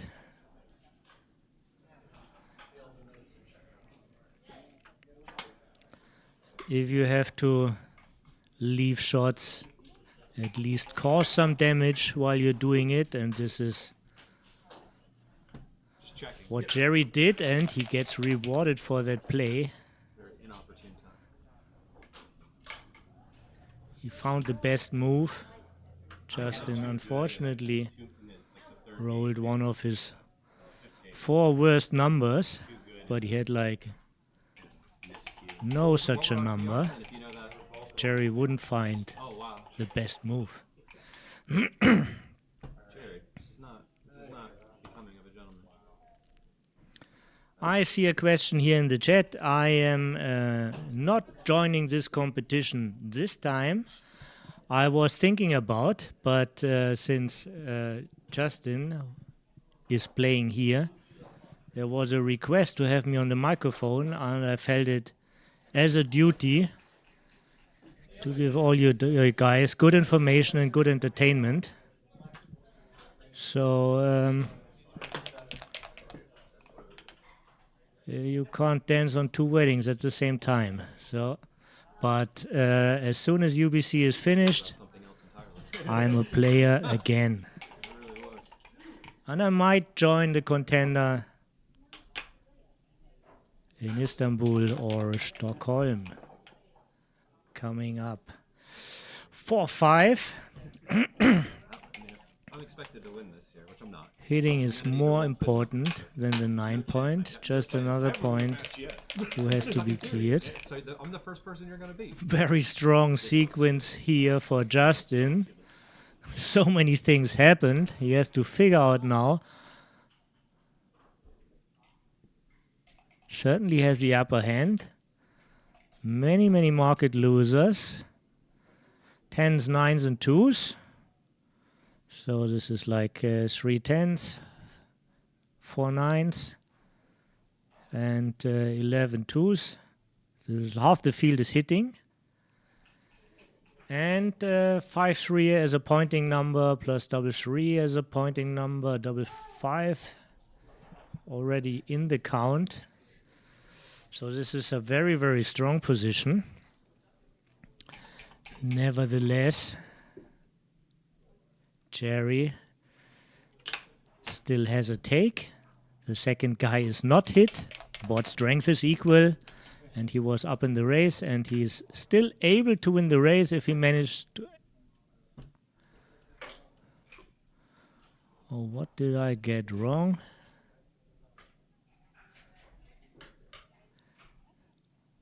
Did I miss something?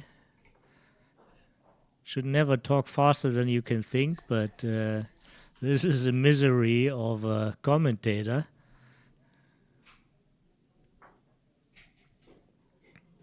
Sometimes you get surprised by the happenings. You shouldn't, of course, but now what about this?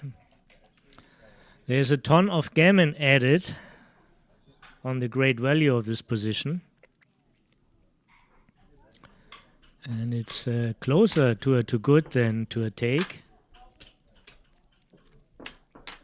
First 2 points for Justin.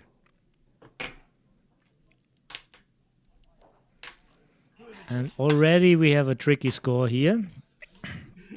5 away, 7 away. It's all about the juicy recubes of the trailer. This is like the main focus, the main specialty at this score.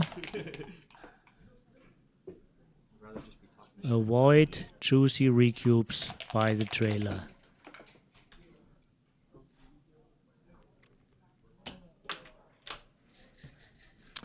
Yeah, this is quite close. This is also known territory. The 6-4 after 4-2. So far all is clear, and now this is more like a hitting position than a priming position with the deep point anyhow. 4-3, all danger is banned for white. As long as there are not any nifty shifty doubles.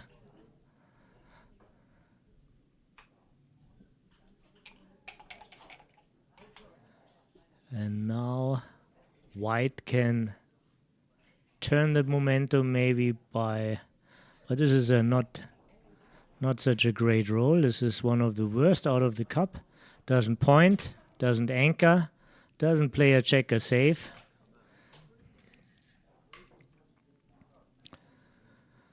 Yeah, the best you can do is take half a roll from your opponent away.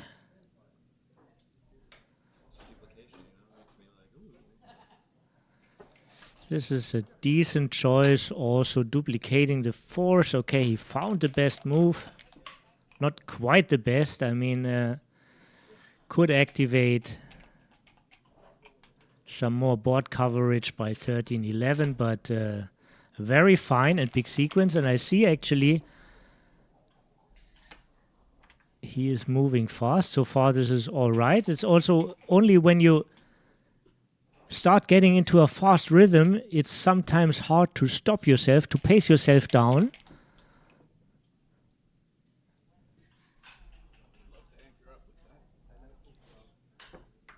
Three, 3-1, this is the best he can do.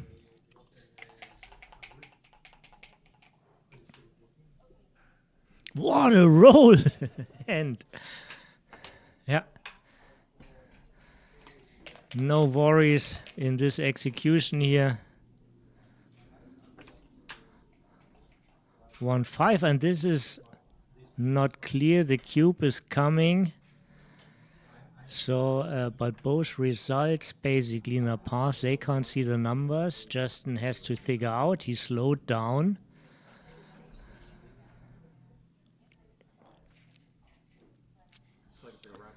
This is like the perfect double pass. It's as far away from a too good as it's from a take.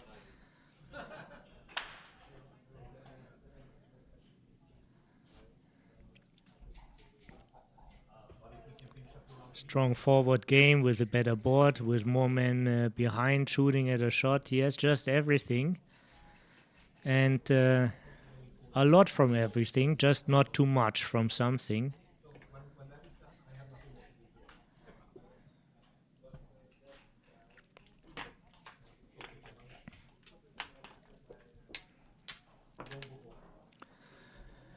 Important point, it brings Justin to a 4-way score. Jerry moves the score for Justin. This is great, but this is all regular action since it's a common score table. Both are responsible for it. Jerry's playing flunk free, the perfect match so far. Justin plays under a 2 at the moment, but only 2 games played.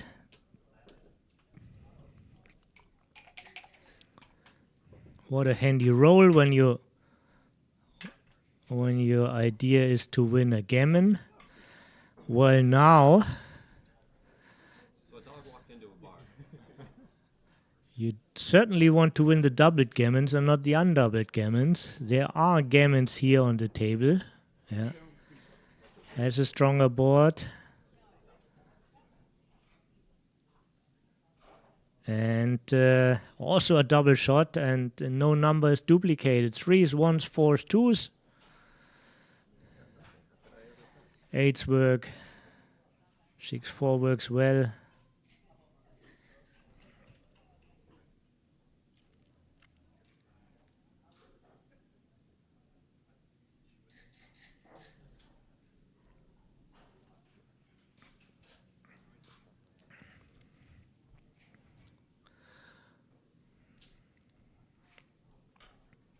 Again, this is like the perfect spot for double take. Everything else is far, far away, but not easy. Not easy to see this if you don't know the numbers. Of course, you can lose your lead by losing a gammon here. But everything is active and you are not on the bar. This is always important. You are not on the bar, everything is active. Close after the beginning, that's usually a take. Still nothing duplicated. It was great to get in, but the problematic continues, and now a way stronger board again. To perceive the whole strength of black's board, you have to count the dancing numbers. It's like 16 dancing numbers for white, only 1 for black. So this is the actual difference.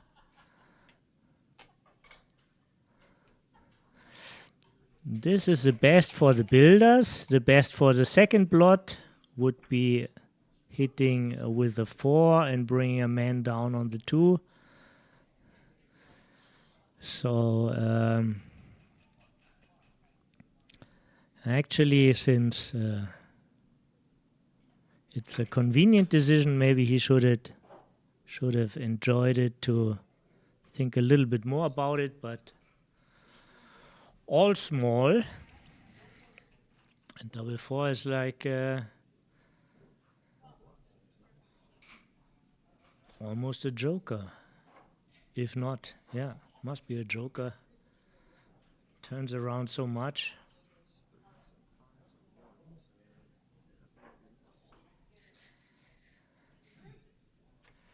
There is no safe play anyhow, and you need to start making board points. You want to start a counter play. He's still thinking about the move. This is a wise strategy. He likes it. He counted the least shots, but he needs to accomplish so much more than just to play safe for one sequence. He wants to win the whole game if possible, so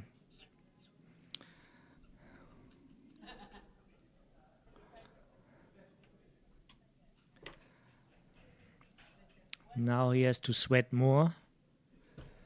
Tiptoeing, only reasonable move.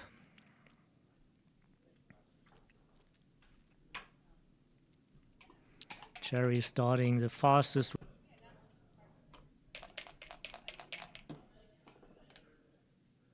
And here is the ace.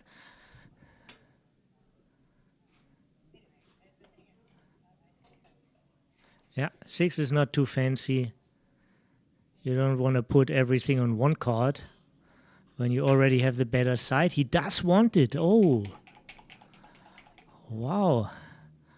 It's a bold decision. Brave Jerry. This is not a cover, but it cleans up a lot of mess. 4-3 would be the super joker, but any 4 is just fantastic.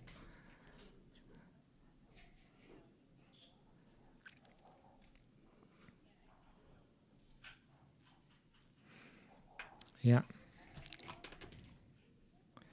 This brings everybody in the zone. Plays out best when it works and plays out best when it doesn't work, so this is a good move.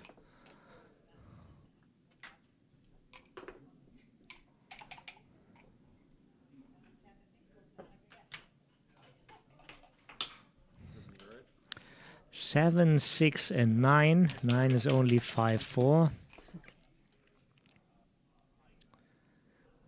23 hitting numbers plus the little shifts.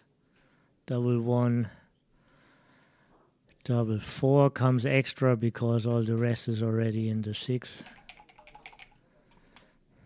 You rolled one of the useless ones, and this is a great counter. Look at this.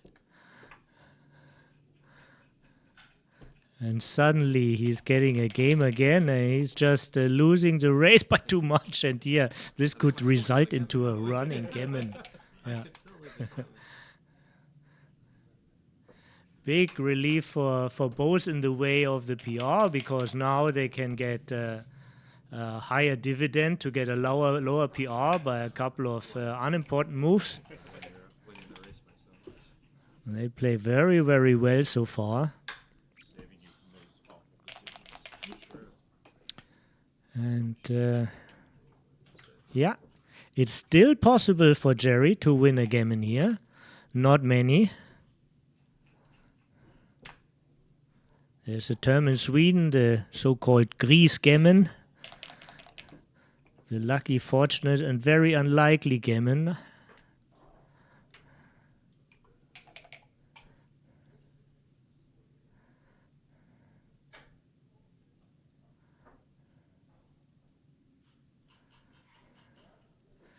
There's a little bit of technical finesse, but basically it doesn't matter. Do your crossovers and don't stack things up too much if you don't have to. Those are the simple guidelines. If you use them, you won't make a mistake. Okay, now he actually not only saved the game, and now he has a chance to win the game. But of course, very, very low.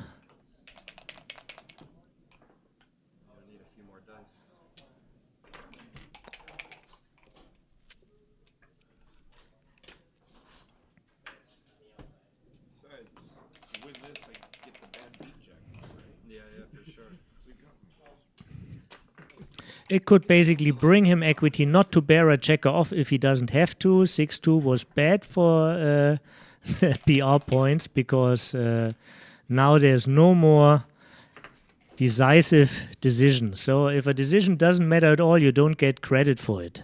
Yeah. Oh, maybe I was premature. Yes, I see. Sure, he was right. He can still win this game. But he needs support of Jerry's rolls. They must be really slow and missing. Now it's like 3 times to 1 with 2 doubles. This already, yeah. Clear case. So we have 202 people watching here.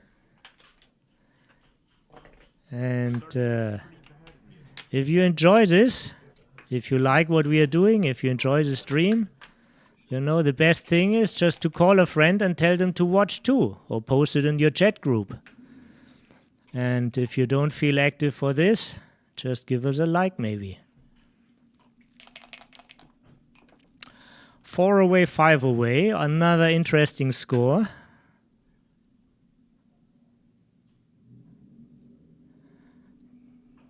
Gammons are big key.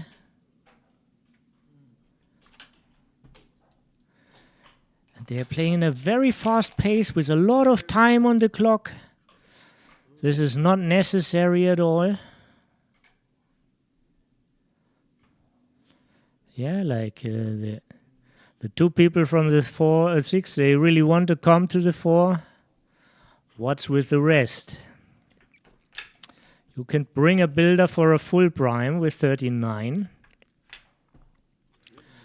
This is I predict that there's a lack of energy, so this is why they want to preserve their thinking and not their time.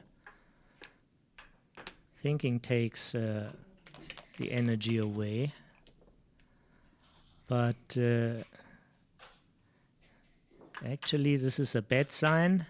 Playing such a format, you need to be fully fit.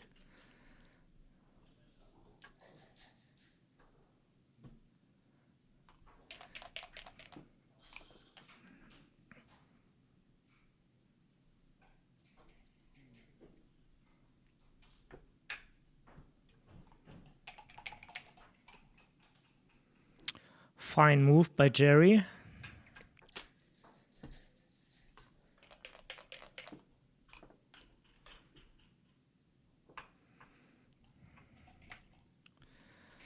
And I think they bring themselves in a bad rhythm by making all these fast moves. They play very well, but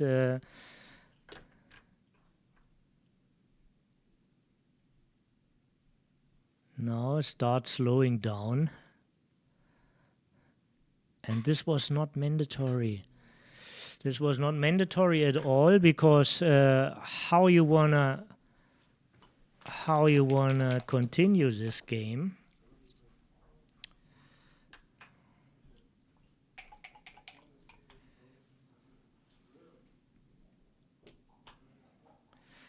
This is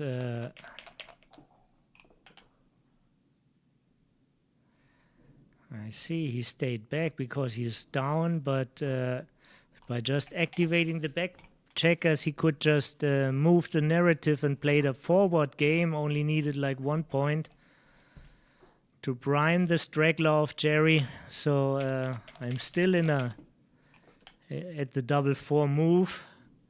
The game continues, but with less decisive rolls, with less excitement.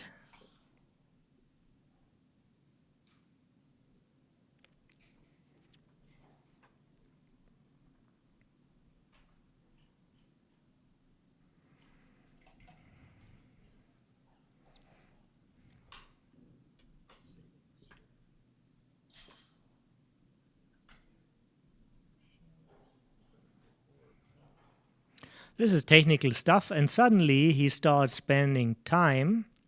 This is an interesting tell. So he has a feeling he can figure this out completely. This is why he stops. This is at least how I get psychological access to what he's doing.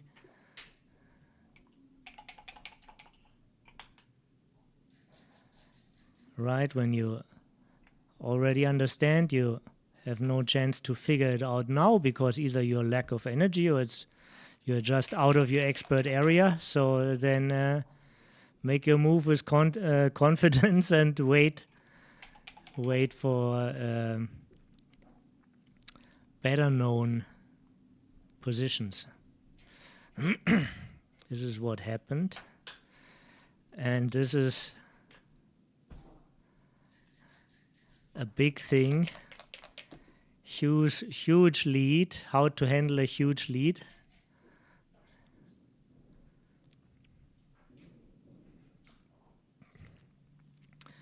Jerry can't run. He holds desperately to the contact.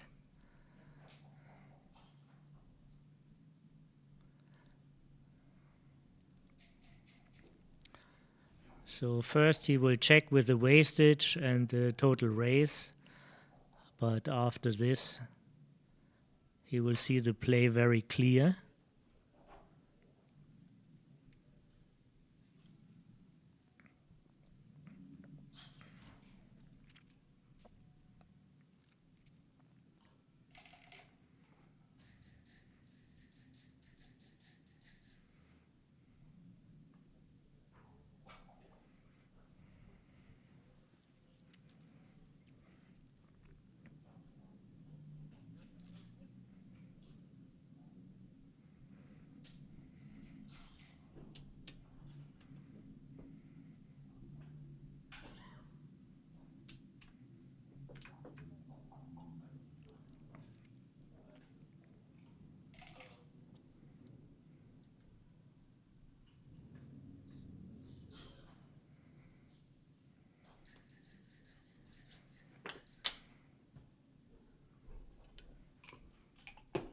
The expected result.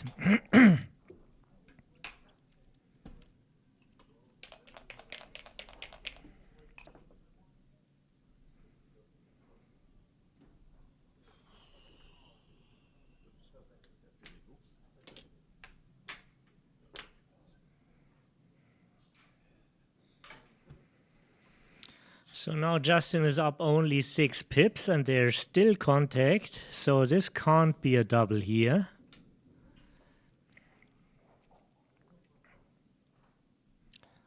More wastage on his side too, but he will figure it out.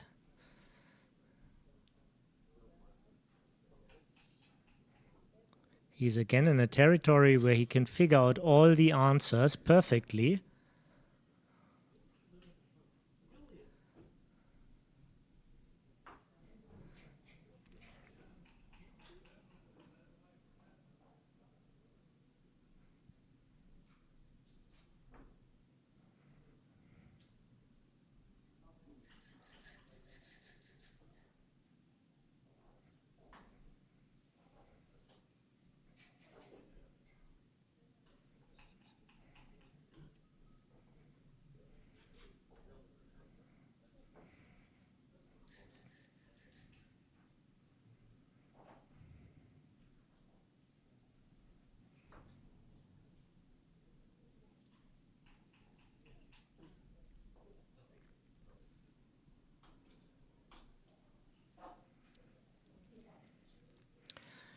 Just 6 pips. Of course, he's on roll, but sometimes things like that happen. There's a couple of numbers where the shot continues, board strength is the same, his wastage is bigger, and the cube is a very valuable possession. And you want to reach it at the right time. Good choice by Justin. Yeah, and since you're up, you want to minimize.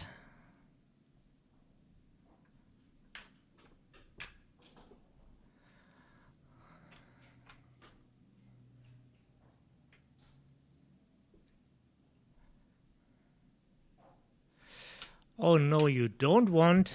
I see it now. Yeah, you want to give your opponent bad numbers, but let's be fair and make it ++2 this play.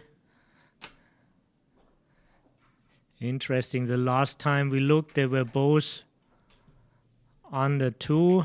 Now they are both around 3.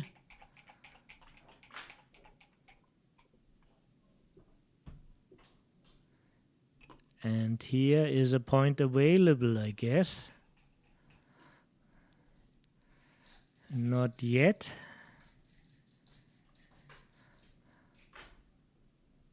But let this figure out your opponent. Opponent on the bar. Strong board. Covering possibilities. Up in the race. All indicators lead to the double. What speaks a little against it, or what speaks for Justin take,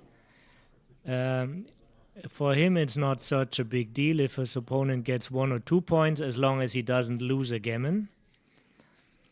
And it's a big deal to to fight for the lead, then instead of being even. So again,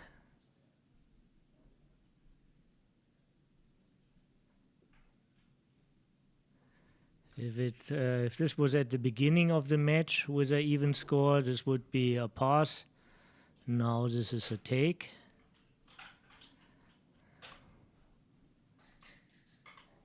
Need to know how to adjust the score, but it's a... Well, in this format, of course, it matters, you know, there's 29 millipoints, but nevertheless, it's a close decision.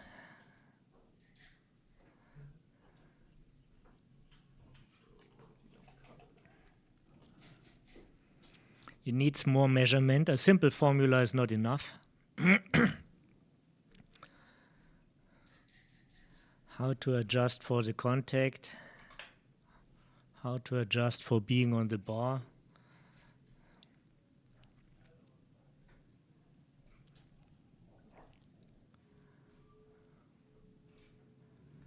"16 covers. 4-3 will shift. 2-3 will shift. He's getting a shot sometimes.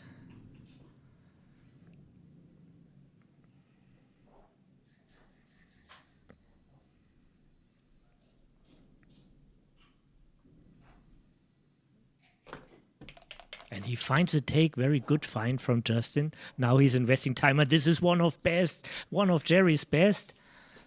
Yeah. It's great for the race, and of course it's a cover.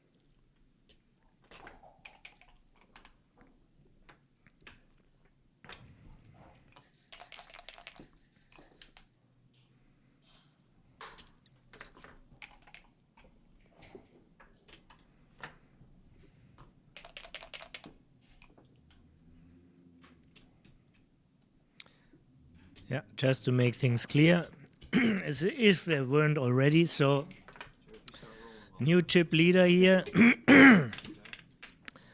Gary 4, Justin 3, and speaking it away, it's just the opposite. 3 away to 4 away, favoring Jerry Tensei. Jerry gets more benefits out of a 2-cube take if there are no gammons than Justin, even though he is a trailer. And Justin chases gammons. So, but this is what he knows. I heard this many times on his commentary. This is a interesting score, and all the experts like the score, and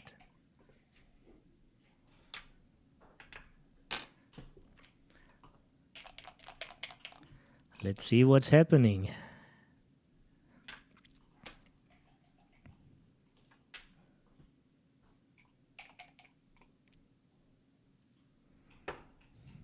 And again, almost a matter of preference, which 3 after the 5. Justin is not hitting.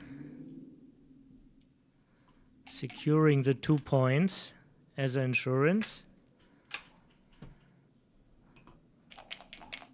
But it's not a back game yet. Still wants to play it forward.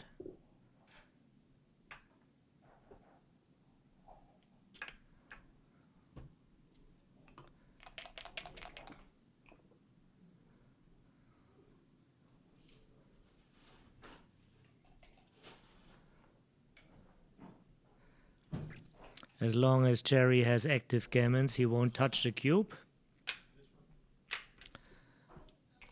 And as long as Justin has no active gammons, he won't reach for the cube either. So nobody has a reason to double right now. But we are ready for a swing.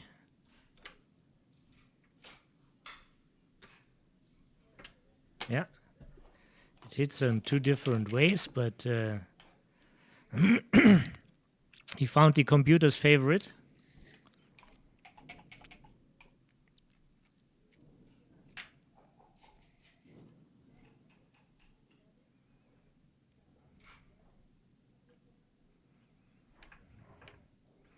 Almost even game.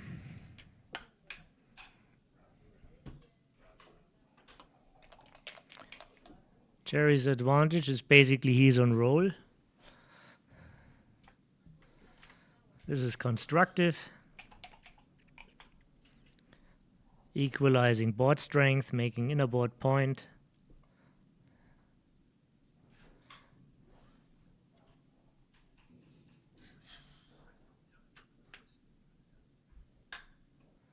Yeah, you have 2 insurances. Now it's time for a risk.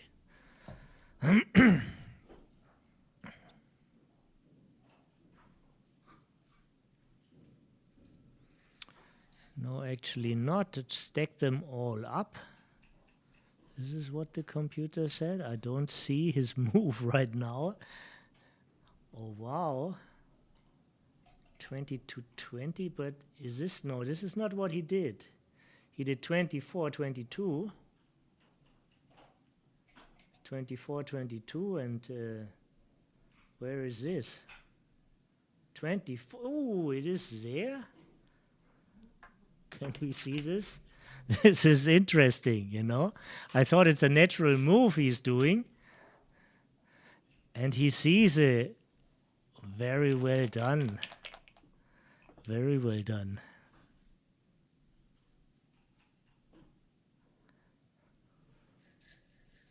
Still curious where the move, you don't want to settle for a backgammon if you don't have to.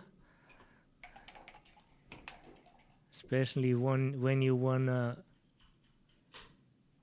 win gammons and avoid losing them.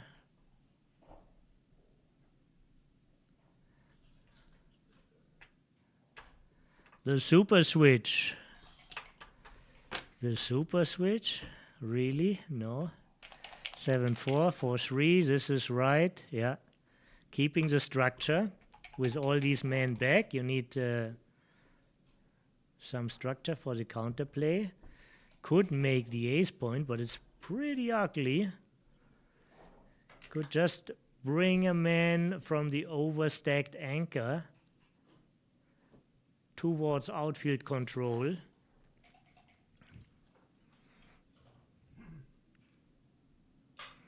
So he thinks about himself, what is the key idea?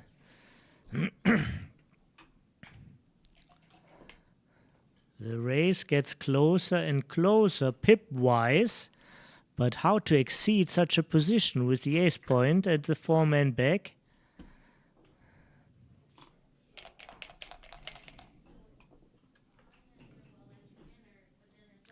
Very ambitious to want to win like that.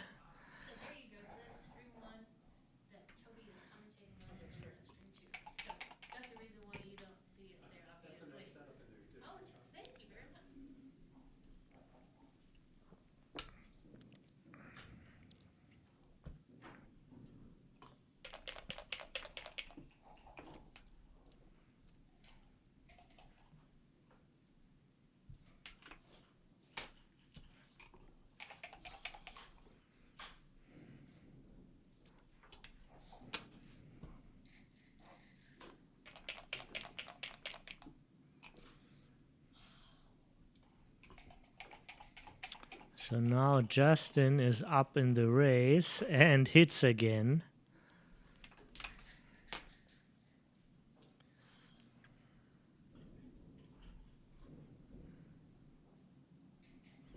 Having a 4-way score. 2 checkers on the bar.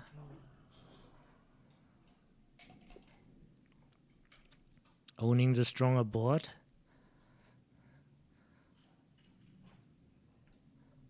But barely anything to make your position stronger. Now you have something.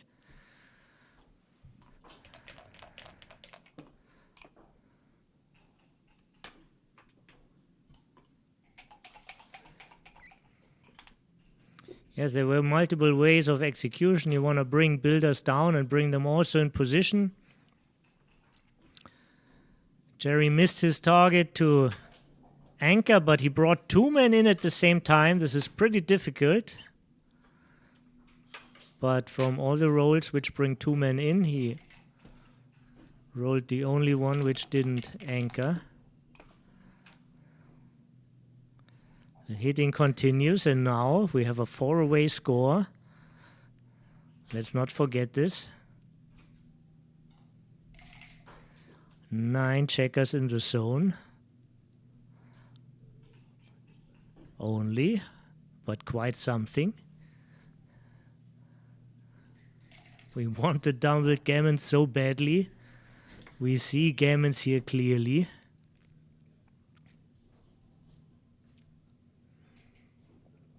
That's a sexy cube here.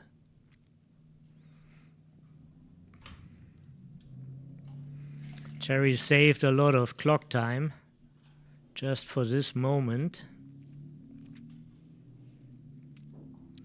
2 checker on the bar. We recently wrote a saying of Neil Kazaros in on a Facebook riddle where he shared that usually with 1 checker and another checker in reach and a 4-point board, but now it's a 3-point board, but 2 checkers on the bar and 1 in reach. So this is quite scary, but we see on the other hand the structure is so weak. There's still good outfield control. Counterplay is provided. And 4 men back in our home board are all indicators for a take.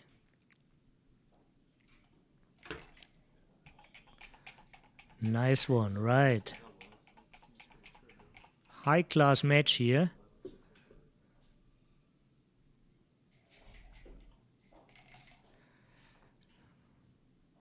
Could be the 4-point, can be a switch. Those are the things stick to the eye. Can bring a man from the mid and make the 4-point, but also the switch, of course, you don't want your opponent anchoring when you're blitzing. And then there's nothing more to do than this. Oh, you can't bring a man down. I'm sorry. There was only this play, actually. Since the 10 blocks all the motion from the midpoint with double threes. Now bring a man into play. And now just go for gold. There's only one direction. Your idea is to win a gammon here. So now you have to put it all on one hand. It was a move to go all in. Now you can play secure again. Nothing else sticks to the eye.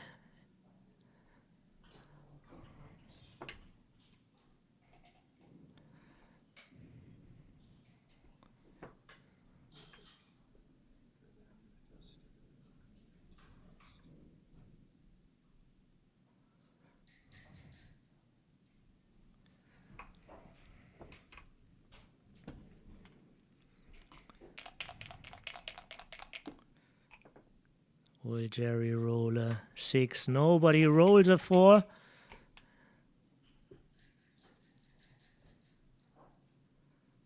Two, 1. Wait a second. Yeah, this is a direction. You still want to play a forward game. Can't play chicken when you want to win a gammon.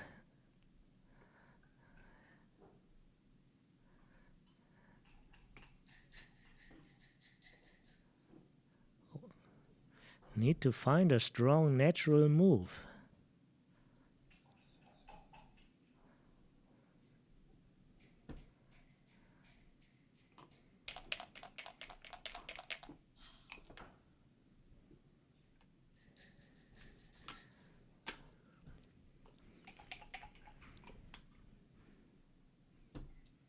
Oh, and what a swing!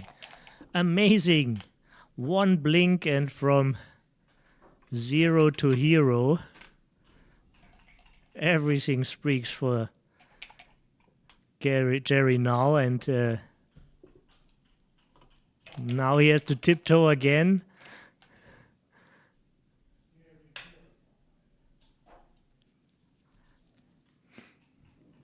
Just find the safe option. There are not many safe options. Basically, it narrows down to one. Yeah. Also, you find good spots for the spares.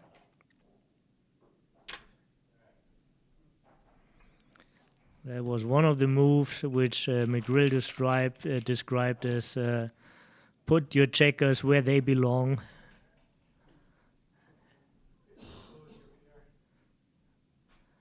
Not much words needed when you look at the position and you see how it plays out.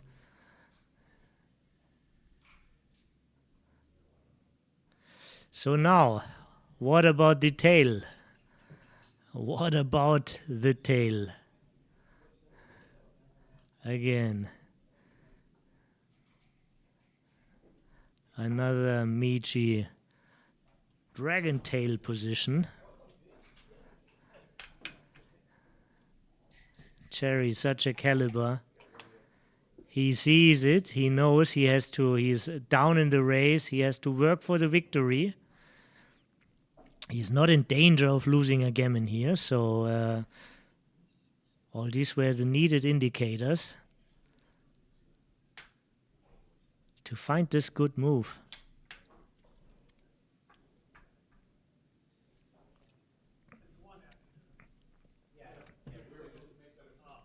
Oh, what happened here? So he didn't bring a runner. That costed Justin big time.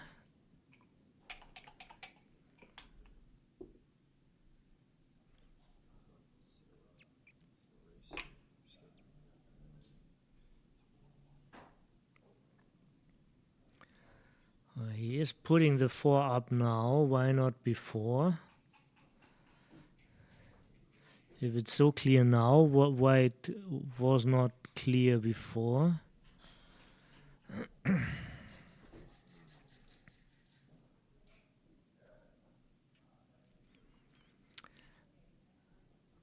But I sense that this is a demanding day. I see in Justin's face some fatigue. Plays a low PR, but he's ready for a break. For a longer one, for a recreational one.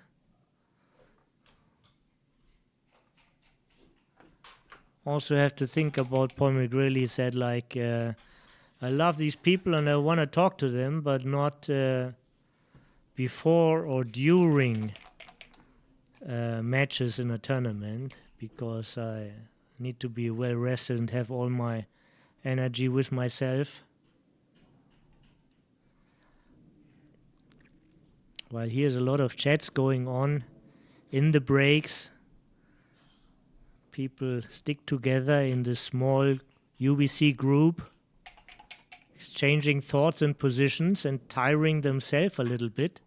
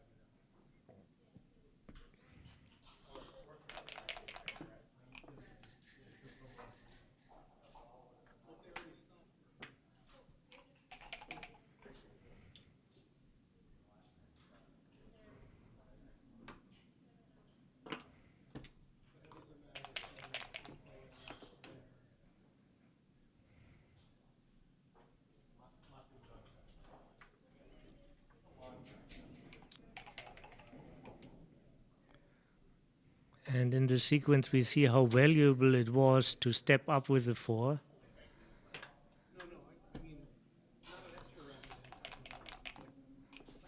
This game couldn't be won in another way.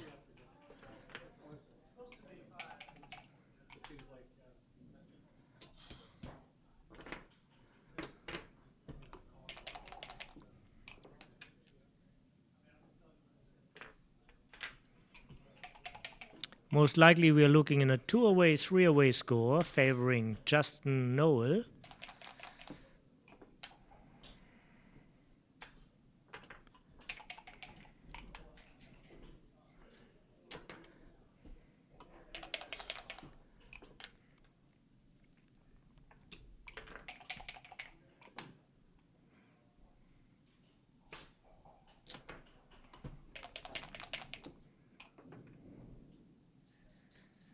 And again, a special score is coming up.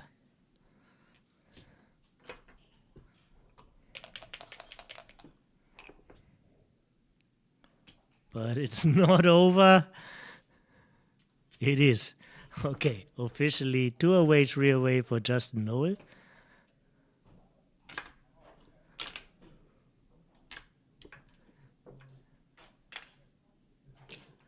And both have higher take points at this score. And both really like to play for undoubled gammons.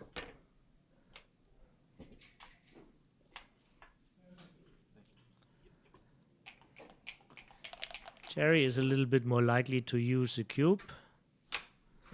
In no contact positions, Justin can also move the cube quite early.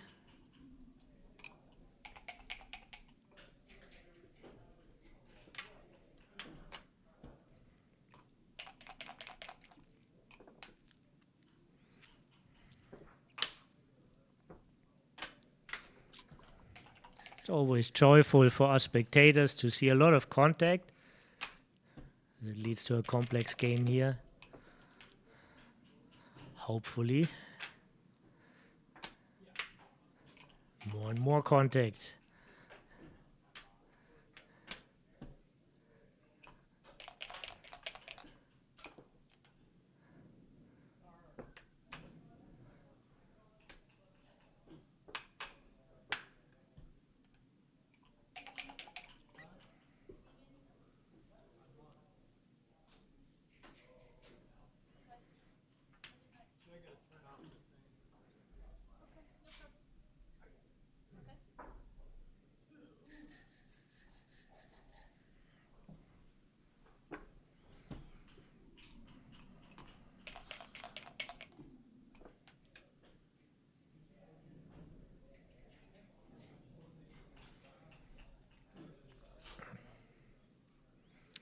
Interesting choices. This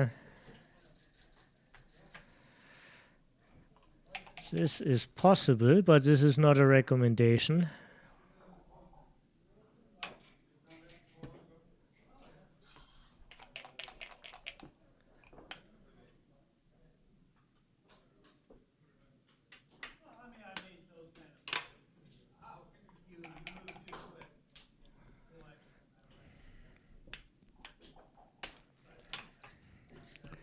This is a very complex game, and they started to play fast again.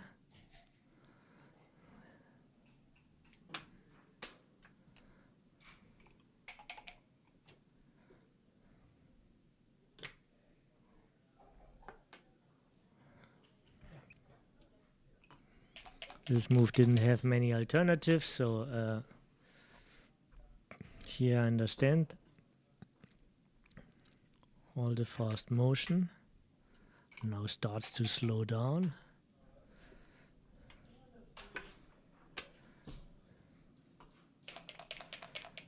This must be right, of course.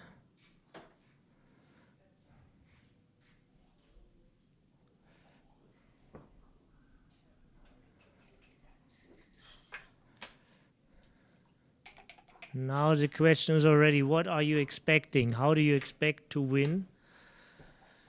And the computer's choice would be to start outfield points in the opponent's, or at least play to outfield points in the opponent's outfield, but it's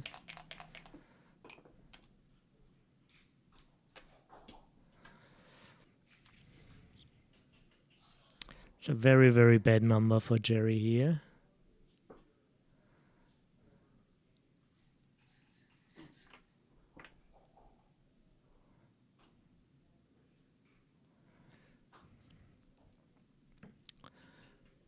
So what are you hoping for? Now you need to reconsider.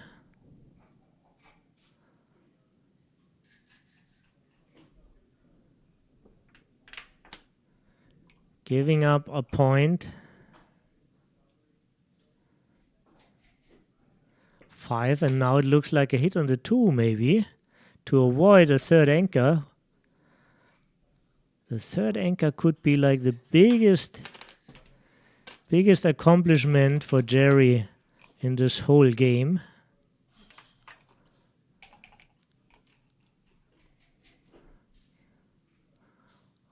Well done, Justin.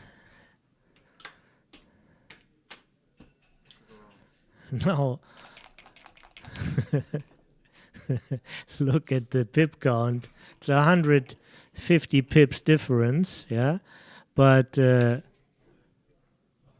Jerry now needs this third point in Justin's home field. And there you have it. The ace point is now really, really important. Now he better not get primed. Double 3 would be like the worst number.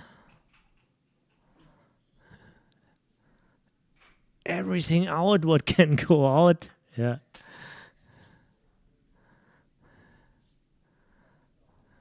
Yeah, you don't mind to get hit, but you mind to get stuck. So how to address this problem? Well, there's an easy recipe. All men free. Let my people go.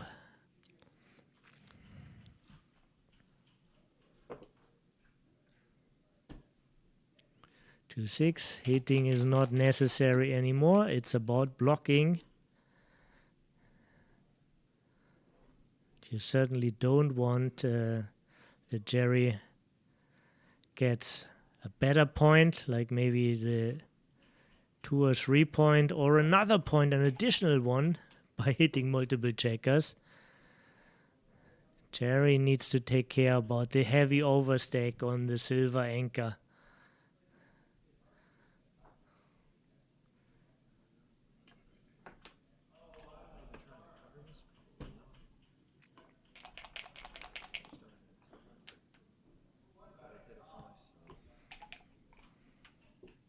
Not good, but it's also not bad. This is pretty bad. This destroys the timing. Yeah. Destroys the timing and the position. Yeah.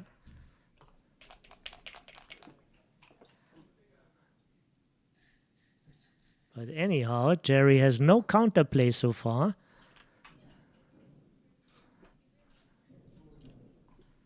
Getting either the 4th anchor or some people to build his own board is the idea, and this is the right recipe to defend it.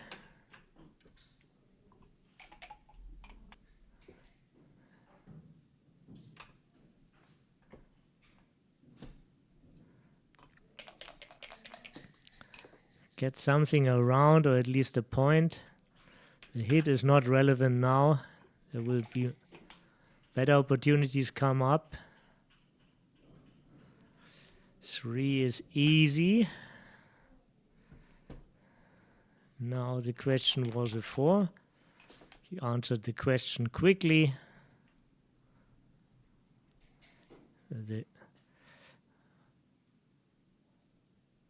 Starting a new point is one idea.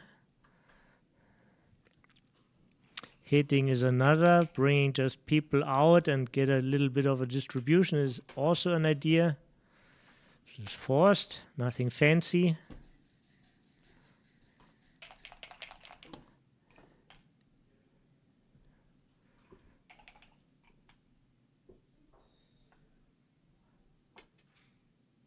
If you find it, it's all forced.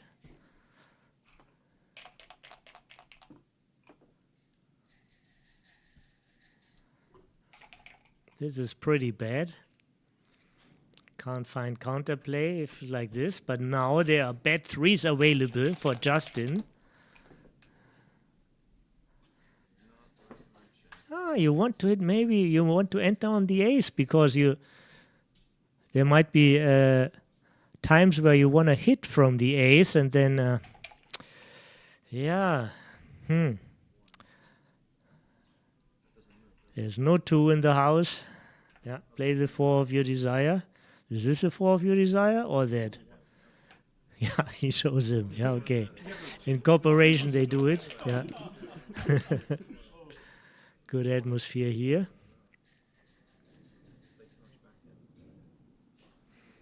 So 17-8 to have 28 closing numbers or bring people out.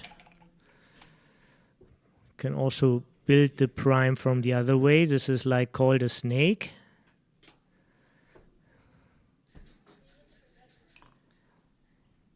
Now you wouldn't be happy to hit with a 5. This is why you wanted an extra guy on the 24.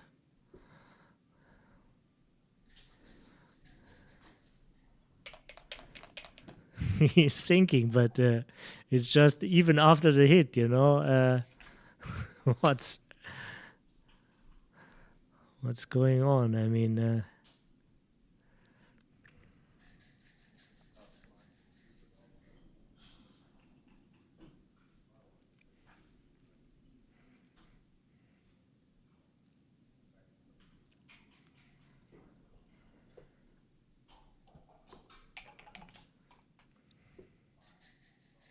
this is a double hit. Does all what you want.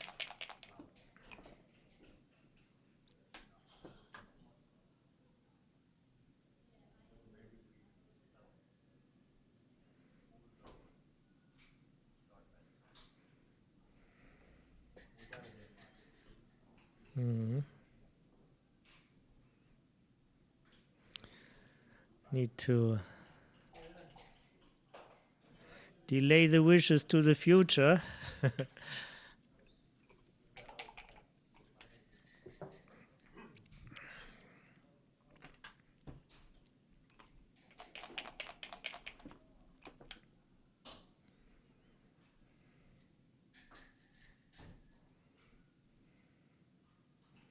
Good things can happen to Justin. He has, if he gets through with it, he wins a ton of gammons. And gammons mean the whole match. This is what something of a game here.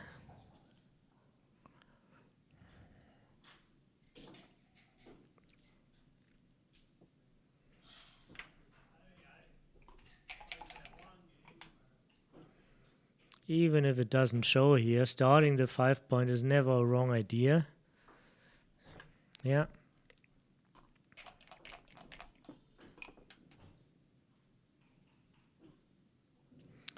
High complexity and fast played is usually not good for your PR. Now, first things first, you really wanted to do this 5-point, you get it. The 3 is rather easy. No 9. Everything hits except one number. 35 hitting numbers. May the force not be with you. Justin cracks up. He was thinking about what about if I get missed? Well, then he's still not saved. What the hell of a game. Yeah. That 6-5 was a fucking super joker. It really was. The only problem with this is that exchange. It doesn't have a read. This could be the 14-point as well as the 7-point, the 18-point. This is not easy to say without thinking. Oh, fourth. I'm sorry. I thought He wants to get even more checkers active. Yeah, yeah. I thought it was But 3-2 it's instead of 3-4. illegal. He played twice a 3. This is the original. Yeah. Or did I Yeah, do this? you played a 3 here. You couldn't play a 4. All right. That's what I thought. It's okay. I prefer your. Now whole consideration starts new. Whatever the fuck you did there, I like it. No, I read it as 3-2. That's why we're buddies. Well, he could get a full. 3-4. No, not full 6 prime, but Doesn't matter how I play it as far as actually. Like, a very, very nice position. Very hard to jump. This is why he wanted to bust his board on the other side, but duplicated everything.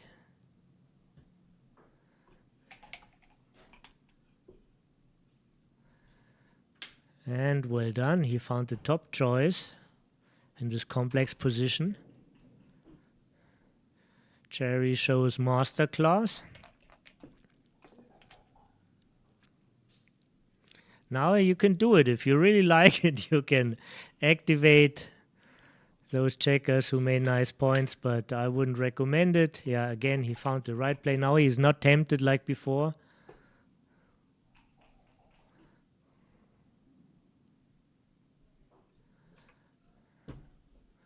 It was a nice idea to stay back. He set it up and then decided for the contact, which doesn't favor him.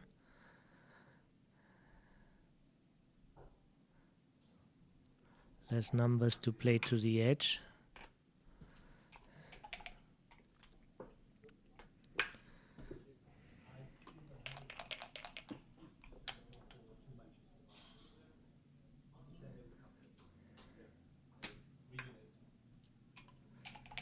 A lot of work to do here for Jerry.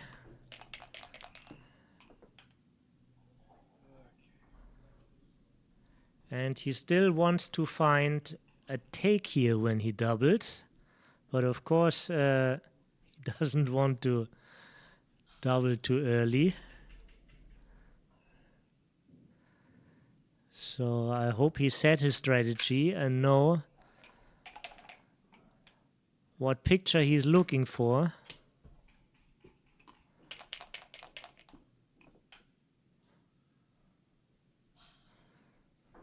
We will see a hit now, won't we?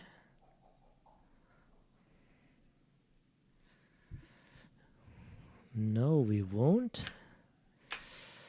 We won't. This game is played differently. Looks like a nice distribution.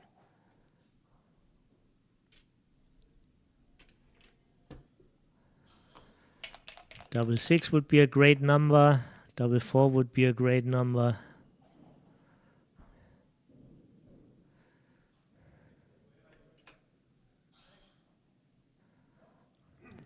Mm-hmm.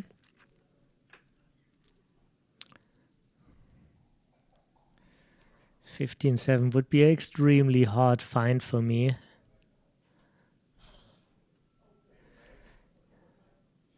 Yeah. This is actually what I can understand. The second best move looks natural, strong and natural. The only thing you don't want is dancing. Well, also, in general, the aces and the deuce. And now the 6 is a killer. You will win a running gammon with a 6. But they don't grow on trees. There's not many combinations for them. Oh, you have to handle this. That's a tough one.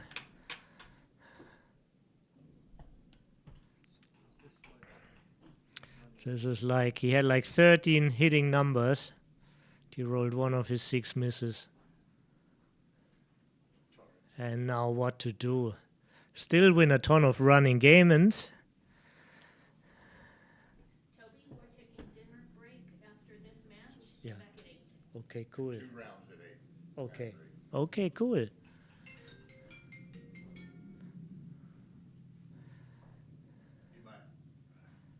So, this is. Tell the viewers that, after round 4, we're taking dinner break. We'll resume at 8 o'clock. Okay. 2 rounds. Okay. So after this big decision, I have some news about schedule changes. Bad news for all the European watchers. And good news for all the American ones. There will be a break till 8 o'clock and 2 matches after 8 o'clock.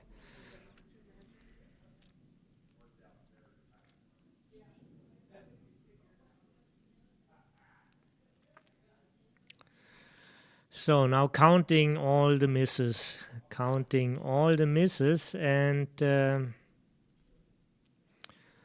knowing you have a higher take point anyway by the score, but I have a feeling like they have a hard time to focus and look at the clock, he might run out of time. Does he see that he's so suddenly so tight with the clock time? Jerry, do a decision. Come on. 34 seconds left. 34 seconds left. Oh, this is so big. Please do a decision. No matter what, everything is better than running out of time. No, this would be horrible. This would be, oh, wow. Oh, wow.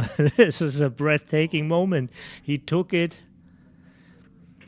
He took a baddie, but it would be even worse if he times out. Yeah. Yeah, of course. This is clear what's happening here. Oh, and again, yeah, this is inner board points. And slot the things, huh?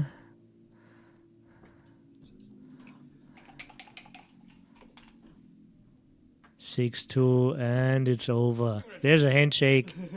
Wow, this is really good entertainment here. Never seen anything like it. You played that snake game like a fucking beast. This is really good entertainment. Yeah. I didn't know what the hell I was doing. No, you made that fucking 5 prime. I was like, oh my god, how the hell am I ever gonna get around? Yeah. Oh, I don't want to know the PRs, guys. The PRs are Yeah, we all, I think we all get drilled here after 4 tough rounds, and I probably should have taken more breaks while we were switching to games, to unfinished games after games we talked about.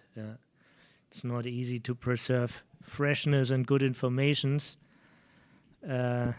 just like that, hour after hour. So now there's a well-deserved break. We will be back in 2 hours and 10 minutes with another round and another round afterwards. 2 more rounds after dinner break, 8 p.m. Texas time. And thank everybody for watching. And please, if you enjoyed it, tell it to your friends to zoom in, post it in your chat groups, call up your friends. We need more watchers. 200 happy people so far, 132 likes. And yeah. Thank you very much and see you in 2 hours. Bye.